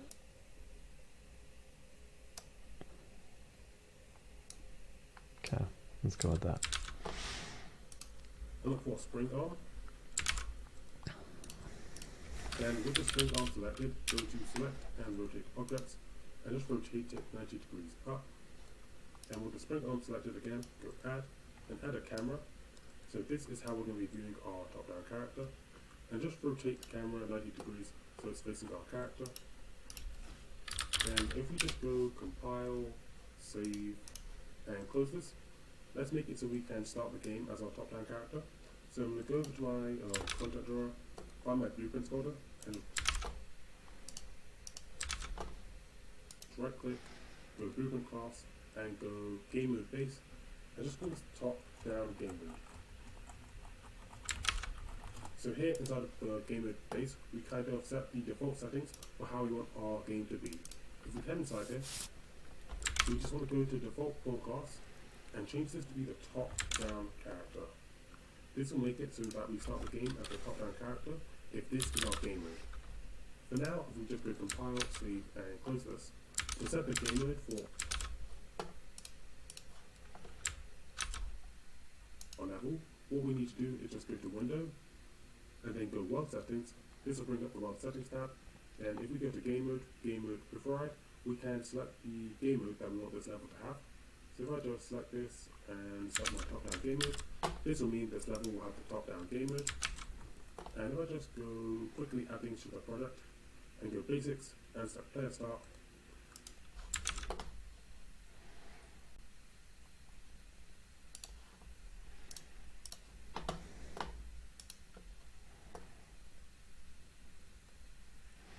Basic player start. this Player Start will be where my player. And then he's looking at it from Z. So we'll look at it from Z. X is in the back somehow. So shift X in the back. Z X. ZX like that. That starts in the game, and to test that everything is working, if we just go play, we can. Okay, so I need to put this back to how it was probably. Delete that, contents, maps, backgrounds, sprites. Set that to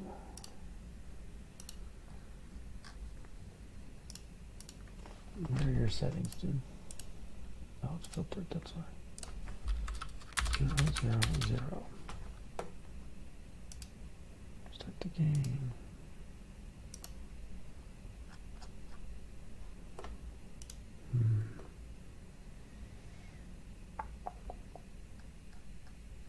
That's up.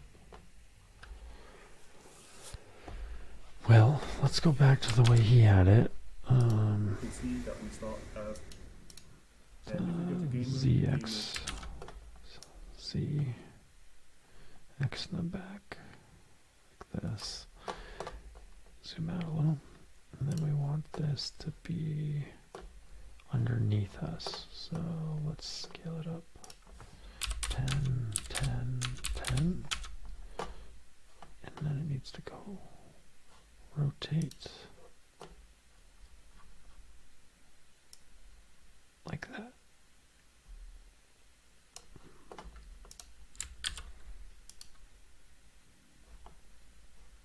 Yeah, we just wanted to zoom out more though, right? So maybe this doesn't need to be 10.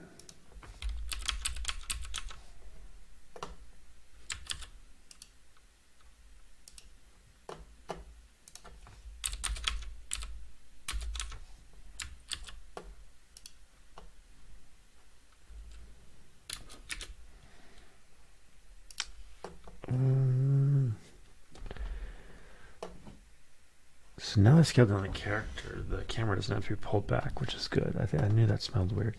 But why is this guy, depending on his size, not positioned under... Oh, it's because player start is not at 0. That's what it is.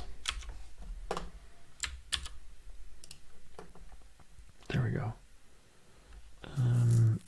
Yeah, so we need to actually scale this down now. Oops, not this player start. That was a mistake. This guy. It's still set to 5. That's probably why. Bad size. What's a bad size? You're a bad size. This should just go back to whatever it was.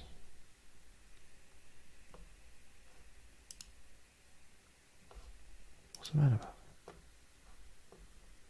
It's fine to me. What's bad size mean? Undo, undo, undo, undo, undo, undo, undo. Okay, now the bad size went away. Yeah, okay, put this back to 0, 0, 0. Size is fine. This guy goes to 0.5, 0.5, 0.5. We save. Okay, looking okay, looking okay. 90, 90. Nope, 0. 180. Nope.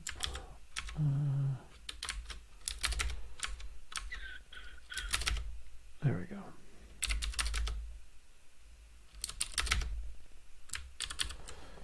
Save. And then great. Maybe a little bigger.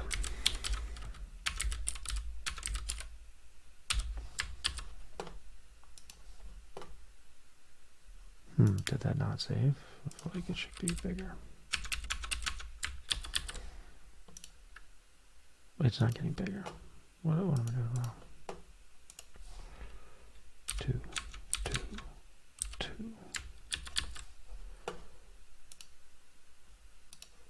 Okay, it got bigger.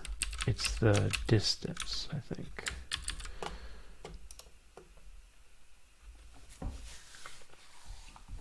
Is it the distance? Is that what it is? Do I just need to move this back in the Z? Or in this case, yeah, in the Z. Minus 25. Hold on a second.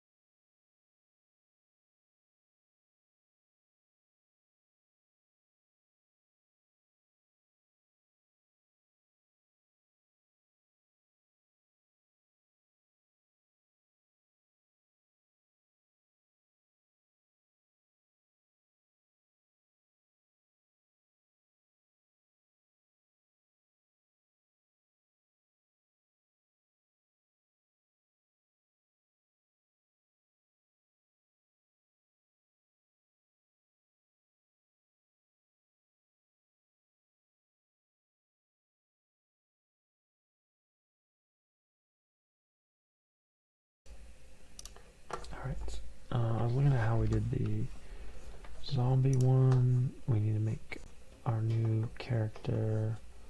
I tried pasting in. I missed a step because if I do this and I do get controller, it doesn't work.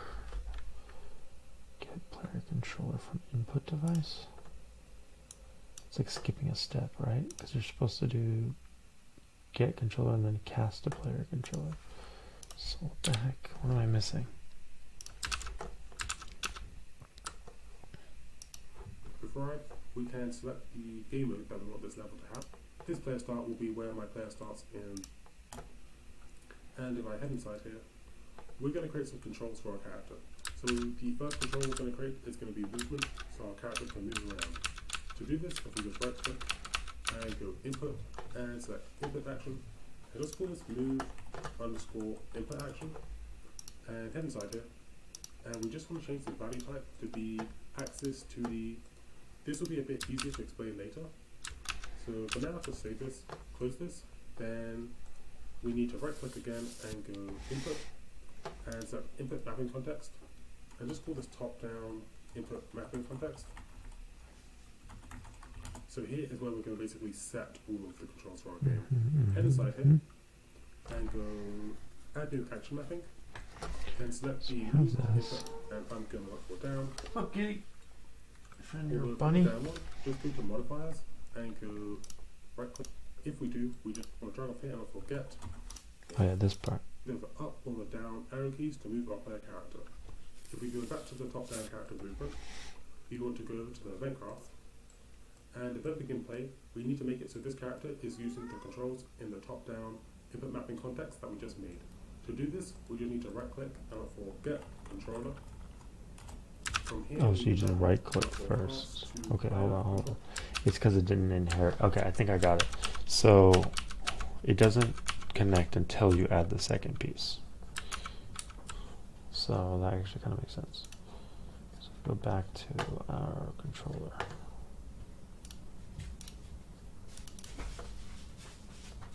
No, not the controller.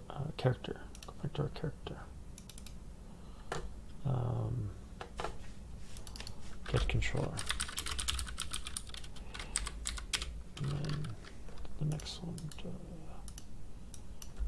Get player or cast. Cast to player controller. Now you can connect. Nope. Now you can connect. Nope. What the heck? And this will let us basically. Oh, connecting the wrong thing. Oh, that would explain it. If they reference the player controller. And from here, we just want to drag off here and not forget enhanced input local player subsystem. So we want to drag off here and look for is valid. This will just check that we have a valid reference to basically the player controller. And if we do, we just want to drag off here and look for add mapping context and select the top down IMC that we just made. And this will allow our player character to. Sorry, how did I get the it's valid from the player? This character is using the controls in the top down input mapping context that we just made. To do this, we just need to right click and look for get controller. From here, we can drag off and look for cast to player controller.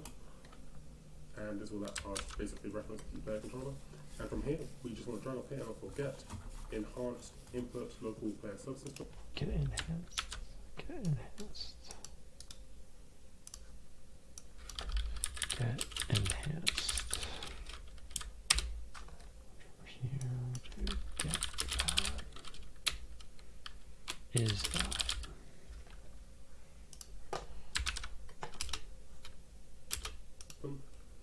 We want to drag off here and look for is valid. This will just check that we have a valid reference to basically the player controller.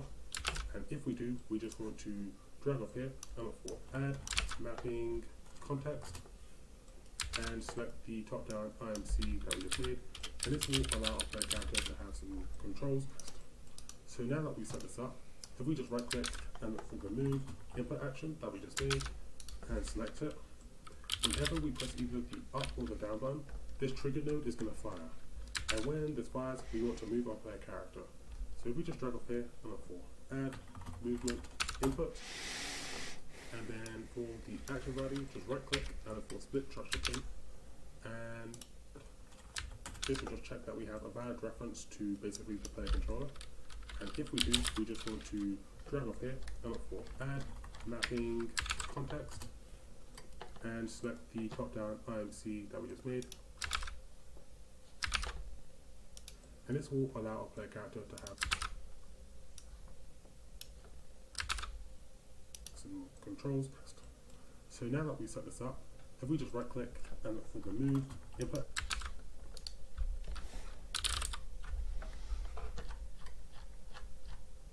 Where is it? It's not here. Did I delete it?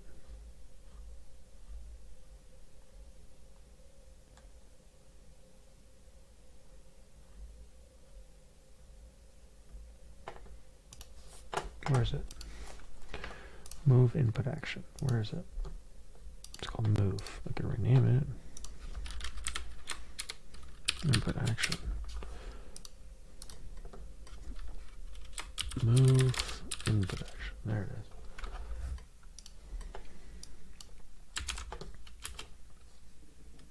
What's up, cat? the action that we just made, and select it. Whenever we press either the up or the down button, this trigger node is going to fire. And when this fires, we want to move our player character. So if we just drag off here and look for add, movement, input, and then for Add movement input. Movement. Oops, the wrong thing. Add movement input.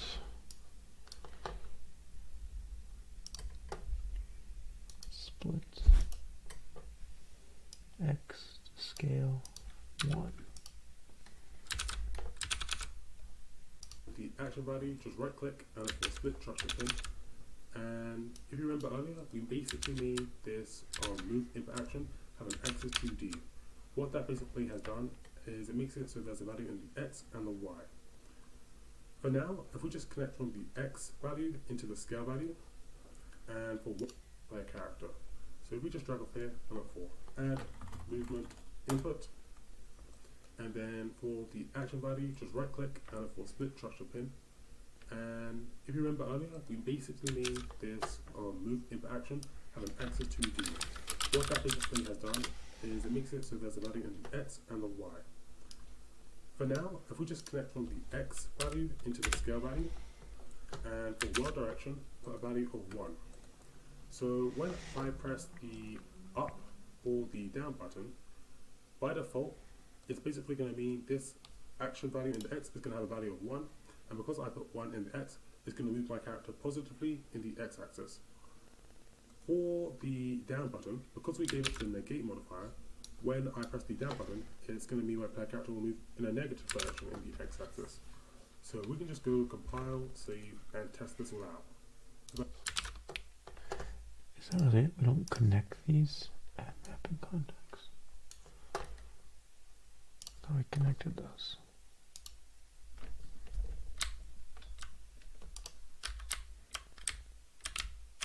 Yeah. Okay. And then we just need to add the animation. Animation. Yeah, see, we don't drag the player controller in here, just player start. That was where I was going wrong with the old one. Alright, zombie. Then we can delete the zombie character now. Delete.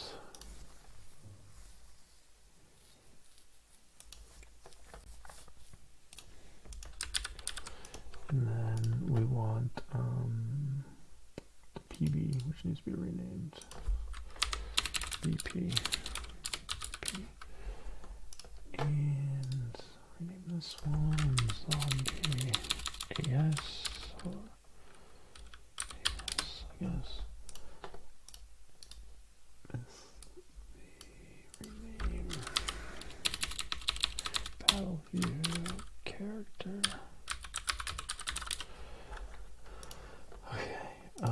We want to add to our character an animations here. We go the capsule. Is that right? Is it sprite? Look for animation. Where do we put the animation? Where do we put the animation? The character itself. Components. Animation. Where did we put it? Oh, character movement, character animation component. There we go. This becomes the zombie flip book. We save that, we compile that, I guess save again. And we run it. Click right, up. Okay, so up and down walk, but left and right do not. We can fix that with, we can fix that by looking at our animation. So our animation, this goes sprites, flipbooks, textures, anim sequences. Should go. Oh, this is anim source. I should rename this. It's gonna be confusing. Anim source. I don't like this naming convention now. Anim source. I'm gonna change it. Rename. We're gonna go beep. BP. And rename.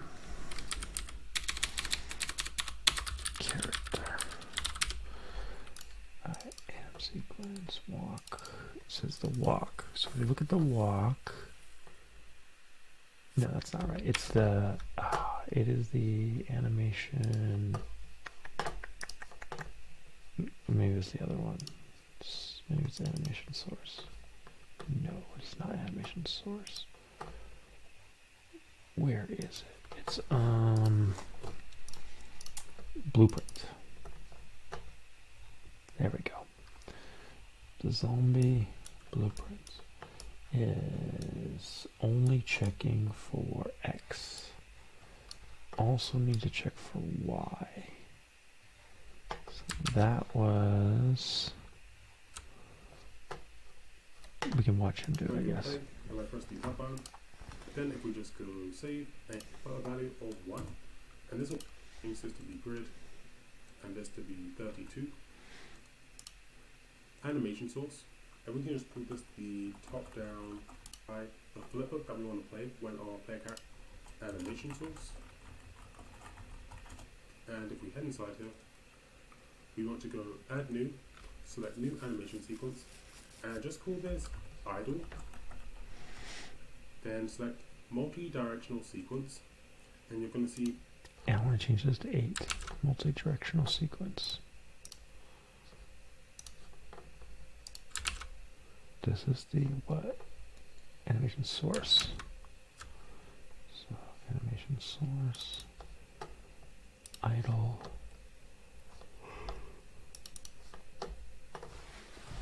This guy, how did he do it?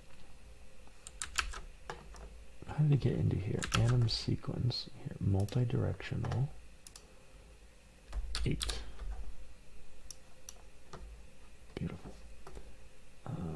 Save, same thing, multi-directional, 8. I wonder, is that one already multi-directional?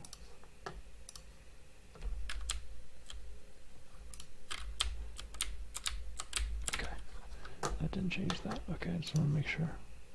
Anim source. Oh, it didn't save. 8. Save. Okay.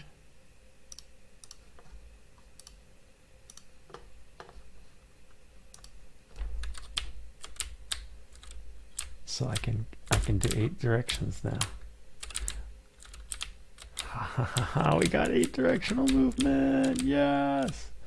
But he doesn't walk when he usually goes straight right and left, so we gotta figure out why. Okay. There's no grid. So here in this grid, we're basically going to specify the flip book that we want to play when our player character is facing a particular direction. Oh. I see. So for walk, we're playing this idle when he's going up, but we actually want to play it here as well. Actually, we need to rotate it though. And then the angle, this guy's angle should be like, wait, no, that's not right. There's a way to add angles. Yeah, I'm not sure. We can come back to that though. Why is this one walking, but then this one's not? What changed?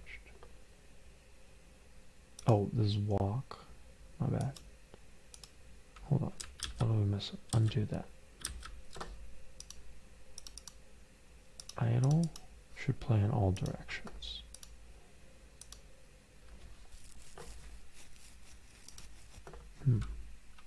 I don't know. Walk. How many times I'm looking at walk or idle? I really can't. Okay, walk. Should be walk.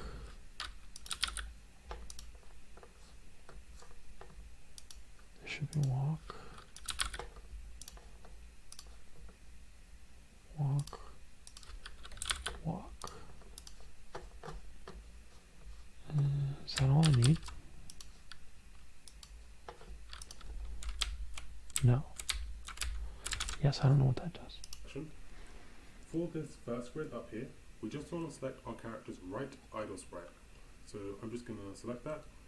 Then for this grid here, we want to select the character's up sprite.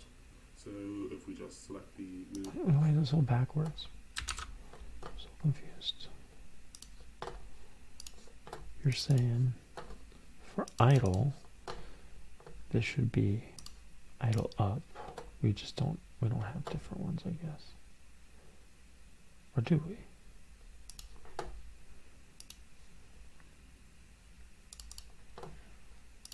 Attack, dead. Yeah, I guess we're missing the up and down. Okay, so I might need to change that then. Attack, dead, idle. Because all the idles in the same direction, but can he mirror those? Move up idle sprite.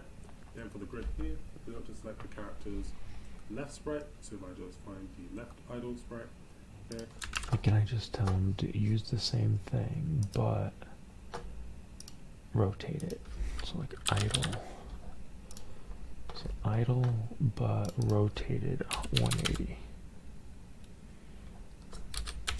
Is that not a thing? I thought that was a thing. Did I not read that? Multi-directional. What does this do? I don't know what this is.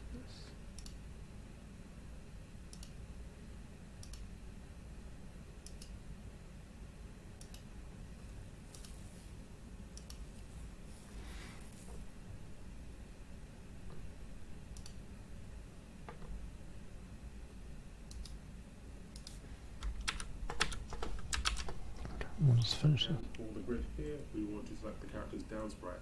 So I just find the character's down idle sprite. Okay, once you've done this, go add new, select new animation sequence, and call this one movement. Make it a multi-directional sequence. And for this part up here, we want this to be the right movement flipbook. So I'll just select that. For this grid here, we want it to be the up movement flipbook, so I'll just select that.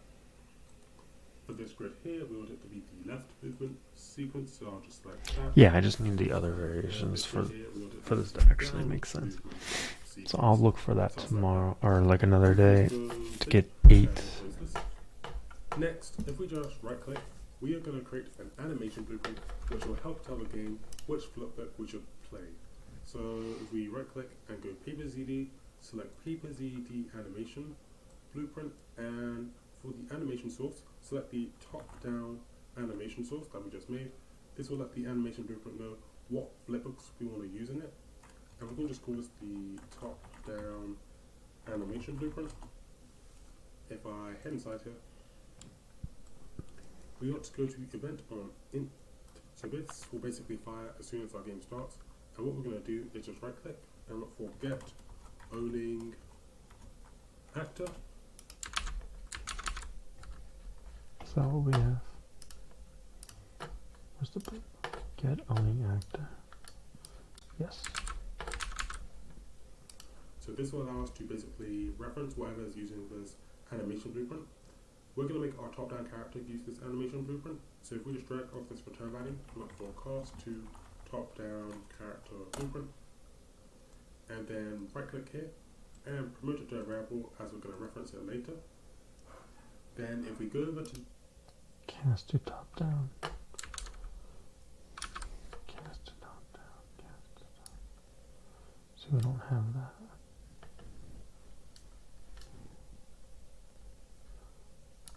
Oh wait. Yeah, we don't have that. That's an event graph. What the heck? On event on init. Event on init. Cast to top down. Okay. Get owning actor.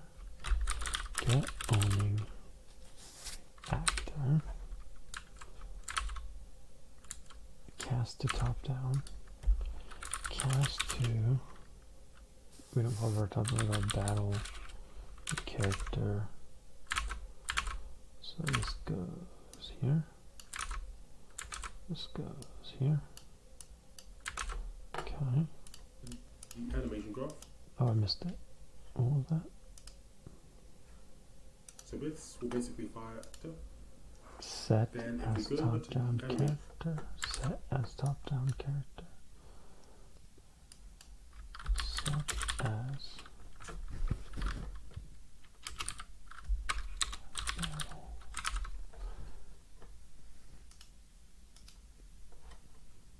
and what we're going to do is just right cast to top down character blueprint, and then right click here and promote it to a variable as we're going to Promote a variable. reference it later. Then if we go over to the animation graph, Okay. We'll see how he we want uses to this drag in later. our top down character. And Ah, okay, so he just cut out the beginning part. That's battle view. This guy.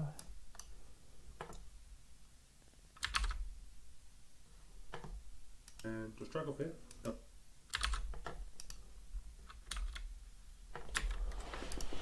Froze.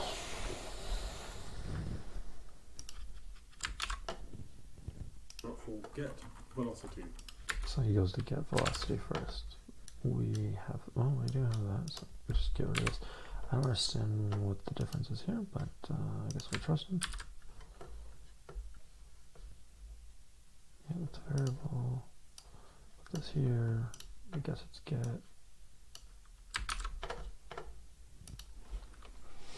So this will allow us to see the speed of our character. And we just want to drag off this return value and look for vector length. And it Vector length. Interesting. Vector length. if this vector length is ever greater than 0, that basically means my player character is moving. This is how we get the different directions, maybe. If greater than. Did he really freeze again? This is crazy. So if it's greater than. So play the moving flipbook. So if we just right click and look for blend by ball and Blend by pool. So I don't think I'm doing blend. Oh, it is right click. Blend by pool. Select animation by bool. Yeah, it's essentially this guy. connect this into the value. Then just right click and look for the movement that we created inside of the animation source. So here it is. I spelled mine weirdly, movement, and connect that to true. See if our player character's velocity is greater than 0, we'll play the movement animation. If this is false, then we'll play the idle animation. So I'll right click and look for idle. Okay, I think I spelled that weirdly as well. Yep. So idle. So here I'll look for the idle and connect that to false. And from animation into here. Then if we go compile, go back to the top down character. Was not equals to. Do not play log. Go to the viewport and select the animation component. And here under anim instance class, select the top down animation blueprint that we just made. And this will make it so this character will use that animation blueprint. We can go compile, save, and Hey, close this. left. All right, we got it. We just need to get the reverse My facing. character is playing the idle animation. If I move, then my player character will start playing the movement animation.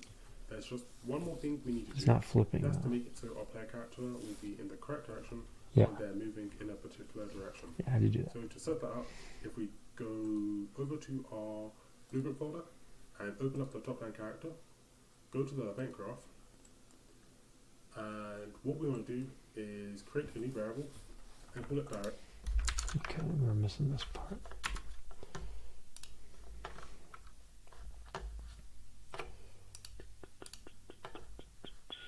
Where is he at? He's in the character BP.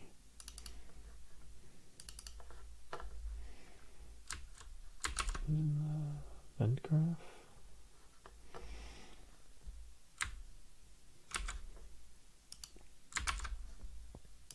Direction. And for the variable type, we want to look for vector 2D. And just select it and drag it in here and look for set direction. Right click on this and split the structure pin. Connect from here into here and connect from the X into here. And from here, compile, save, and close this. And now if I go play in a second, for this key, we want it to be the sprite. Create a flipbook and just call the characters up sprite. Okay. And from here into here. And to get the input, we just want to drag in the top down character 2D. And just select it. Then drag it in here and look for set direction. Right click on this and split the structure pin. Connect from here into here. And connect from the X over to our. We want to look for vector from here into here. And connect from direction. Right click on this, How do you get set? 2D. And just select it. Then drag it in here and look for set direction. I don't have that option.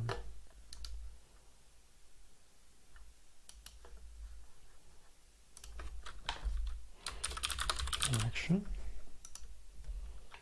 Vector 2D. Vector or 2D. So two different ones. This is structure. It's the right one. Set. What the heck?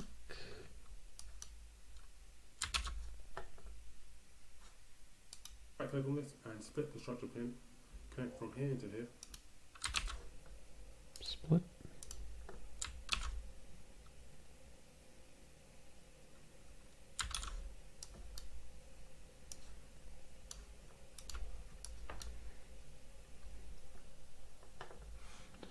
Oh, because I'm in the anim graph. Well, that might do it. I'm not sure. So if I go to event graph. Wait, event graph. Add movement input.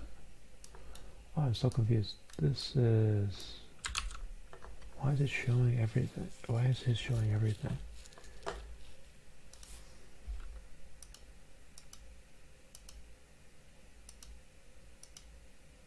Animations. There's just one more thing we need to do, and that's to make it so our player character will be in the correct direction when they're moving in a particular direction. So to set that up, if we go over to our, and for the variable type, we want to look for vector 2D. Yeah, I'm already lost. So he's on his event graph and he has add movement input. Add movement input. But those are not in the event graph. Those are in the anim graph, right? No. Am I in the wrong thing? Where are those?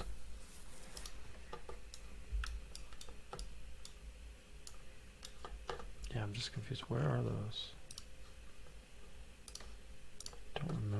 put those? Am I blind? It's not in the event graph. It's not in the anim graph. What are we looking at here? Add movement input. Add movement input. Add movement input.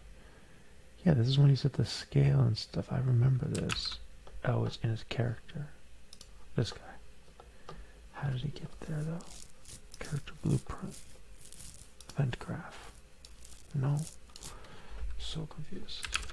Zombie blueprint. He's in the top-down character blueprint. What? And that's to make it so our player character will be in the correct direction when they're moving in a particular direction. So to set that up, if we go over to our blueprint folder and open up the top-down character, go to the event graph. When did he set this up? Because I kind of remember that, but I don't know where it is. It's like I lost it. Did I put it in something else? It's not in this. Where would I have put it? Animation source. Not that one. Oh, I'm tired. What the heck? Where did we put this? Walk. No. Where did we put this? Where did we put this? Content. Game loop. No. Zombie. Section sprites. Flipbooks. Anim sequences. No. We looked there. Anim source. No. Zombie blueprint. Where are your controller events? What is this back?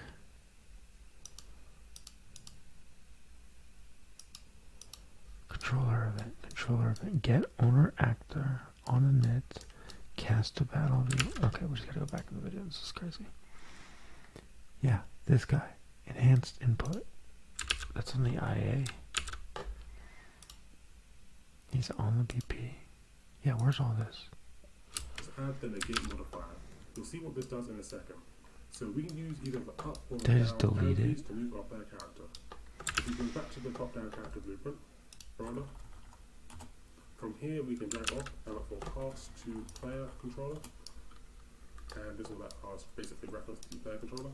And from here we just want to drag off here and look for get enhanced input local player subsystem. We want top-down character blueprint. We want to go over to the event graph. And event begin play, we need to make it so this character is using the controls in the top-down input mapping context that we just made. To do this, we just need to right-click and look for get controller. Event begin play. Event begin play is not even here. Oh, I'm going crazy. Because it's not the zombie blueprint, it's the character blueprint. But that's not a thing. There's no character. Oh, character event graph. Oh, there it is. Oh my gosh, I'm so going crazy. Zombie blueprint is about animations, so we don't need this. Okay. This guy goes new variable. This one was called direction. Okay, vector 2D.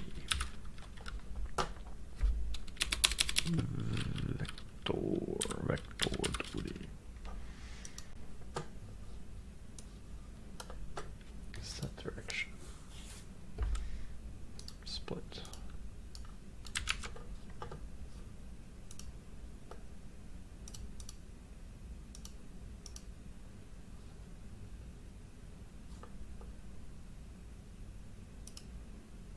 Vector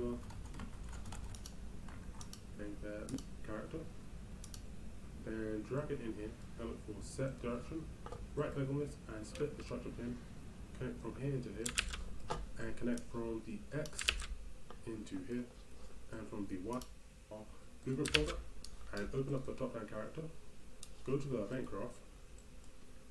And what we want to do is create the new variable and call it direction.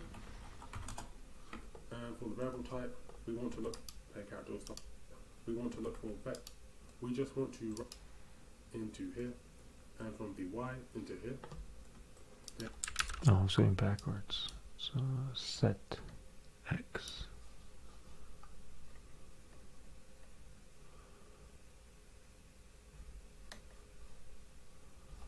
All right.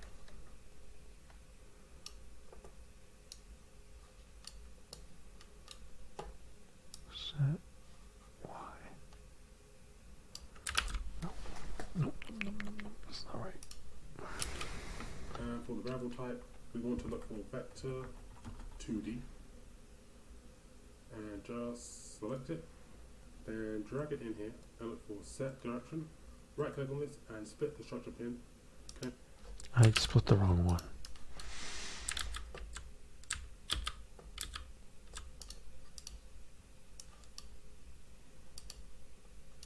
You can split on both sides. I didn't realize that. Live and learn.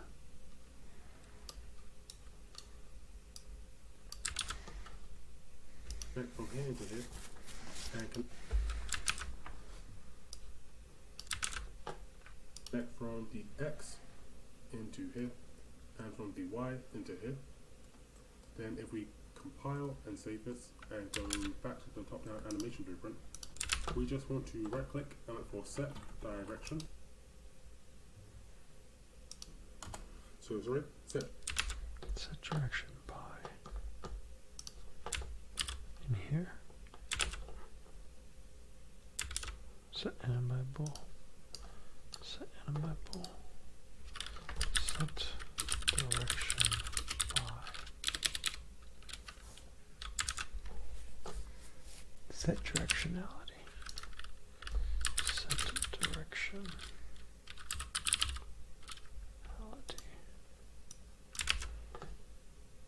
directionality, and this will kind of allow us to set the direction that our character should be facing. Connect from here into here and from here into here.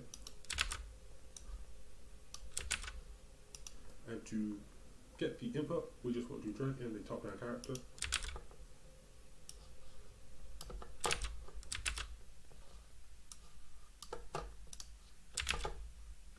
Get it, then get the direction variable that we just made.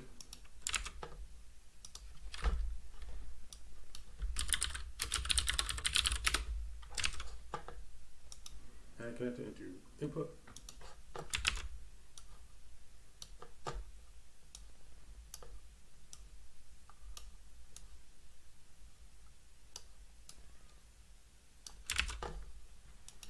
Then if we go compile, save, and close this, if I go play, we'll have a top down character. If I move up, it'll play the up animation. If I move down, it'll play. Yeah, so I don't have all the looks, so I can't do that. And I broke something.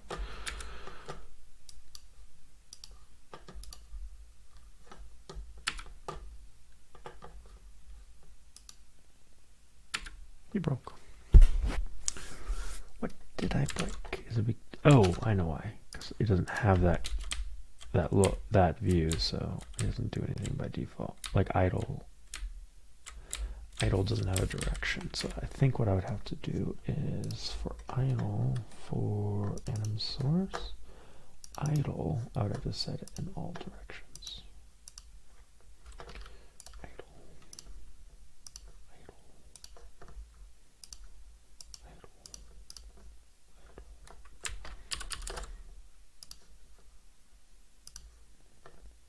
Yeah, so now is idle. I don't think diagonal is going to work though. Yep. So diagonal also needs to be set for all of these. But I really just need the 8-axis.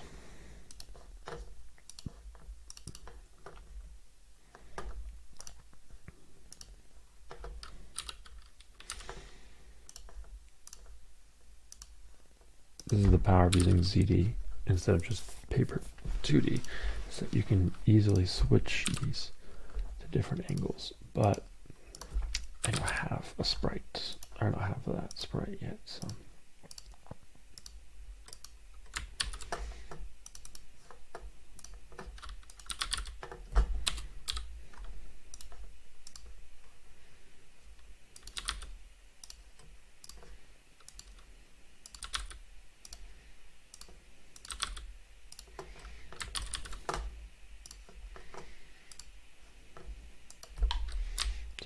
diagonal. Yeah, so we just need to get those other we need an 8-axis character sprite. So 8-axis 2D I guess sprite, of course it's 2D.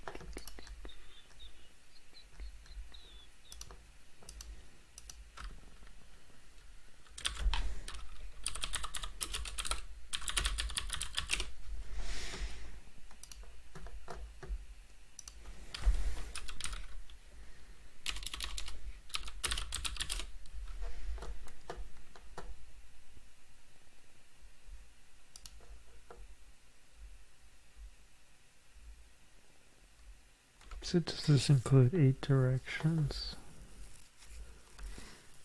So this would be like walking up, walking right, walking left, walking down. And how do you get the diagonals?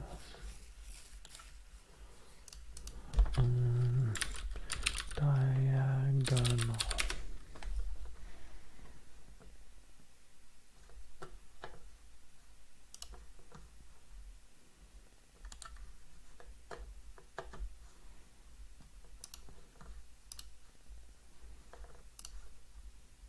Okay, let's look at this guy.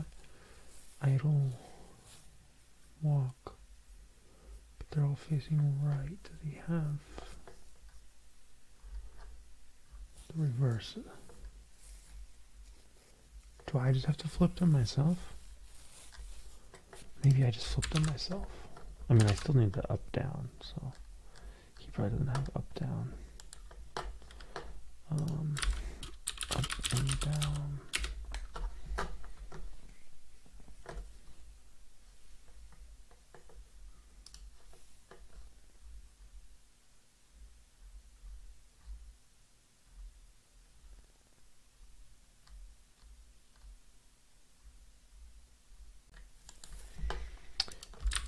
Eight directions.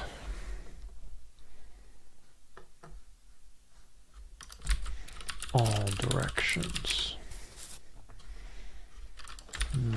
Diagonal.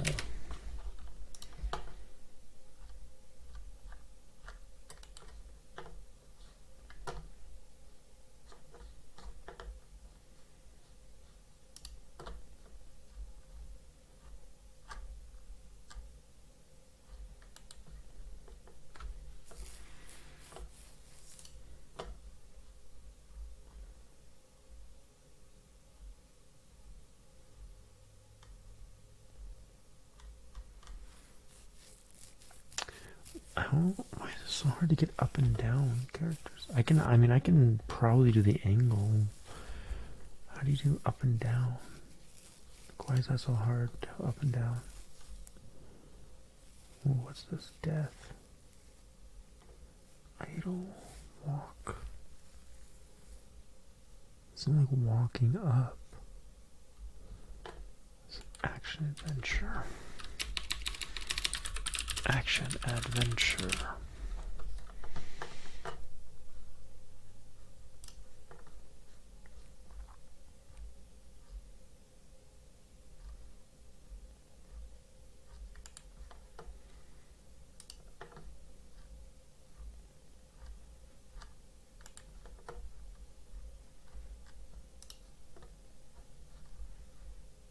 This guy has up, so maybe we do this, and then for what would even a diagonal sprite look like? Open AI.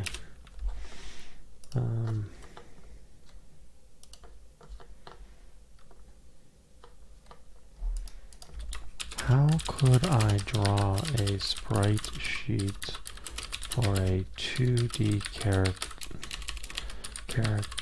that can walk in 8 directions?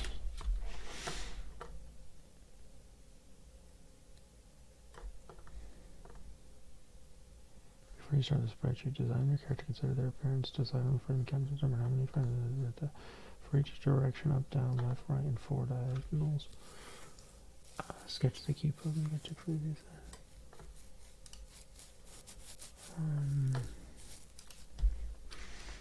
Generate a character sprite sheet for a wizard who can walk left, right, up, down, and diagonal in an action adventure game.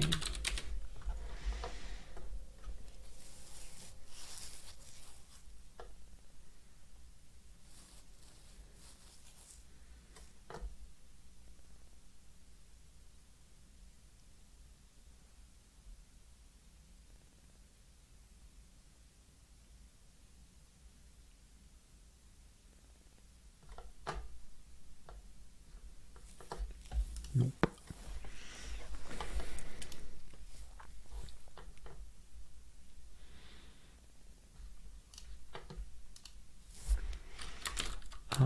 Include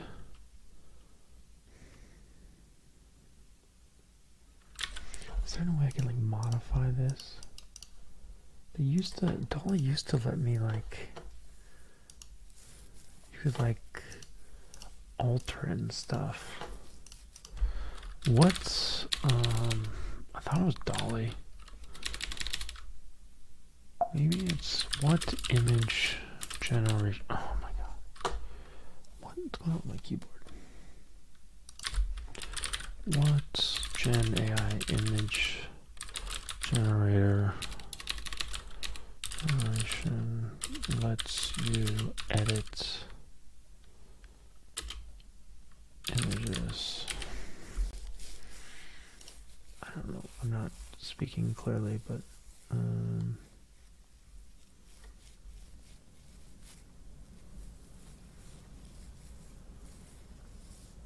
maybe it's Mid-Journey. This whole time I was thinking I was doing Mid-Journey.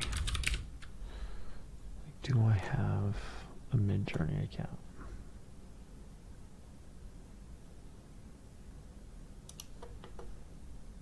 Whoa.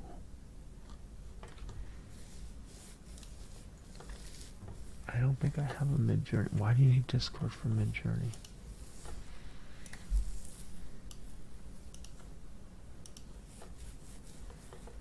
Purchase a subscription. Standard. My images. Dream Studio Adobe Photo Generative AI but Getty Images Dolly 3. Dolly 3 Plus controls. What is it? Wasn't Mid-Journey, wasn't Dolly. What was the one I was using?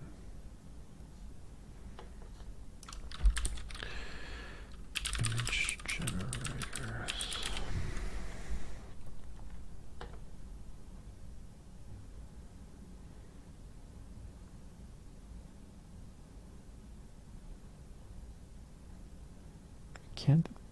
Can't remember. What was it called?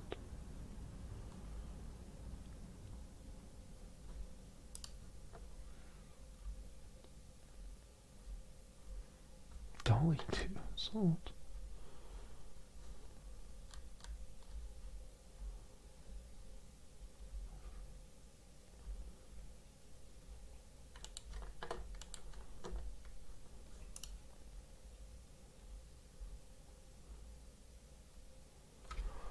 I can't remember which one I used to like. It would generate an image for you, and then you would like. Oh man, could you do that? Man, I'm misremembering. I thought you could like tell it, okay, give me the same image, but make the robot red.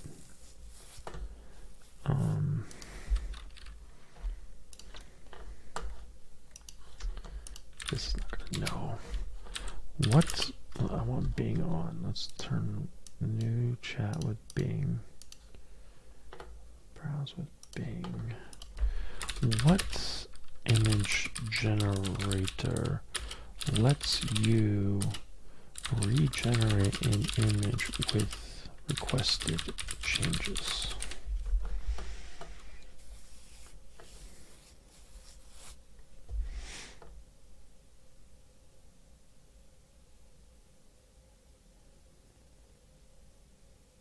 Stable diffusion was the one I kept trying to think of.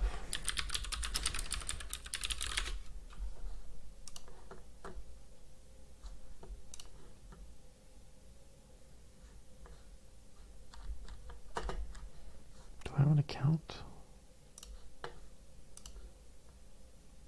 AI generator.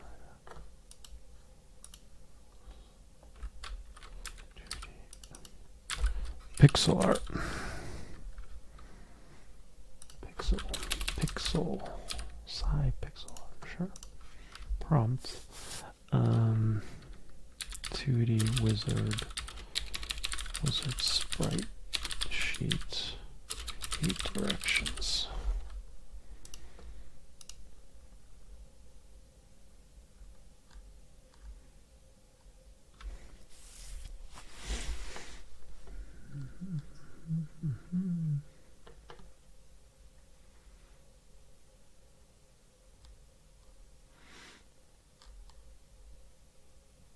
Hey, that's not bad. I mean, it's not great either, but close.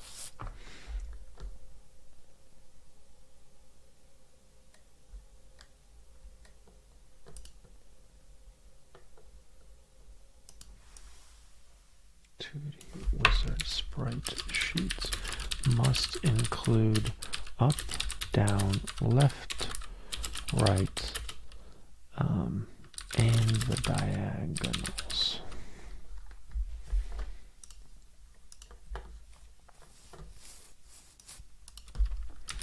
Dolly 2. Just keeps taking me here, man. How do I access Dolly 2? Follow on Instagram, Dolly 2.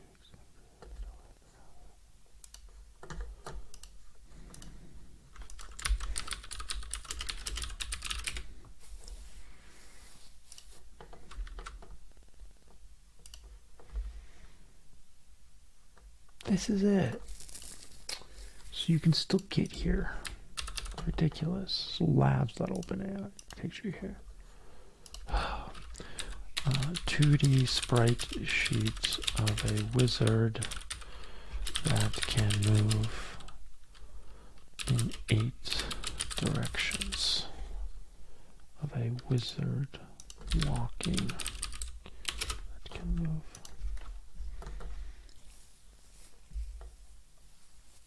Yeah, this is how I made my robot.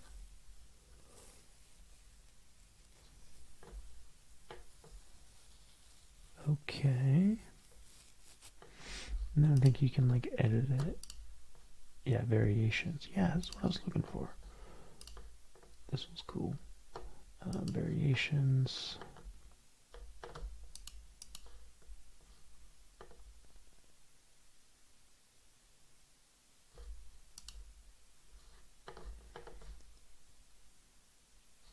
I mean, you didn't give me a description. Longer specific description tend to be best.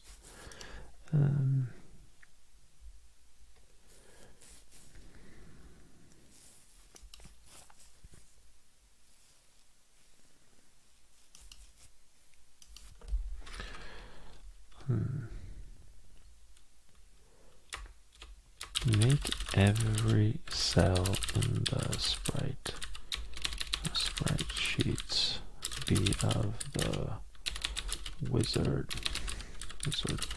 walking up so that you only see them from the back and kind of from the top.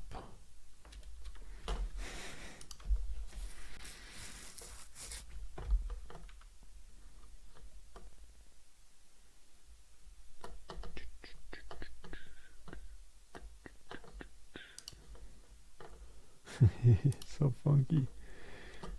I could have fun with this, but I need to go to sleep, so I'm gonna call it soon. But that's kind of it. Alright.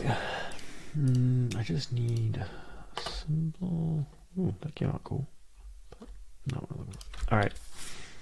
Sprite generator.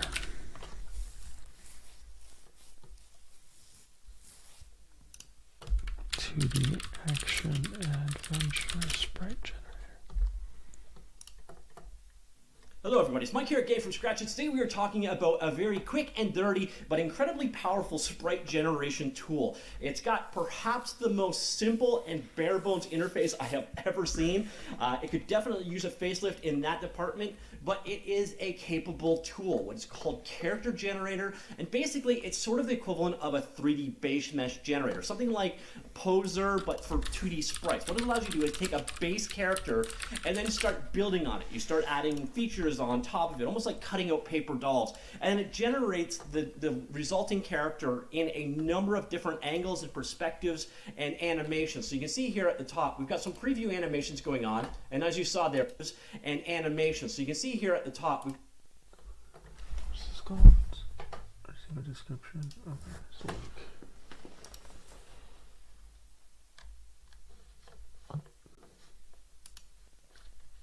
I want to link to the tool. This is the link.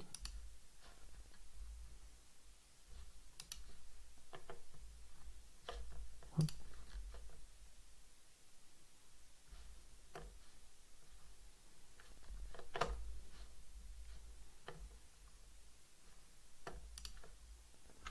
There it is. There we go. Male. Body color. Fur white. What the heck? Special zombie. Wounds.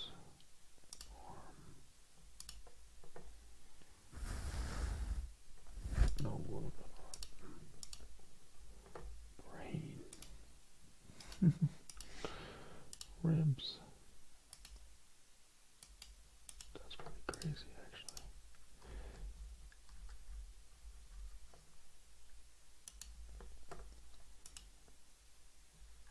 Let's open his eye. Bleeding from his eye. Look at this. They're even facing angle. They're angled. That's awesome. Mouth.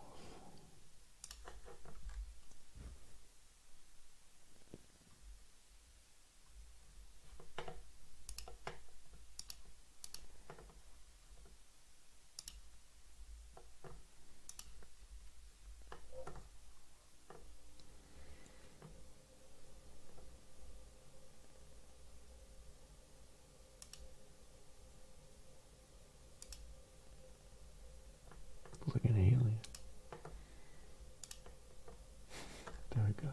Jack-o'-lantern. Vampire. Ooh, vampire.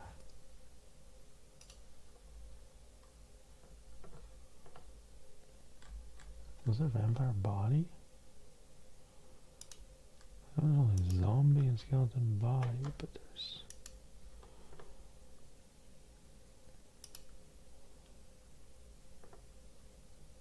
Huh.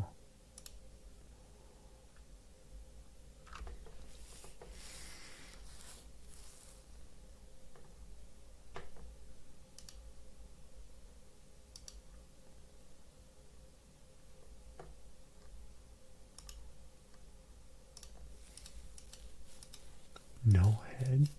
That's good. Rat.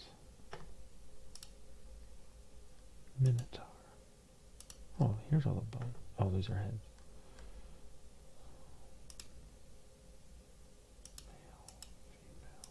Male, female, teen, child,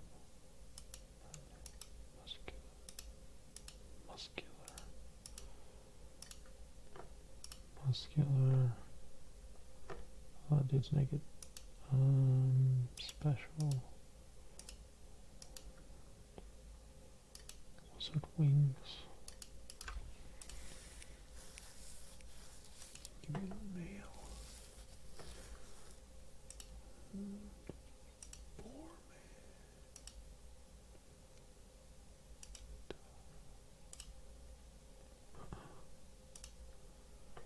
What do they have, like a wizard, orc, goblin, troll, skeleton.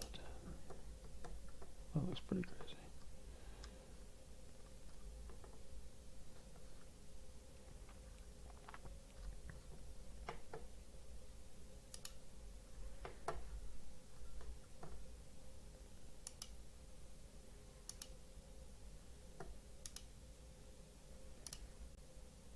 Oh, if we give him a cape, that will look like a wizard, right?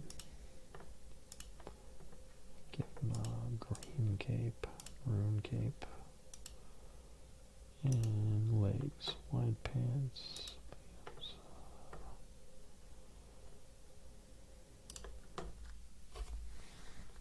black pants, maybe. Should probably stand out more. Tan pants. Walnut. Yellow pants. So ugly.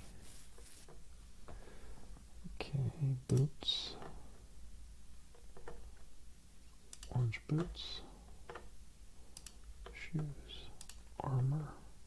There we go. Got some armor. Steel on his shoes. Ceramic. Brass. Gold. Slippers. Shoes. Hooves. Sandals. Gills. Black shoes. Red shoes. Tools. Can have a rod. What about instead of axe? It's cool.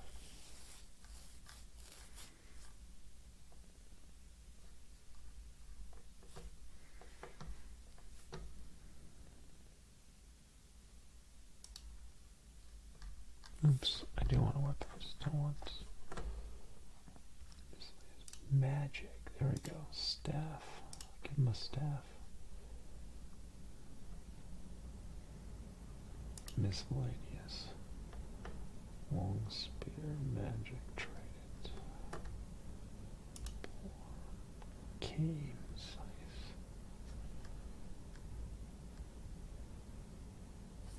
Huh. Okay.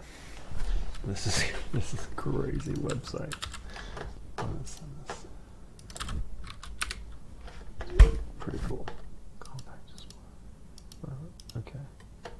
Place mask. Image download. CSV. PNG. Ooh, that's huge. Alright.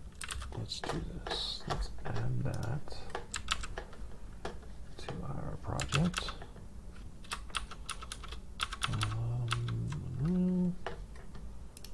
Where'd it go? Set the zombie. I guess we can go.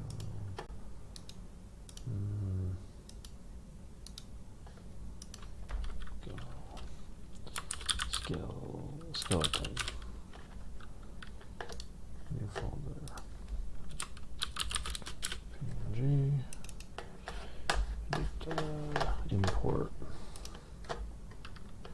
from downloads.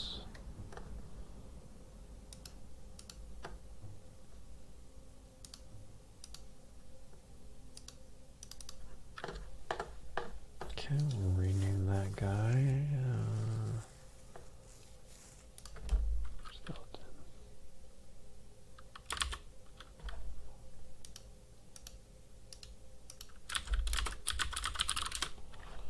Okay, and then we will create material, sprite actions, extract sprites, apply paper 2D texture settings.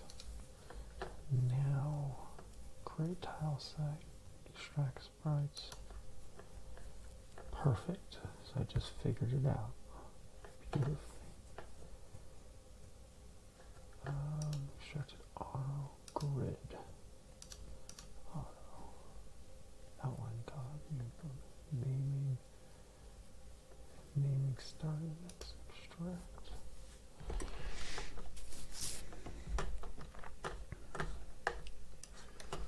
Ooh, did I extract extra stuff? Like, what are these colors? I feel like it messed up a little.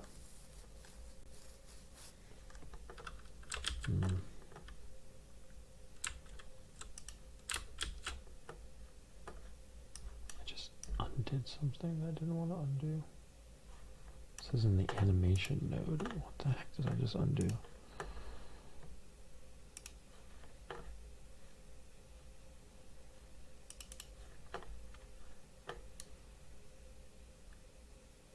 That looks fine, right?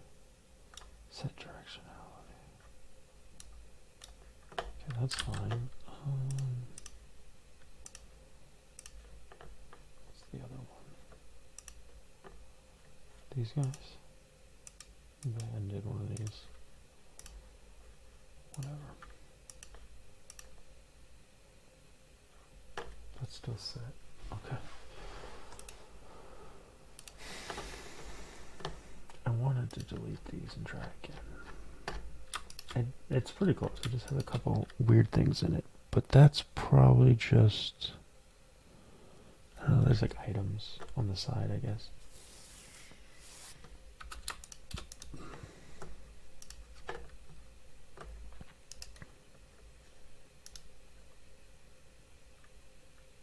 Sprite. Extract sprites.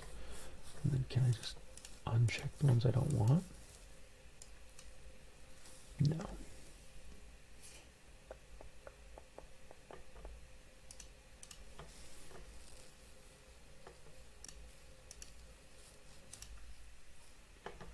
Okay, whatever. Just delete the bad files. Wait, now it's fine? How's it fine now? Oh, there we go. These things can all be deleted. Pending deleted assets. Sure they exist, yes. Okay. Ooh, what are the big heads? Oh, it messed up. Oh, I messed up that guy too. We'll see which ones we can do. I really just want the walking ones to start. Maybe that's what we should do. We should find all the walking ones. There are walking ones, right? Let's see, so I zoom in. She's kind of standing there. Or like dancing. Is that walking? Is that considered walking? Maybe this is walking up and down, up and down. And walking right. Yeah, that's walking right. Okay. So then what is idle? This might be like idle up. Idle down. Yeah, it's really hard to tell. Is he walking? Just being idle. Wow, this is actually hard to parse. Where did it go? Did the website say? Spreadsheet. Walk. Okay, so that's the walk. Up, left, down, right. Thrust. Can I just like get one at a time? Can I just get walk? That'd be easier. Create all sprites. Oh, credit. Choose custom files. Draw local files, custom Z positions. Yeah, so this is his walking up. This is walking left. This is walking down, walking right. Okay, so let's go with that. How did that come out? So this is walking up. we'll make a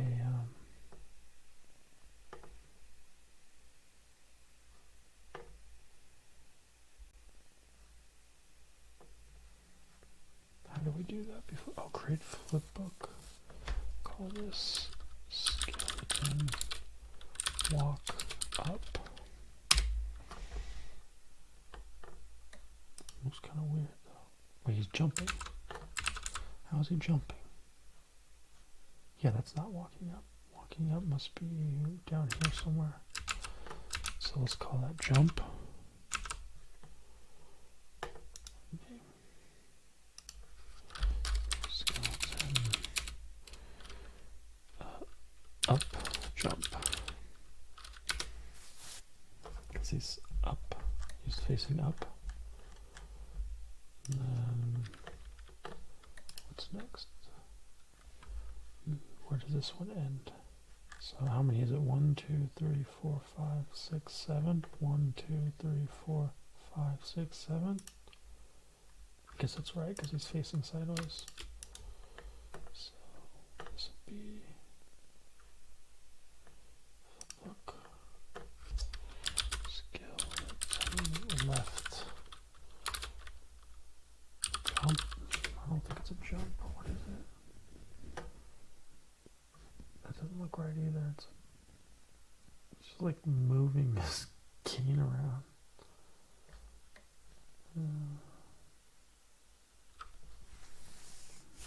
So what animation is that supposed to be? Walk thrust.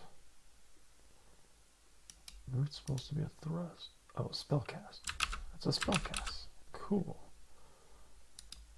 Rename left spellcast.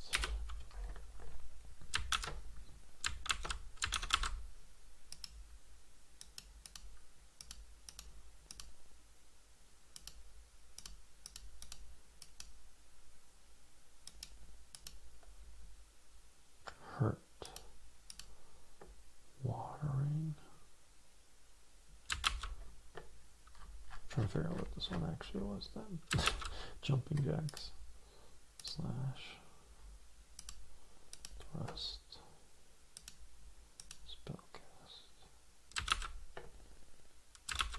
Oh, that's spellcast, yeah. Up. Spellcast. Okay. And then what?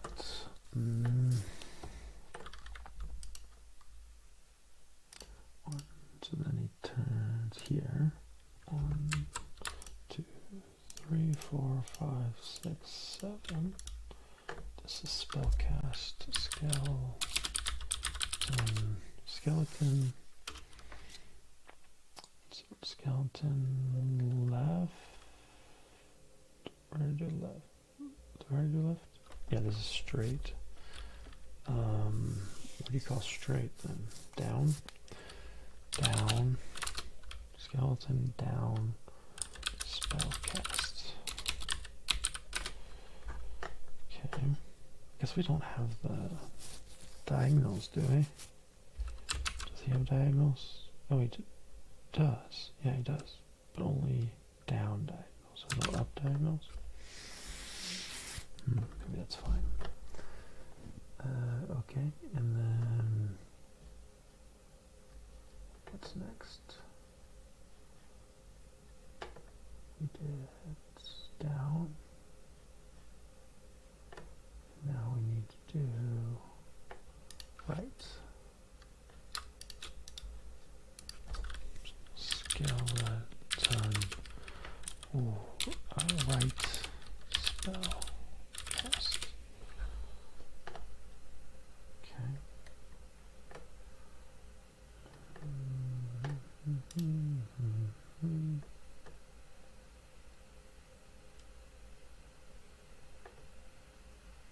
Okay, this is up something. 1, 2, 3, 4, 5, 6, 7, 8. This one have 8.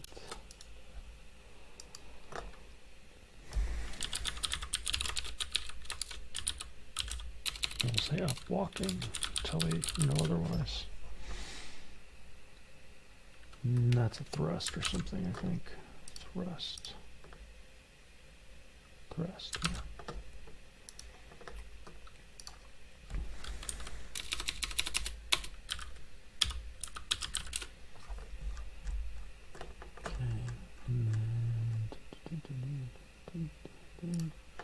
This is going to be the thrust from the left.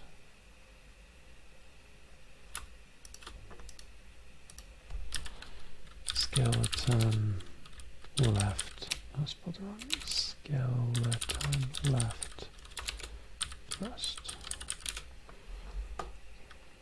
And then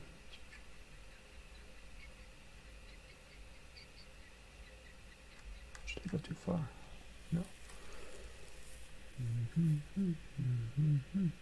Left. And this is straight.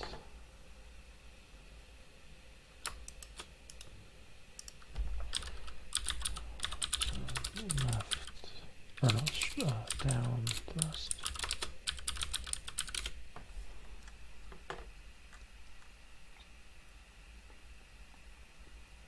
This is right. Thrust.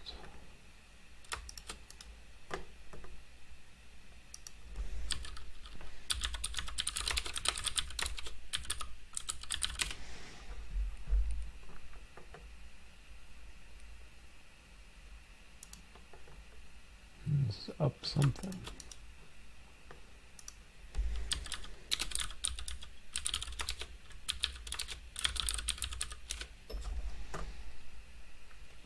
Yep, that is a walk.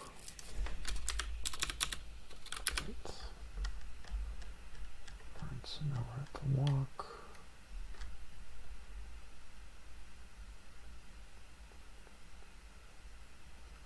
This is left walk.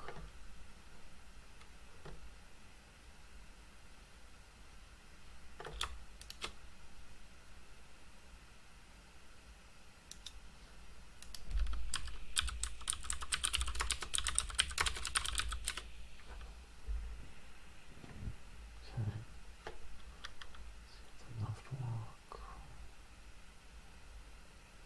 Skeleton down walk.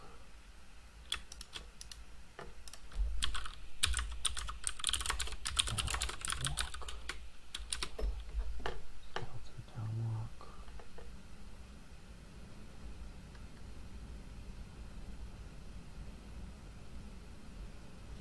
Skeleton right walk.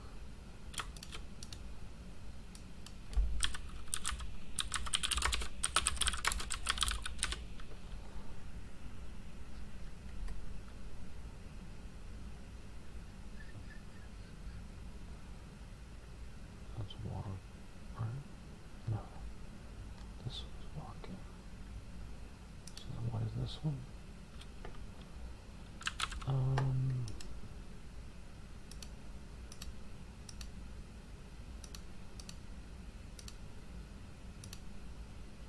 Slash. Okay. Slash. Is this slash broke though? Yeah, this one's broke. Right? Why is this here?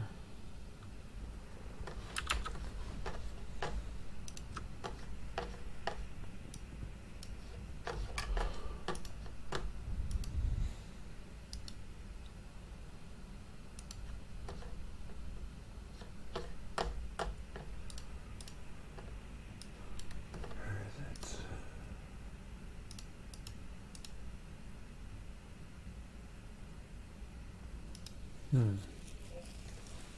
Oh, yeah, down. Yeah, this is broke. Well, it just adds a cape by itself, so maybe it's not broke. Yeah, maybe just skip that one. Okay, so this is called, what did we, slash? Slash.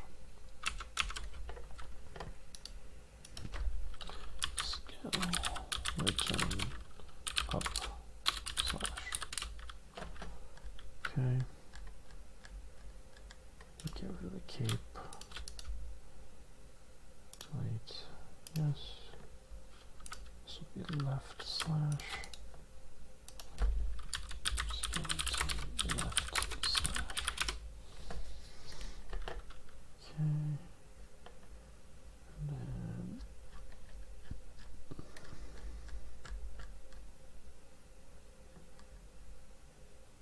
skeleton down slash.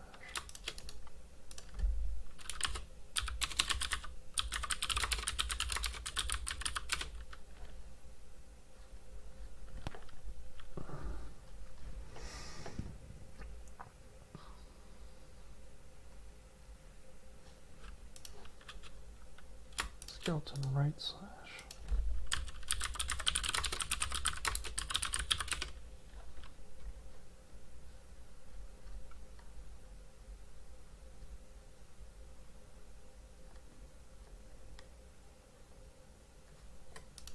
I don't know what this one is. Yeah, we can probably ignore these. These ones are broke too.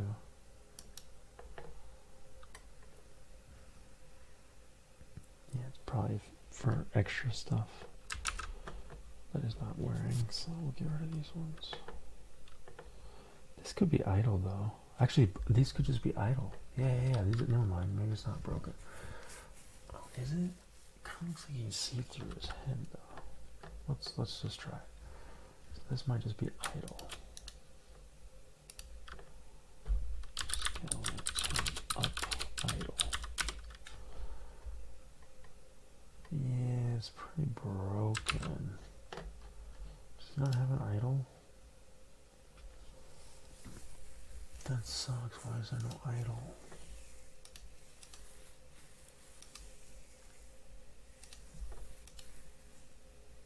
Does it shoot?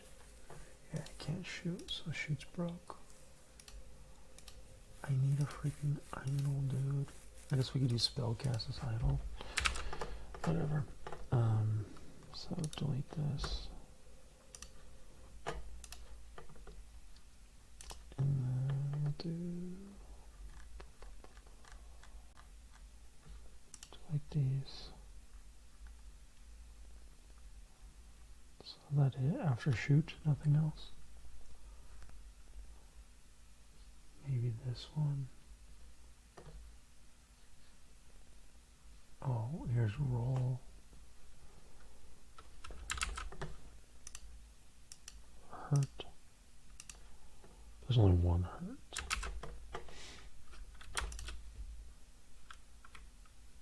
Wait, that's a hurt too, right?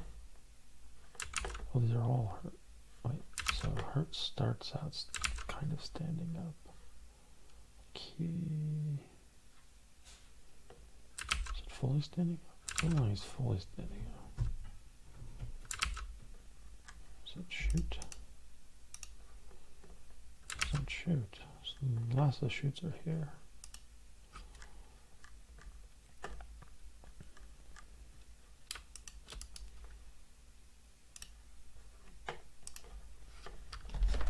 And what is this if it's not a shoot?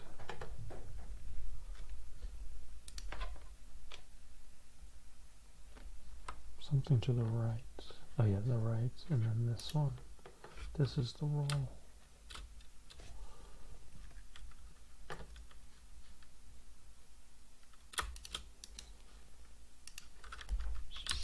Skeleton hurt.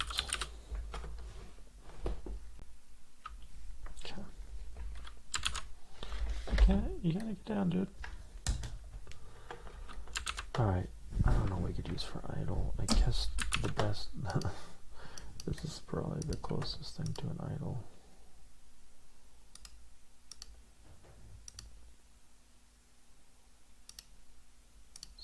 It's definitely too much, so I need a better idle, man.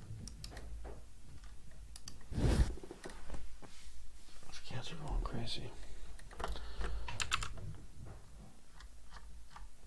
Okay, let's make a character sheet over, or what do I say? So we need a battle character. That's fine. This can be moved out of zombie because it's not zombie specific. Zombie NM. We need one of these, but for skeleton. Let's see, can we just copy it? And then, oops, I want to copy this guy. Duplicate. I'll call this one skeleton. Skeleton item source. And then skeleton item source.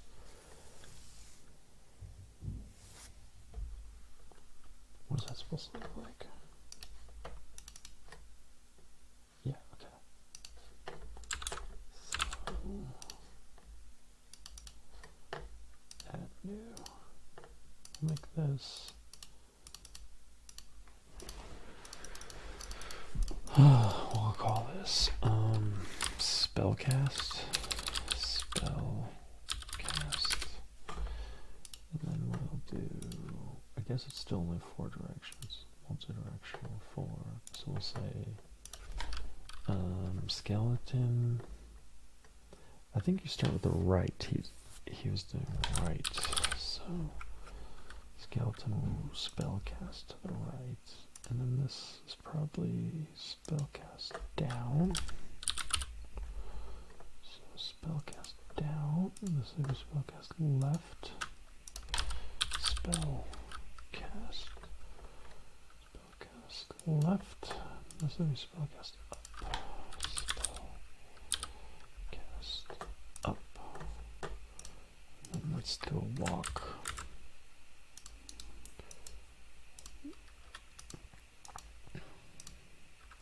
Crashed. So close. I have to finish this. 1 hour stream turning into 6.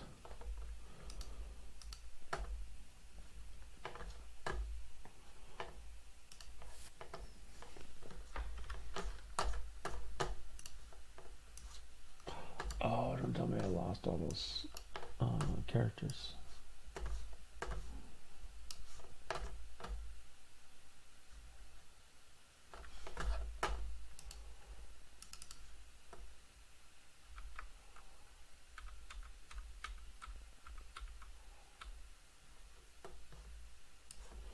Ooh, restore, please. Yes. Well, I guess I'll just restore everything. I might not. Some of them I might delete it on purpose. I don't know. I don't actually know.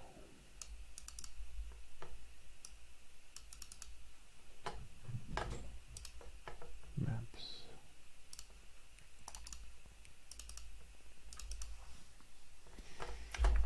Alright, let's see, skeleton, zombie, it's not there.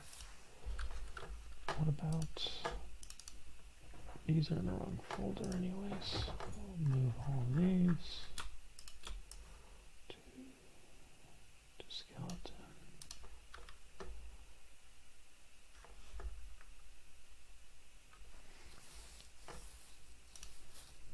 Create a new folder.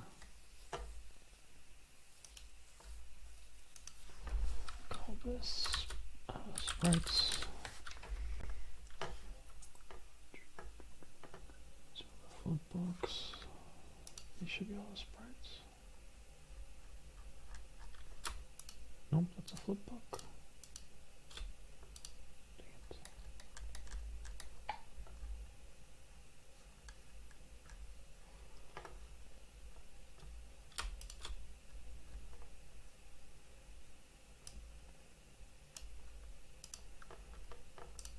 Skeleton. Flip book.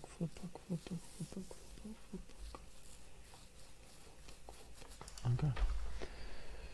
Save. And then we want to create one of these.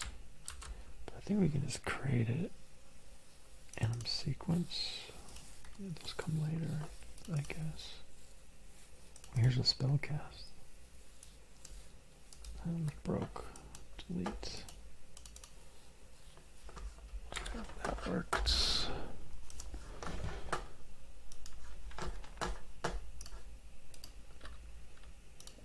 So let's just create one.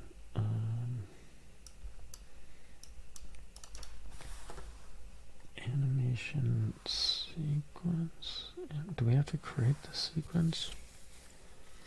Anim sequence, anim source, anim sequence, anim source. So we'll say skeleton down. The problem is do you group them? I don't remember what goes in a source, to be honest. Or a sequence. Sequence is the thing that goes inside the source. I don't think we have to create that one. I just think you have to create the anim. Huh. Okay, let's just try to create the source.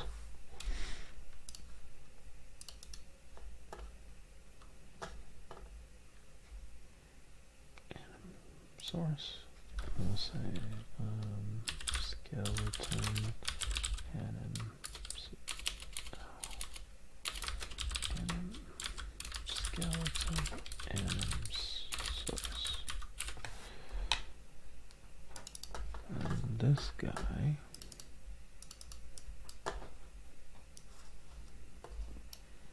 would be idle. Spellcast, file save. And this is where we say spellcast. Oh, but I want multi-directional. Yeah, so right.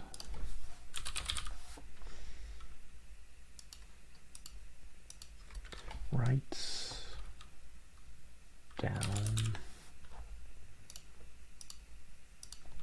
Left, up,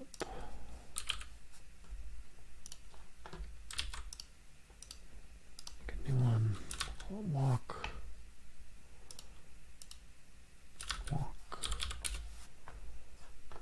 zombie, walk, or I guess I should say right,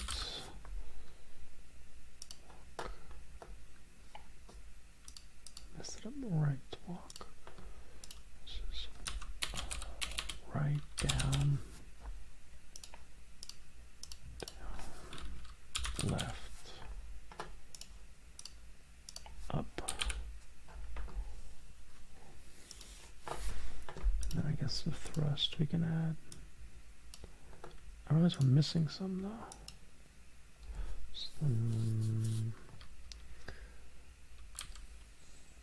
Thrust. Right.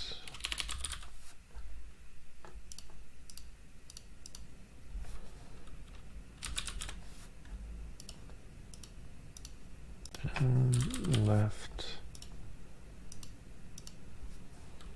up. Okay.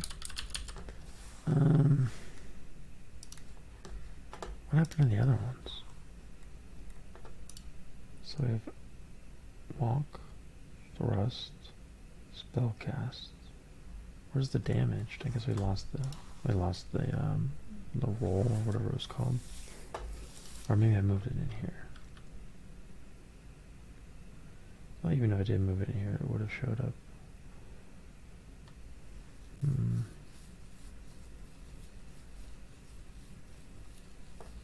Guess we can create it. It was from standing up. So I guess this. What was it called? Not roll. Skeleton hurt.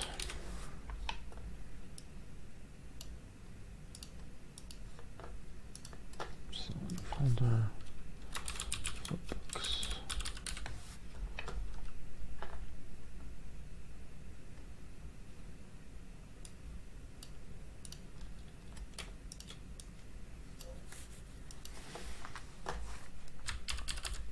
Okay, and then we need a BP, but the BP is the same, isn't it? BP is the same, except I Which is exactly the same, right? Oh, but we have to set something. Where do we set the... Or no, it's, this one is the same. It's probably the other one that's different. Where's that other one? Character. Is it this one that's different? This one sets, yeah, this one sets idle. But that's only idle. I guess that's all you need? Or no, animation. Yeah, animation here. That's it. Okay. So we probably want to update this guy. But the battle character shouldn't be zombie. He should be... So we need another blueprint. Well, we can just rename this one. If we change the sprites to spellcast down, and then if we just, if this just isn't BP, but we can like rename it to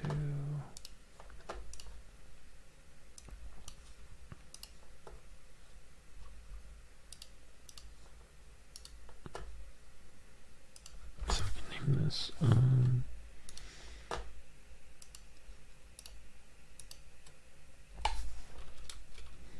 character or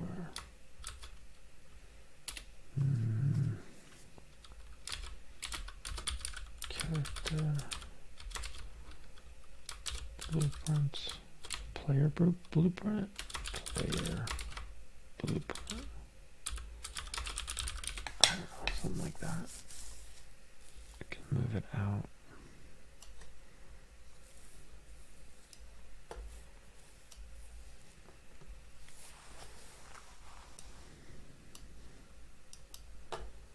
Okay, but we're still missing something.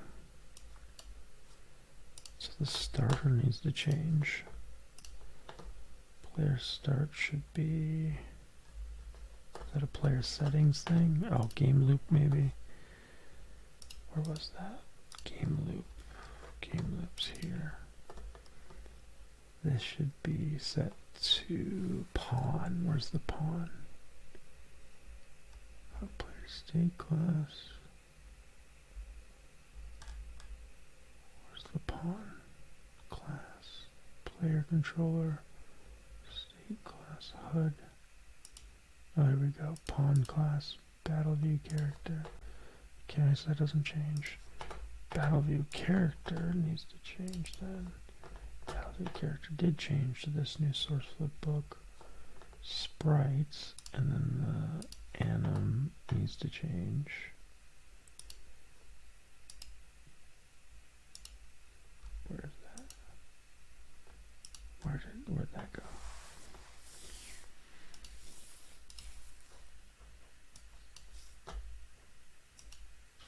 Player blueprint. Player blueprint, we already changed, right? Player blueprint doesn't mention the actual animations to play, right? Like, how does it know? Oh, okay, this is walk, play walk, and then play idle. So play idle is not a thing anymore. Okay, so this is what we're missing. Anim sequences. Okay, so we are missing a step. So let's do that. Anim sequences for skeleton. Oh, but they exist already.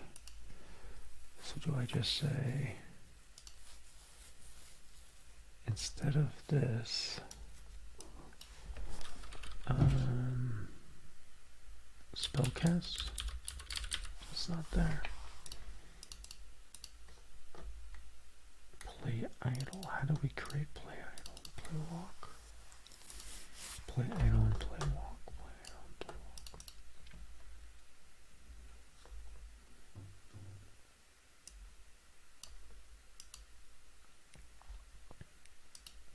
walk. Oh, play spellcast. Okay. Play walk needs to be play. Ooh, they can't both be named walk.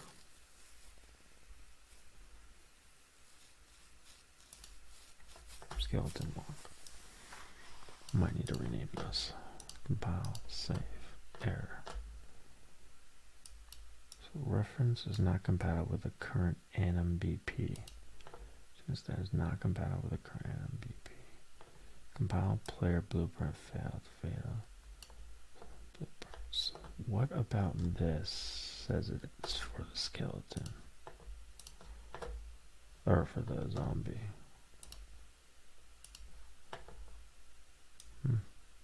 Why is this zombie specific? Anim graph? What is the problem? Cast failed. View character, anim graph. Get character. So we get the character through owning actor. Oh, I remember there was another place, like a drop down we have to select. Where's that drop down? Battle view character, target, animation.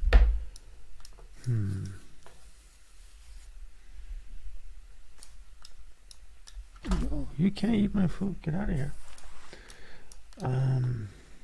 Yeah, I'm missing a step. I just don't remember where it is. There's definitely, it's probably in the battle. This guy, no, the battle. I renamed it player or something. So it's probably in the player. Where's player blueprint? Player blueprint. That's what we're looking at. So it's not the player blueprint. It's the battle view character, maybe.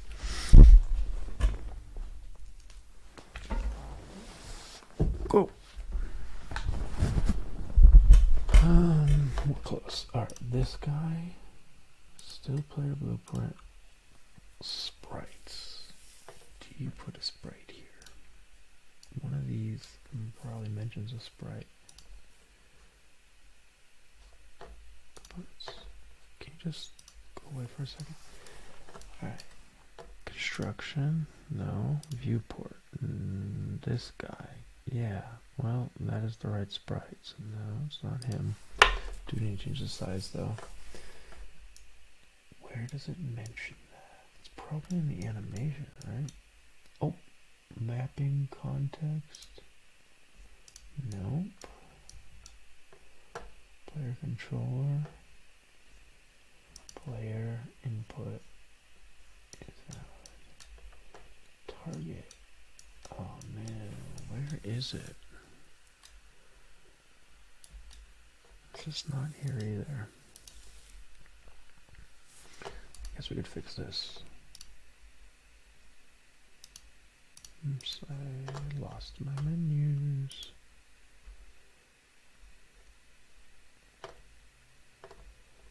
Current camera location.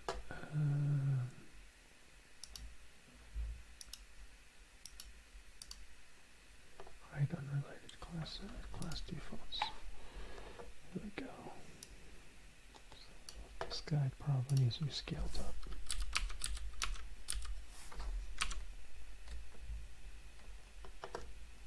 Whoa. That's the capsule.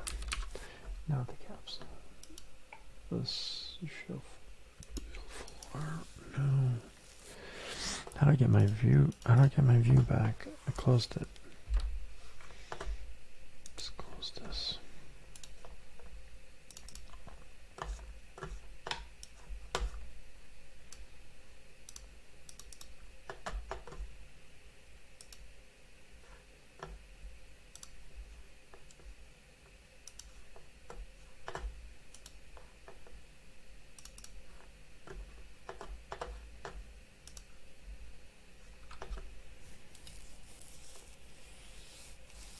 Not compatible with the current anim BP. How is it not compatible with the current anim BP? Current anim BP, anim graph. Like who told you this was the zombie or whatever? Blueprints, animations. So this is idle and walk. So how are these animations connected? Anim source. So the anim source is wrong.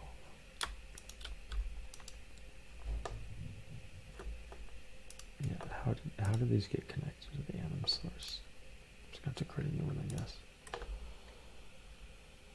It's really annoying though because they share so many things.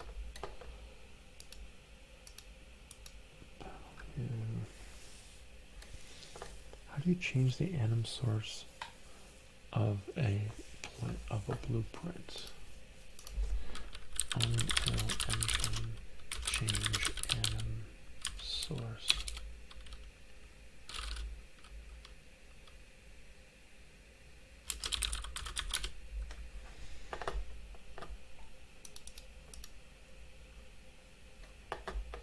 Window, asset override, window,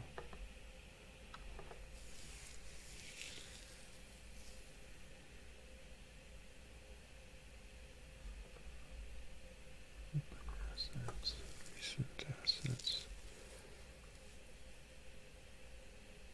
What the heck is asset override?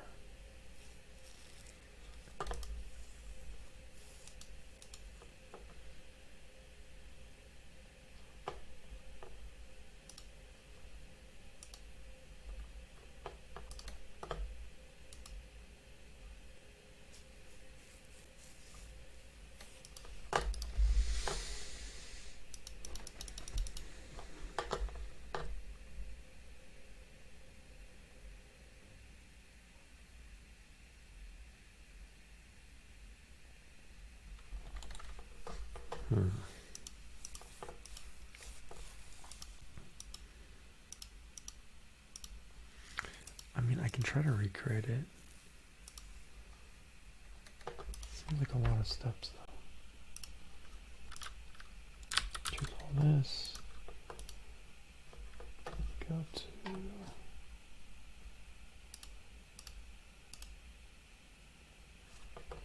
Can I just change this anim source?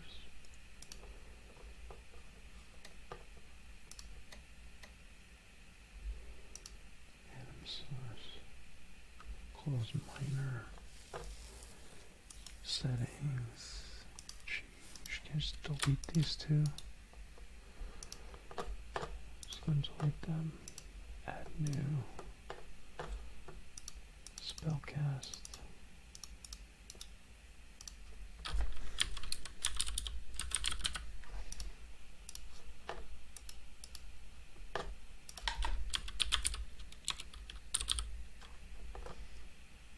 Spellcast right.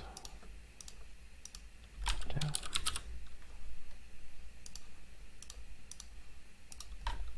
Left.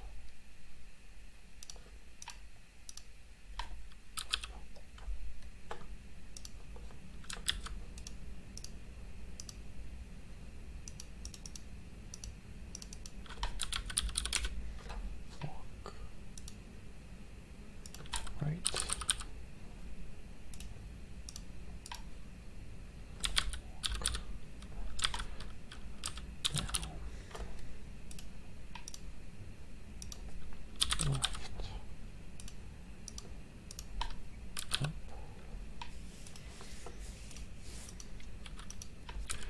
Thrust.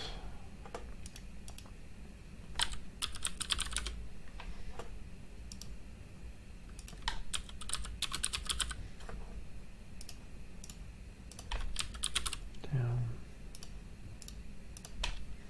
Left. Up.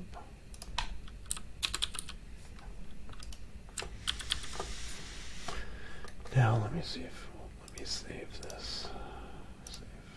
No, still broke.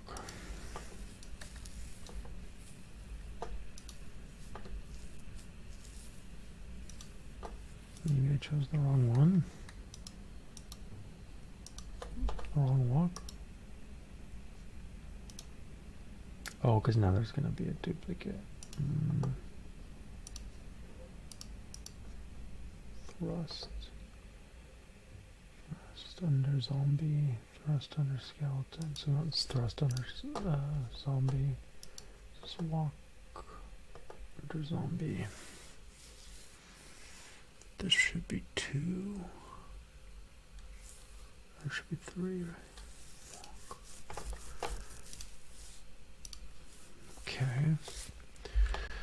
Oh, I made a mess of this. Let's see. Okay, he's really small, but he is doing something. Click. Backwards, but we're close. We're so close, guys. All right. Talking to myself. All right, so close, so close. Okay, if I just delete the zombie, maybe that'll clean things up.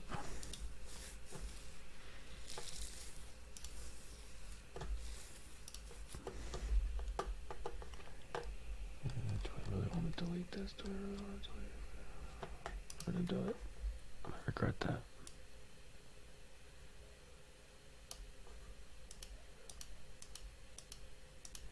Dang it.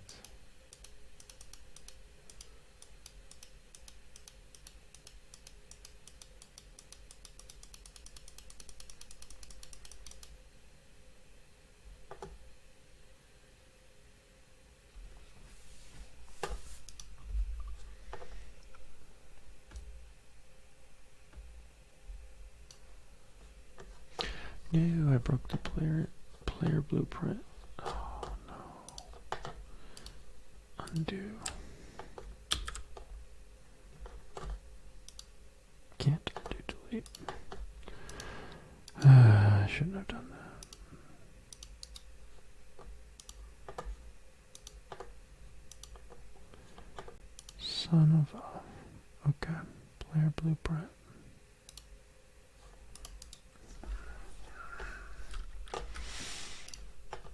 Okay, player blueprint should be... Alright, let's go back to the video.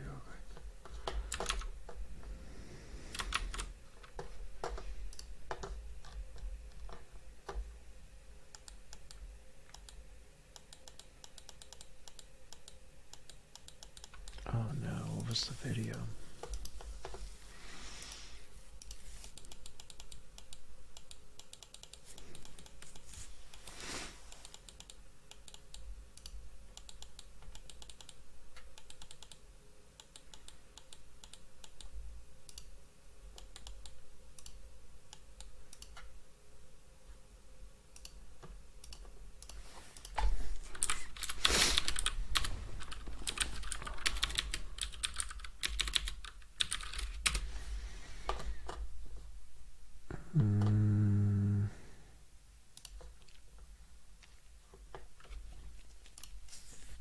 We want to go to the event on int. So this will basically fire a top-down game from this idle and open this up. Then if we just right-click and go blueprint class, then if we go to full classes, we want to search for a paper ZD character.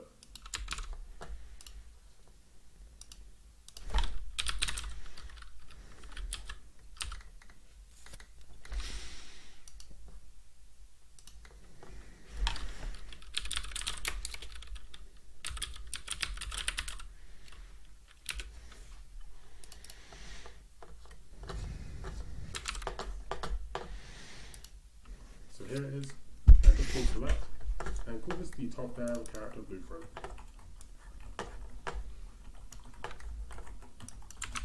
Then if we head inside here, we just want to go to sprite and select the move up idle sprite that we just made. I close the windows. Details palette, my blueprint.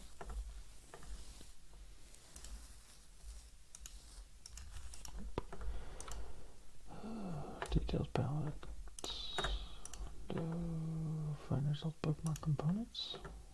Components. Okay. I think this will be. What do we decide? Thrust or spellcast? I guess spellcast. Spellcast down. Should it be a sprite instead of a animation? Oh no, hold on.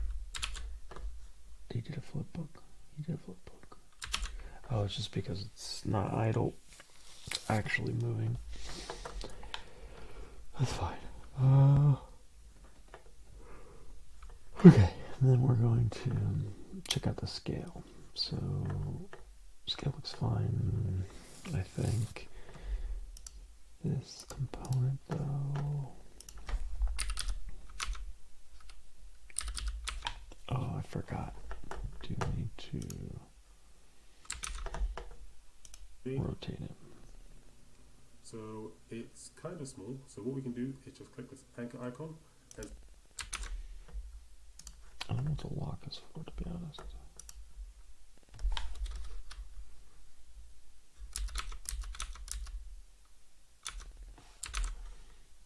scale it up. So I'm going to make mine 5, and this will increase the file size of 5 and all of its axes. So right now, we're going to view our top-down game from this camera angle. So we just need to rotate our sprite so it's matching that. So if you go to select and rotate objects, and just rotate it. Now,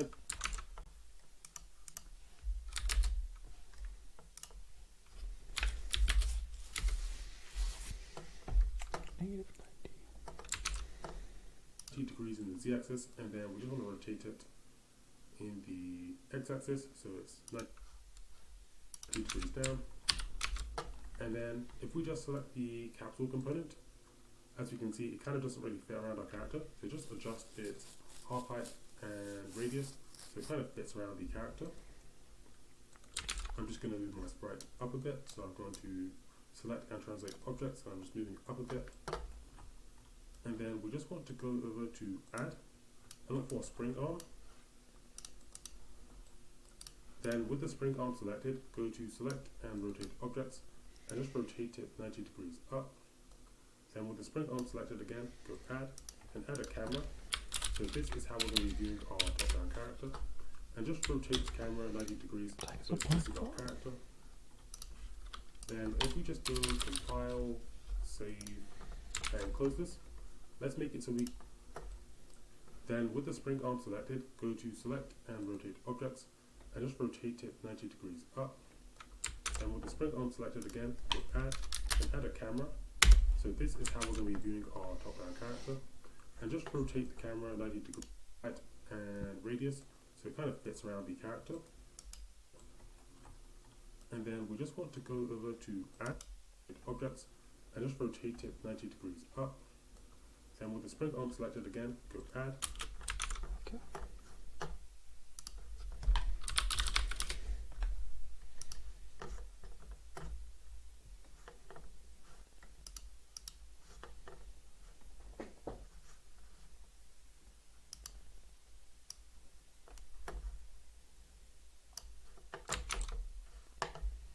And add a camera.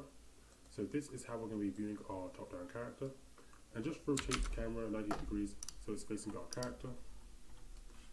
Then if we just go compile, save, and close this, let's make it so we can start the game as our top-down character.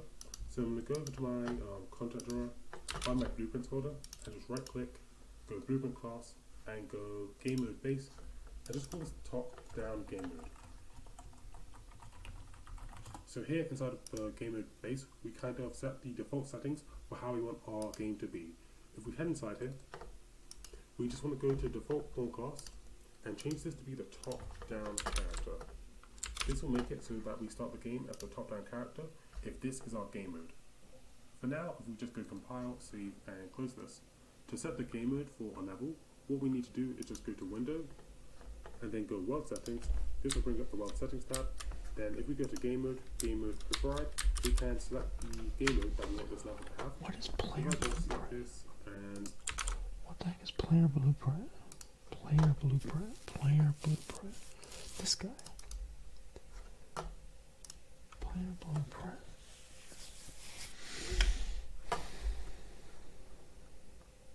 Player sequence. Unknown sequence. Player sequence. Spellcast. Walk. False. Spellcast.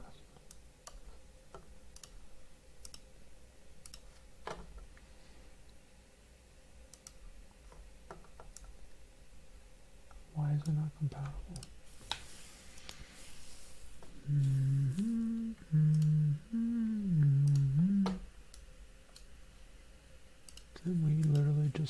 So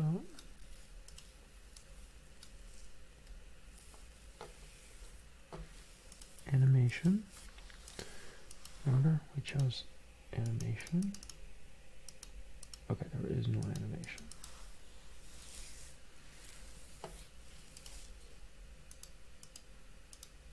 Is that what we broke? Got rid of the animation.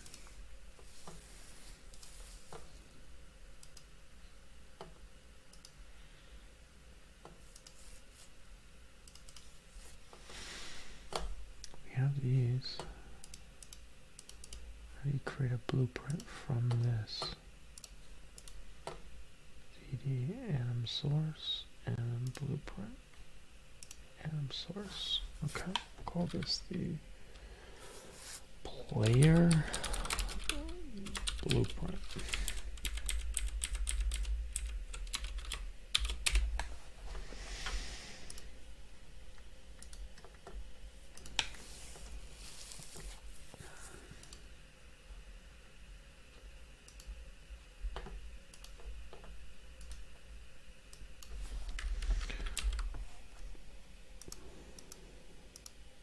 Player blueprints.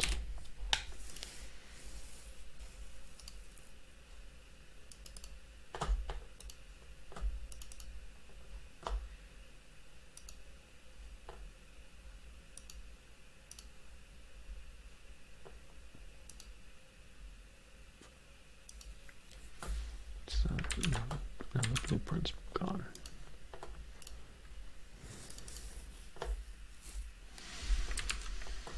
What the heck?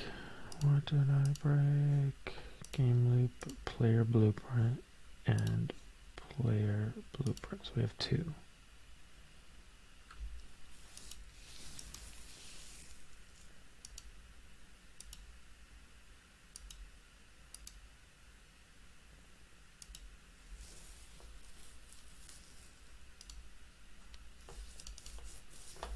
This is the one we want. So can I just like edit this?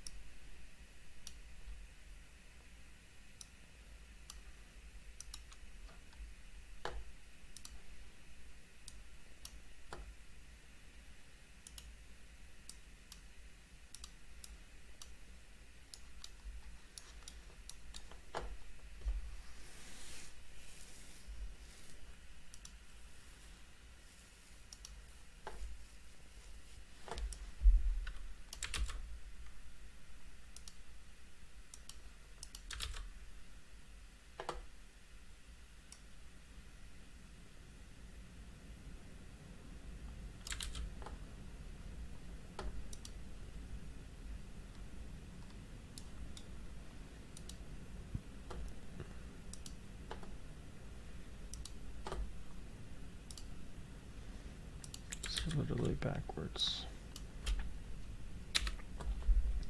Why it's backwards?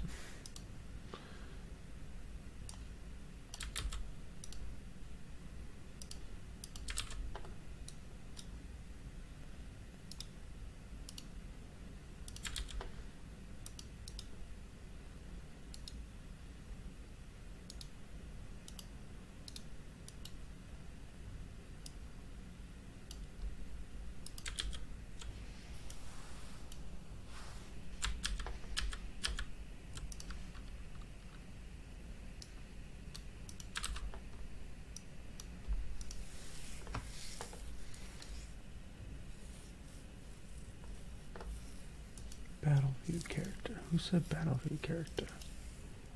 Why is this Battlefield character? Cast to Battlefield character. Cast to Battlefield. Cast to player character. So we want. Cast to player character. Then what? Then set the variable.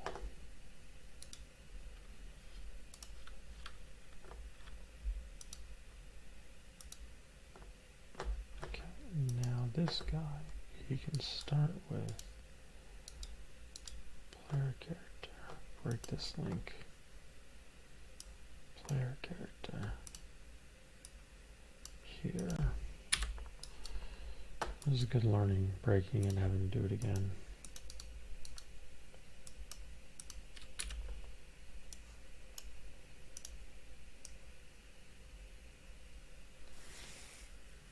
Player character reference is not compatible with battle view character object reference.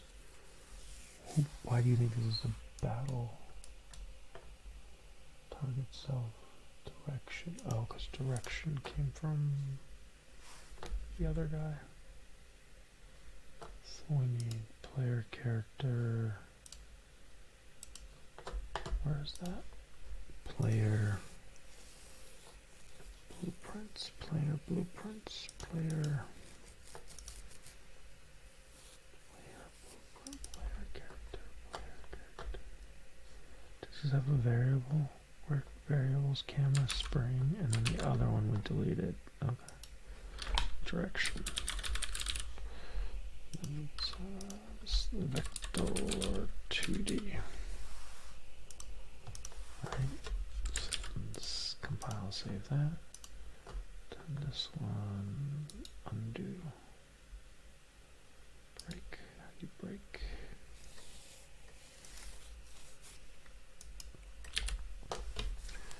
Okay, then how do we add direction? Get direction. Then that goes there.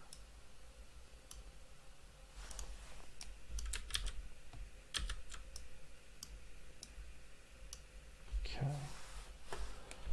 I'm sure I broke something. Yep.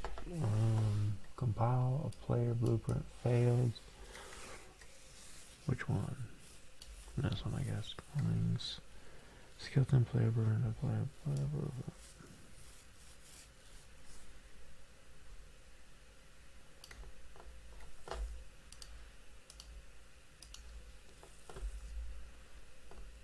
Why do we have to? Why do we have? Oh, because this guy.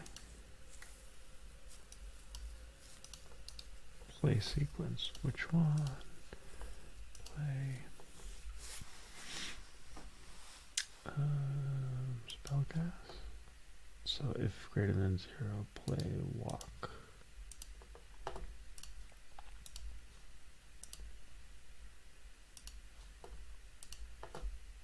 What's wrong with this?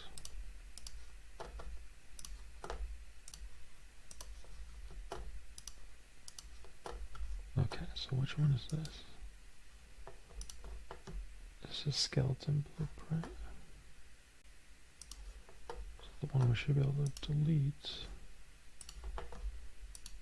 The other one. So this one.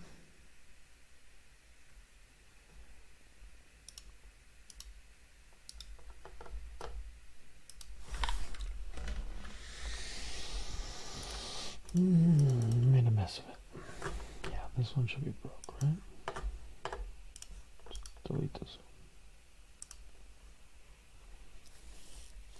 one. Battle character. This is it. Replace references with player blueprint.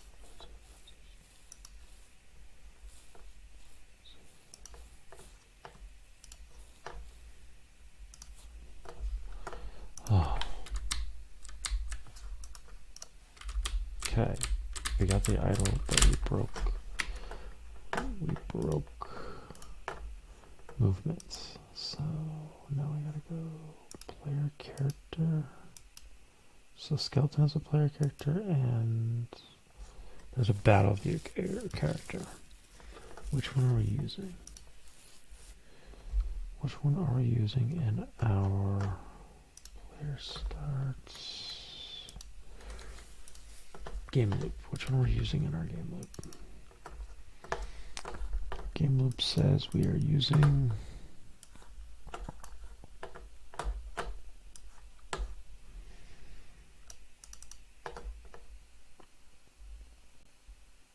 player character. Player character.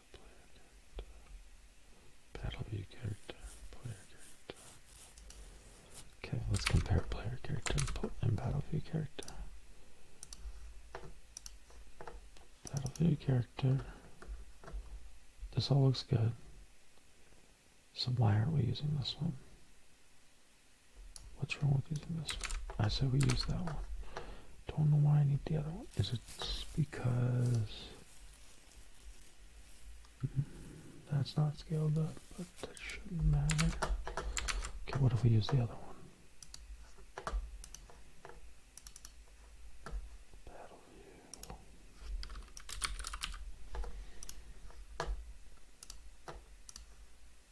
Oops, I didn't compile.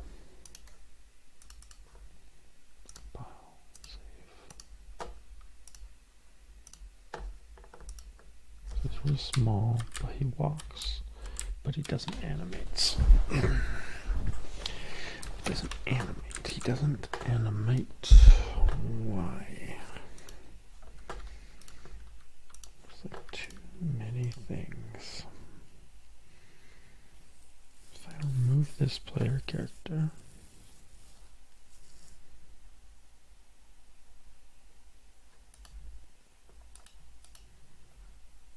which I can't even remove it. That's crazy. Why not? Why can't I remove it?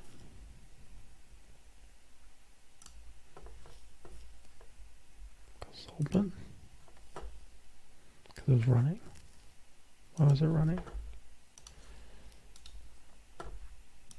Like this. So this is used by player blueprints. Okay, so replace player blueprint with battle view.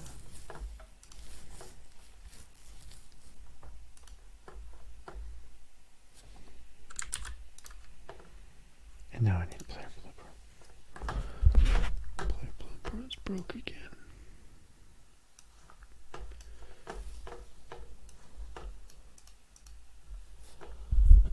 Okay, why is player blueprint broke? This one looks fine, so what's wrong with this?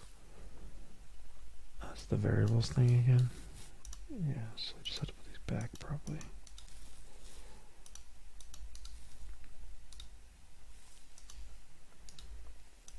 These were fine the first time. So event, this is wrong.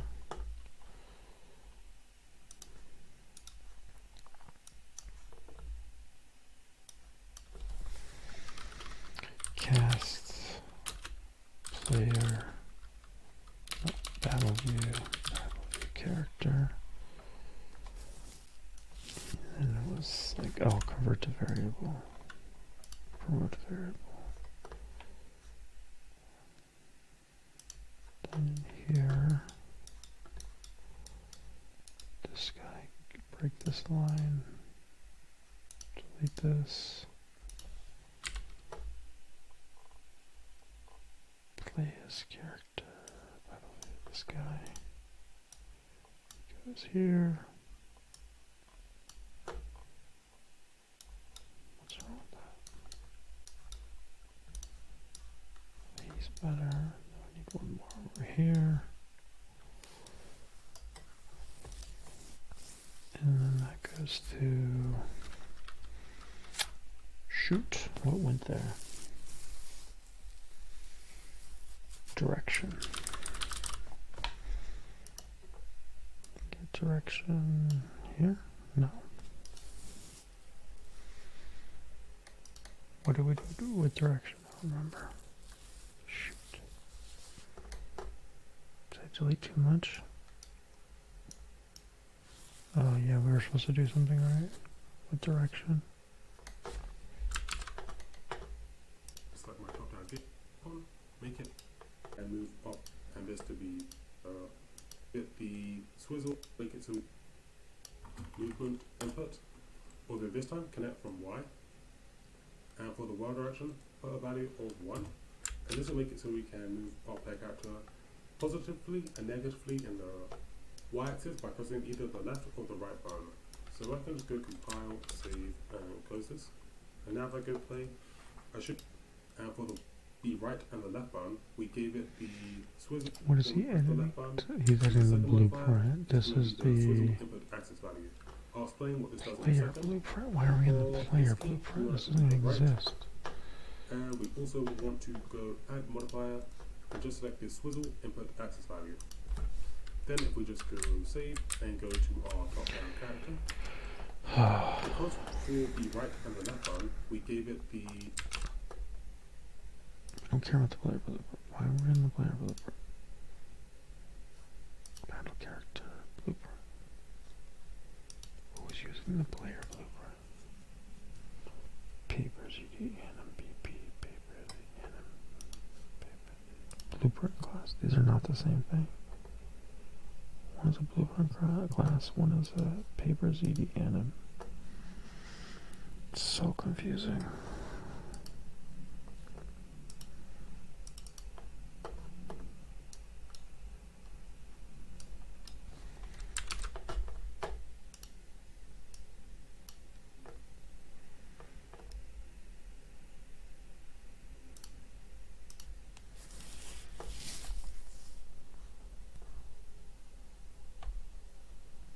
drag in our top-down character and just drag off here and look for get velocity. So this will allow us to see the speed of our character, and we just want to drag off this return value and look for vector length. And if this vector length is ever greater than 0, that basically means my player character is moving, so we'll play the moving flipbook. So if we just right click and look for blend by all and connect this into the value. Then just right click and look for the movement, so movement animations, and pull it direction into, and just select it. Then if we go over to our blueprint folder and open up the top-down character, go to the event graph. So this should be on the event of the character. So the event of the character, the event of the character, event of the character, this guy. Event should have a variable called direction, which he does. And what we want to do is create a new variable. So I think we have all this. What's missing here?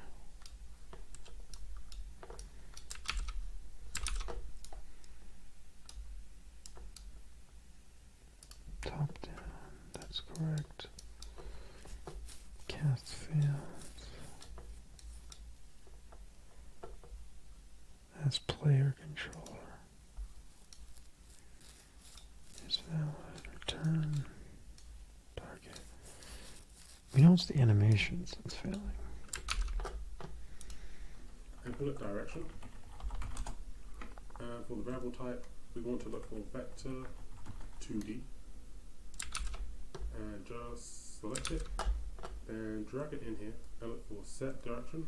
Right click on this and split the structure pin.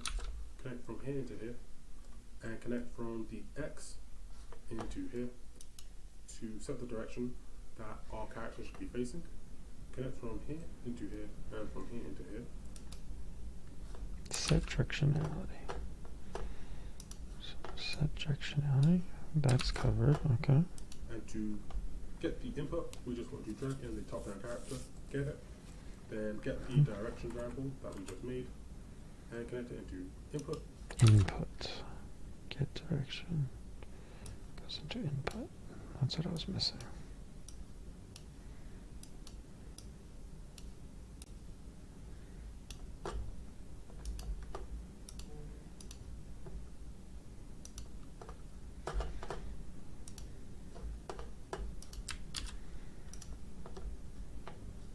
Bunch of errors.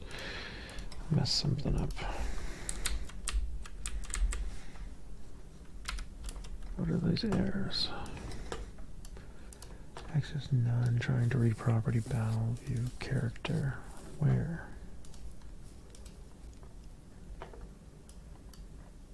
Set direction. Set direction failed. Why did set direction fail? Did I not save? Set direction. This as player character guy should be gone. As battle view character.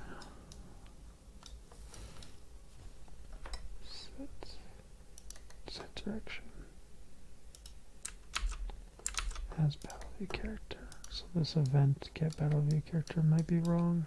Ah, I was missing this on a knit. So here on a knit.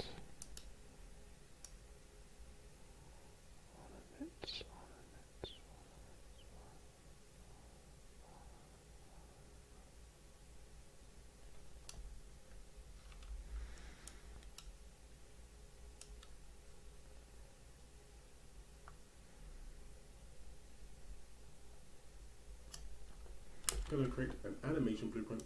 The animation blueprint no actor. So this will allow us to basically reference whatever is using this animation blueprint. We're going to make our top-down character use this animation blueprint. So if we just drag off this return value, come up broadcast to top-down character blueprint, and then Ah, I always do that. It goes on this one.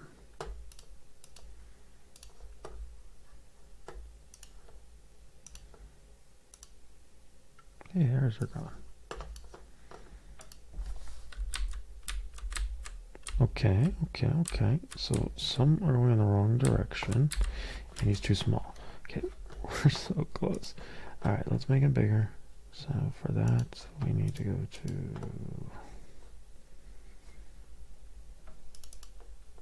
This is the one with the.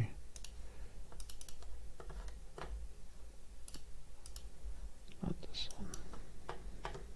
Player character, I guess. Yeah, the sprite. So we gotta make this guy much bigger. 2, 2, 2.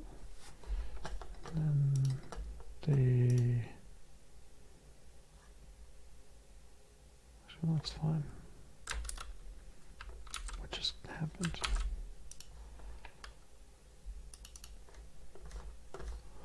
It closed.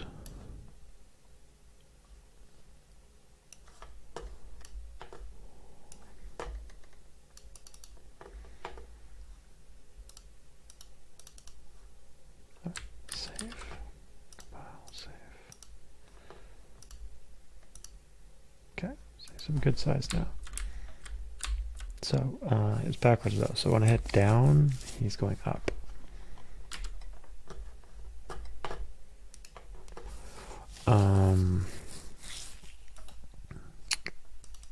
That's this one. So walking down. So he's going up when he should be going down. So this needs to be down.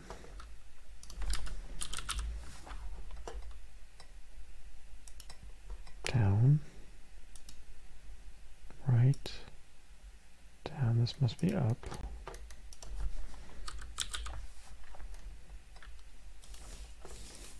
And these might be backwards. We'll see.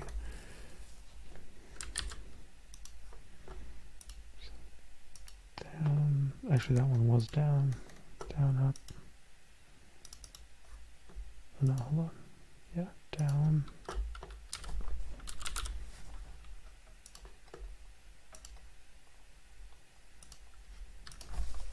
Up.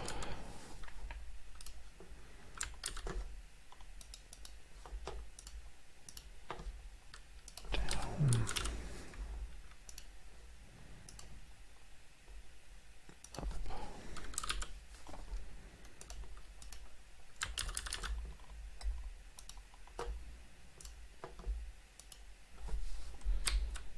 Okay, down, left, right. This is good. I want his default though to be. Yeah, so we don't have diagonals. I still want to figure out how to get diagonals. Actually, I'm curious what that Crusader game does when you're doing when you're walking diagonally. But this is it, guys. We did it. Where is it? Demon Crusade.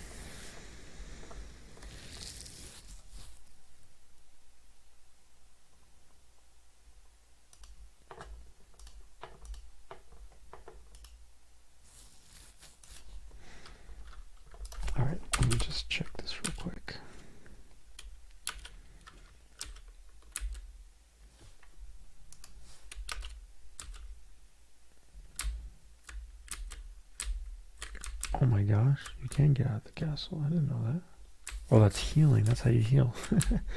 Okay, cool. Good to know. Alright, so when you're walking down, you're looking down. When you're like up, you're looking up. Okay, and when you're walking down into the left, I can't tell it's happening so fast. Is he walking? Okay, is he walking left or is he walking down or is he walking diagonal? Oh, it is diagonal, right? Let's see. So this is diagonal or it's right.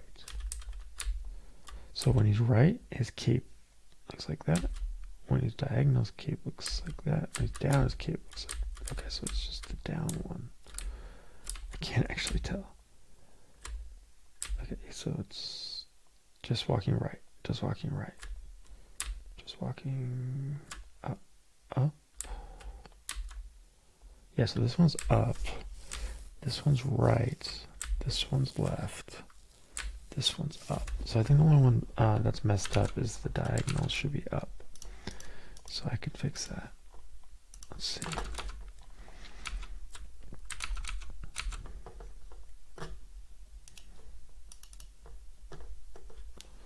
So I'm walking. We can go 8. And then these should actually be, well, I guess it's the up ones. Okay, so if this is, oh wait, now it's all messed up. What? How did I get messed up? Okay, we're gonna have to save this and see what it looks like. Up, yeah, it's all messed up. Down. Alright. Well, let's take our best shot at it. Let's just say this is down. Because that's what it was before, right? So this would be down. So then we'll say if this is down, this is up.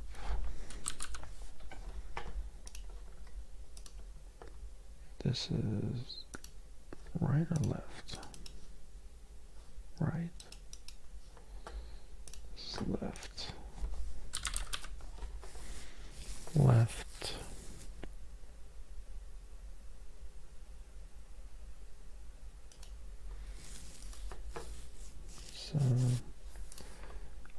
So these should all be left.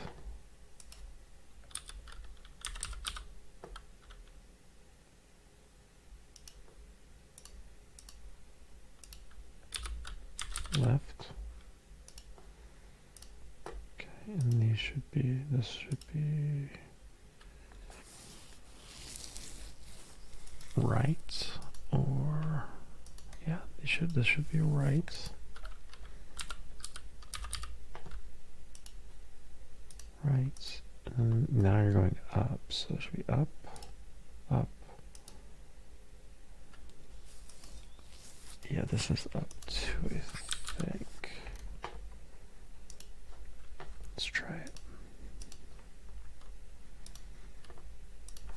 So, up, down is go to the right, goes right, down and left goes left, up and left goes left, up and up goes, or sorry, up and left it goes up and right goes up, down and left goes left, down and right goes, yeah, that's correct. And I fell off the map, I think. Cool. So that's fixed. Up.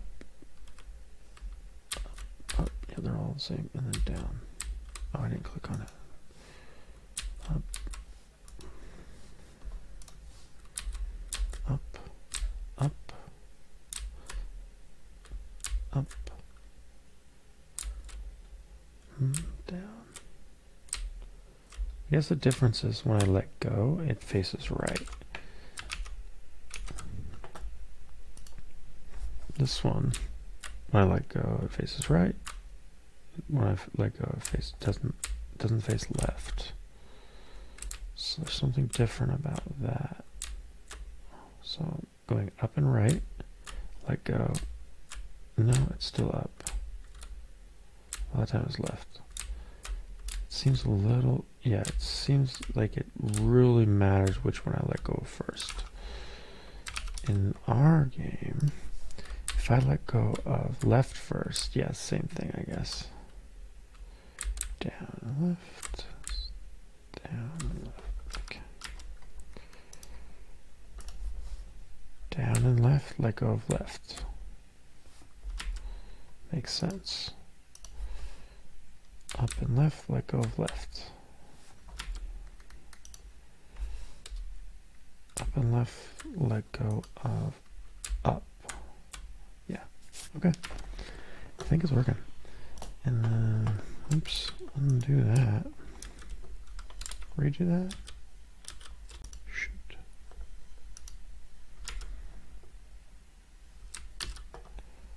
Alright, let's do this.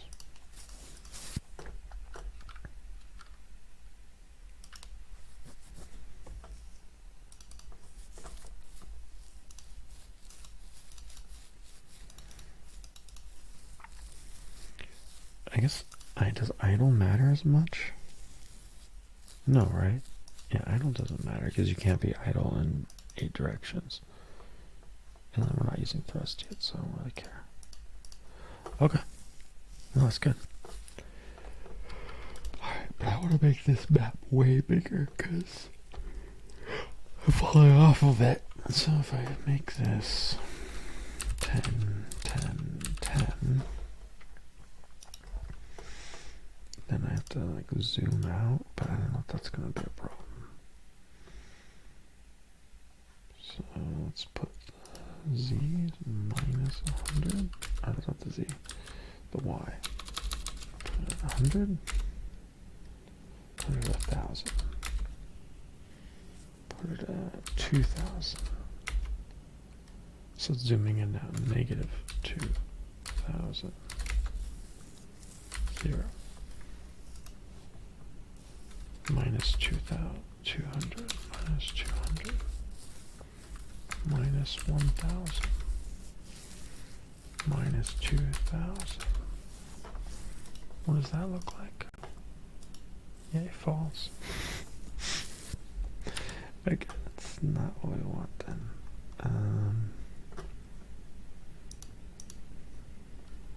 Actually, once he falls,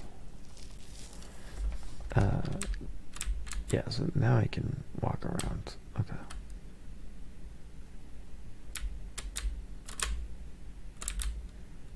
Alright, cool. Let's do this then. Let's make it minus 25. Yeah, that's fine. Alright. Oh, I want the default animation to be down. How do I do that? Not that one. This is up.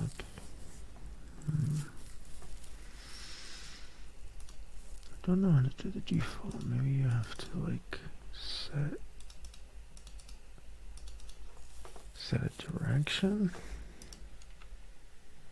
Maybe his initial direction here needs to be changed.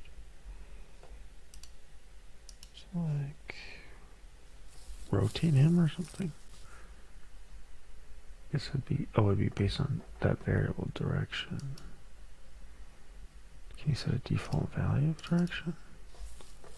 There you go. Description, value range, is there defaults?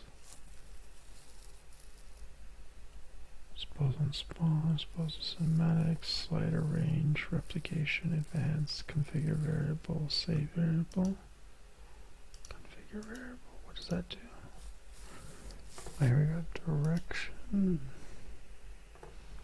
Maybe we start out with 1 and 1. I don't actually know. Compile, save. See if that did the trick. Nope. Okay, let's try again. Not that one. -1, -1.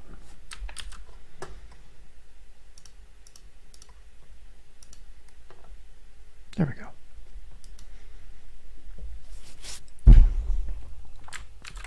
Let's record a little video here.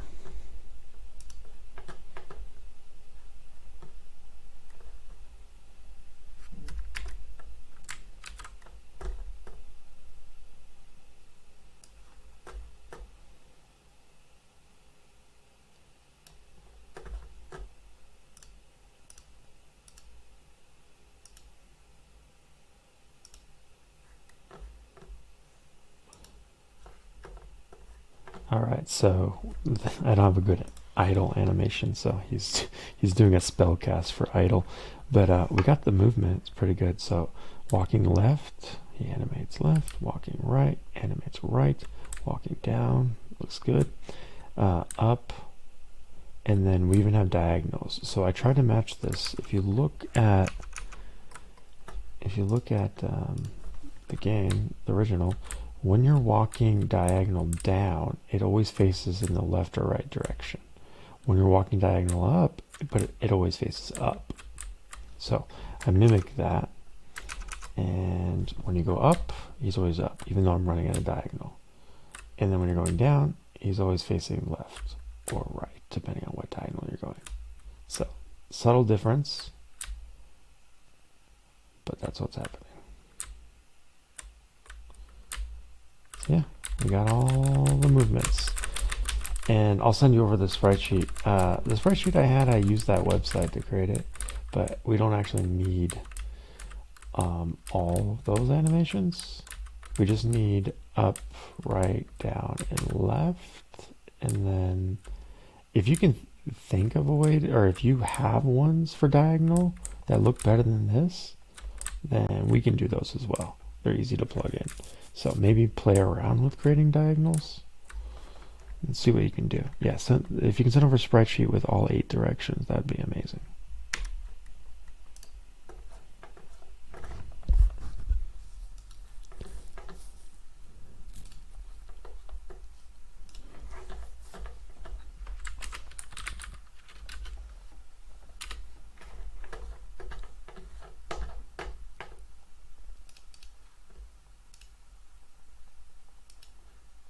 Oh, I don't think that video worked. Came out weird. What happened?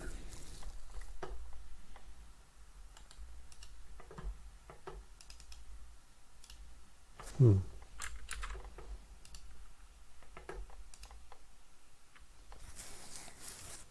right, testing.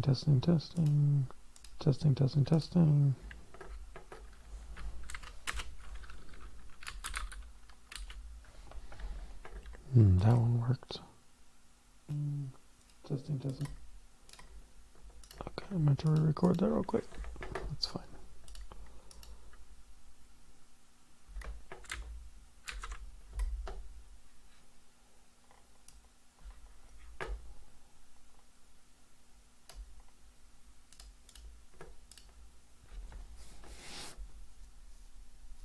Alright, so this is my idle animation. He's doing a spell cast. I use that website that generates sprite sheets for you.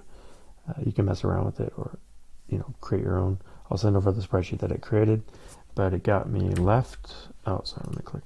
Got me left, right, down, up, and then for diagonals, I checked. Oh, an idle. We need a better idle, but whatever. For diagonals, when you're going down, it always faces left or right. So this is diagonal right, diagonal left. But when you're going up, it always faces up. So diagonal left, diagonal right. It's always facing up. And that matches the original game. You can see here, if I just go diagonal right, he's facing up, diagonal left, facing up, diagonal down, facing, left, or diagonal right down, he's facing right. Let's see. So we match that. So yeah, if you can give me some sprites that include all 8 directions. It would look even better probably, but it doesn't look like they have it in the original, so up to you. But like for example, when I'm going up and left, instead of just up, it should actually be tilted and moving a little to the left, or up and right, tilted a little to the right or something. Same thing with down, instead of just like walking down, maybe angle them a bit. So if you could get all 8 directions, that would be even better. But we could make it work either way.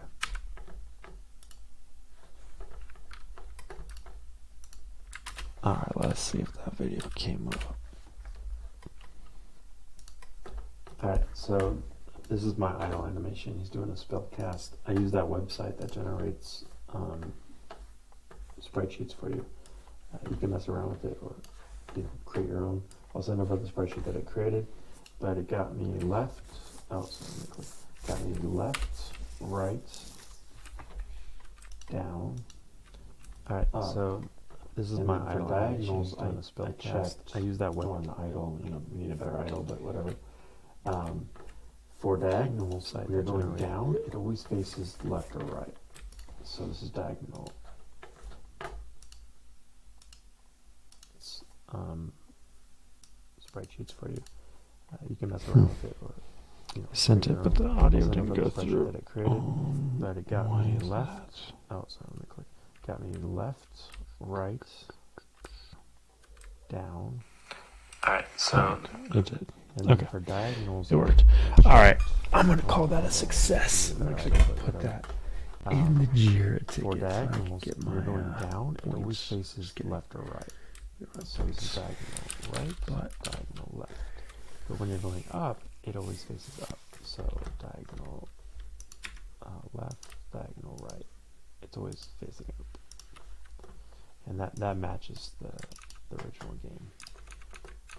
All right. So, do we make a flipbook? Yes, we did. Do we hook up the basic controller character that uses a flipbook? Yes, we did. So, diagonal down, facing or left, sorry, left, or diagonal right down is facing right. How can I prove this is we match that?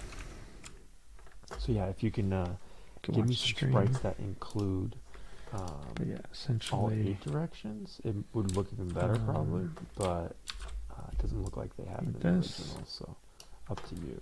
But like for example, when I'm going up and left, instead of just up, these two they should actually be tilted and moving a little to the left, or up and right, tilted a little to the right or something. Same thing with down, instead of just like walking down, maybe angle a bit.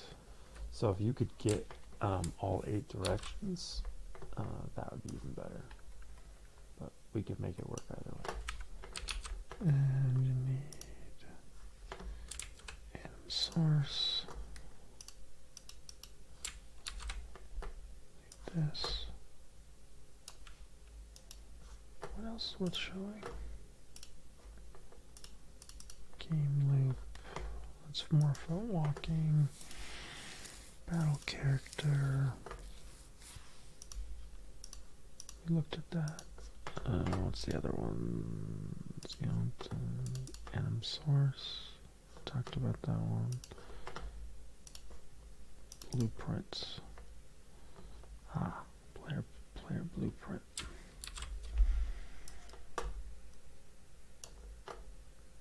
And then there's the anim graph as well. We can probably move these in closer.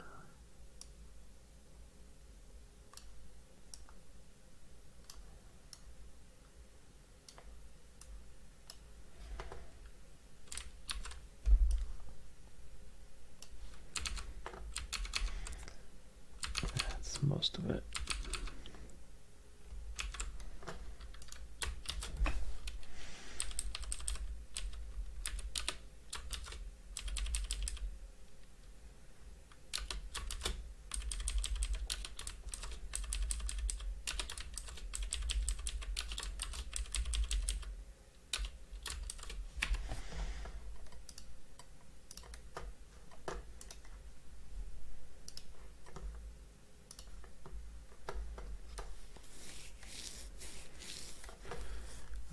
to add character stats. Got basic view scrolling for a single tile. I don't have view scrolling yet. Keep player in the center until the last person. Yeah, I don't have that yet. Okay, so that's next on our list. I guess I will add the video here too then.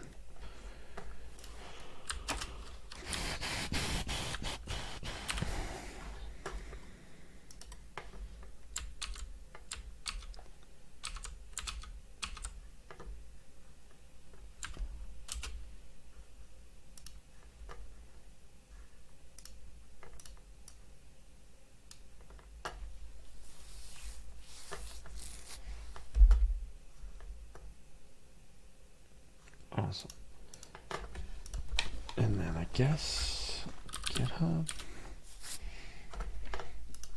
What's the best place to put this code? I guess I'll just put it in Drive for now.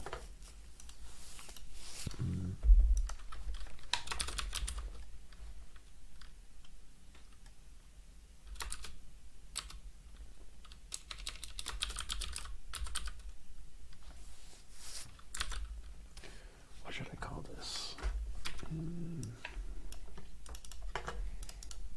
Say documentation. We can put these three things in documentation. And then this should be shared. Okay, cool. Sorry. Delete emails. Folder, not new upload. Yeah, what am I trying to do? New folder. We'll call this demos. And then we'll do one more time.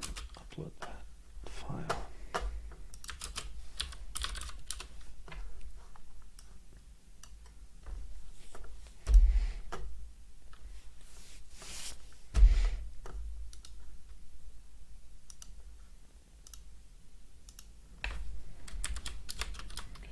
And player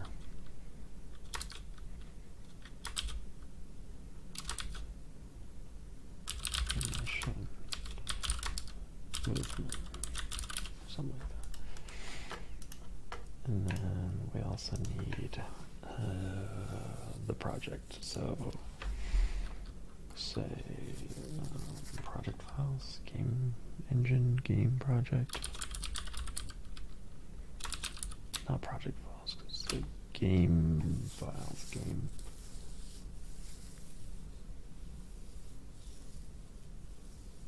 Oh, hey, Halo Jin, I just saw your message. Sorry, I missed it. You said, no, you're not. No, you're not what? About to finish? Because I keep saying I'm going to leave and then I don't. All right, new folder.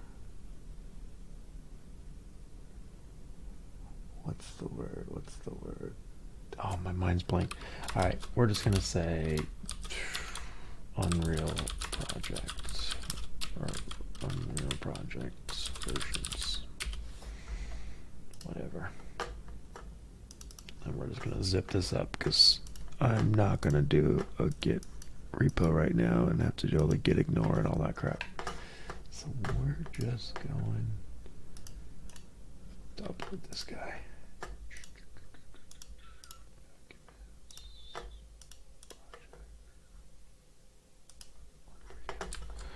Alright, we're going to close Unreal so we don't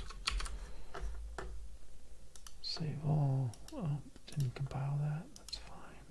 Save all. Cool. I'll zip it.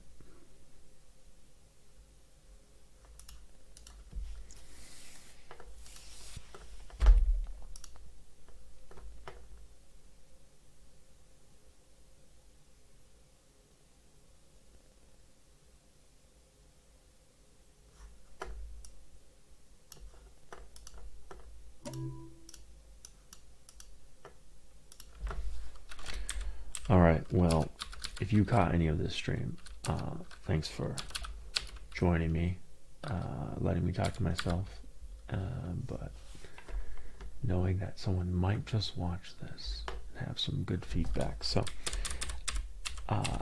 appreciate you sticking around. I'm tired, so I'm going to go to sleep. But we can't end the stream without a little more AI. So, I'm going to say, ChatGPT,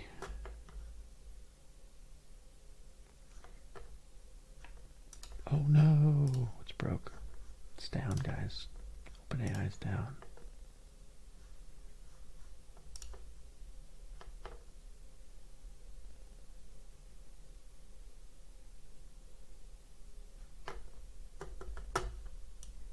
Oh, I guess it's, yeah, it is down.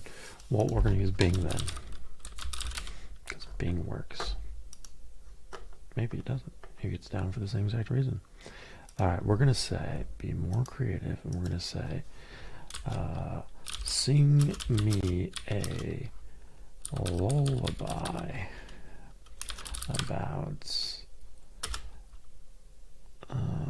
how we had a good day streaming on Twitch while making a retro game in Unreal Engine and using AI as much as we could. Make it short and make it rhyme. Alright, let's see.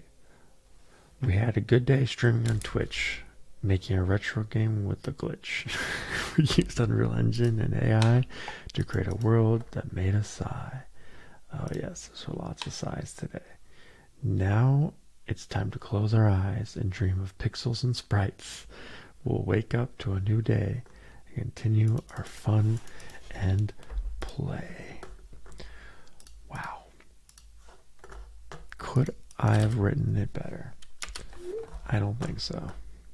Alright, droids. Thanks for watching.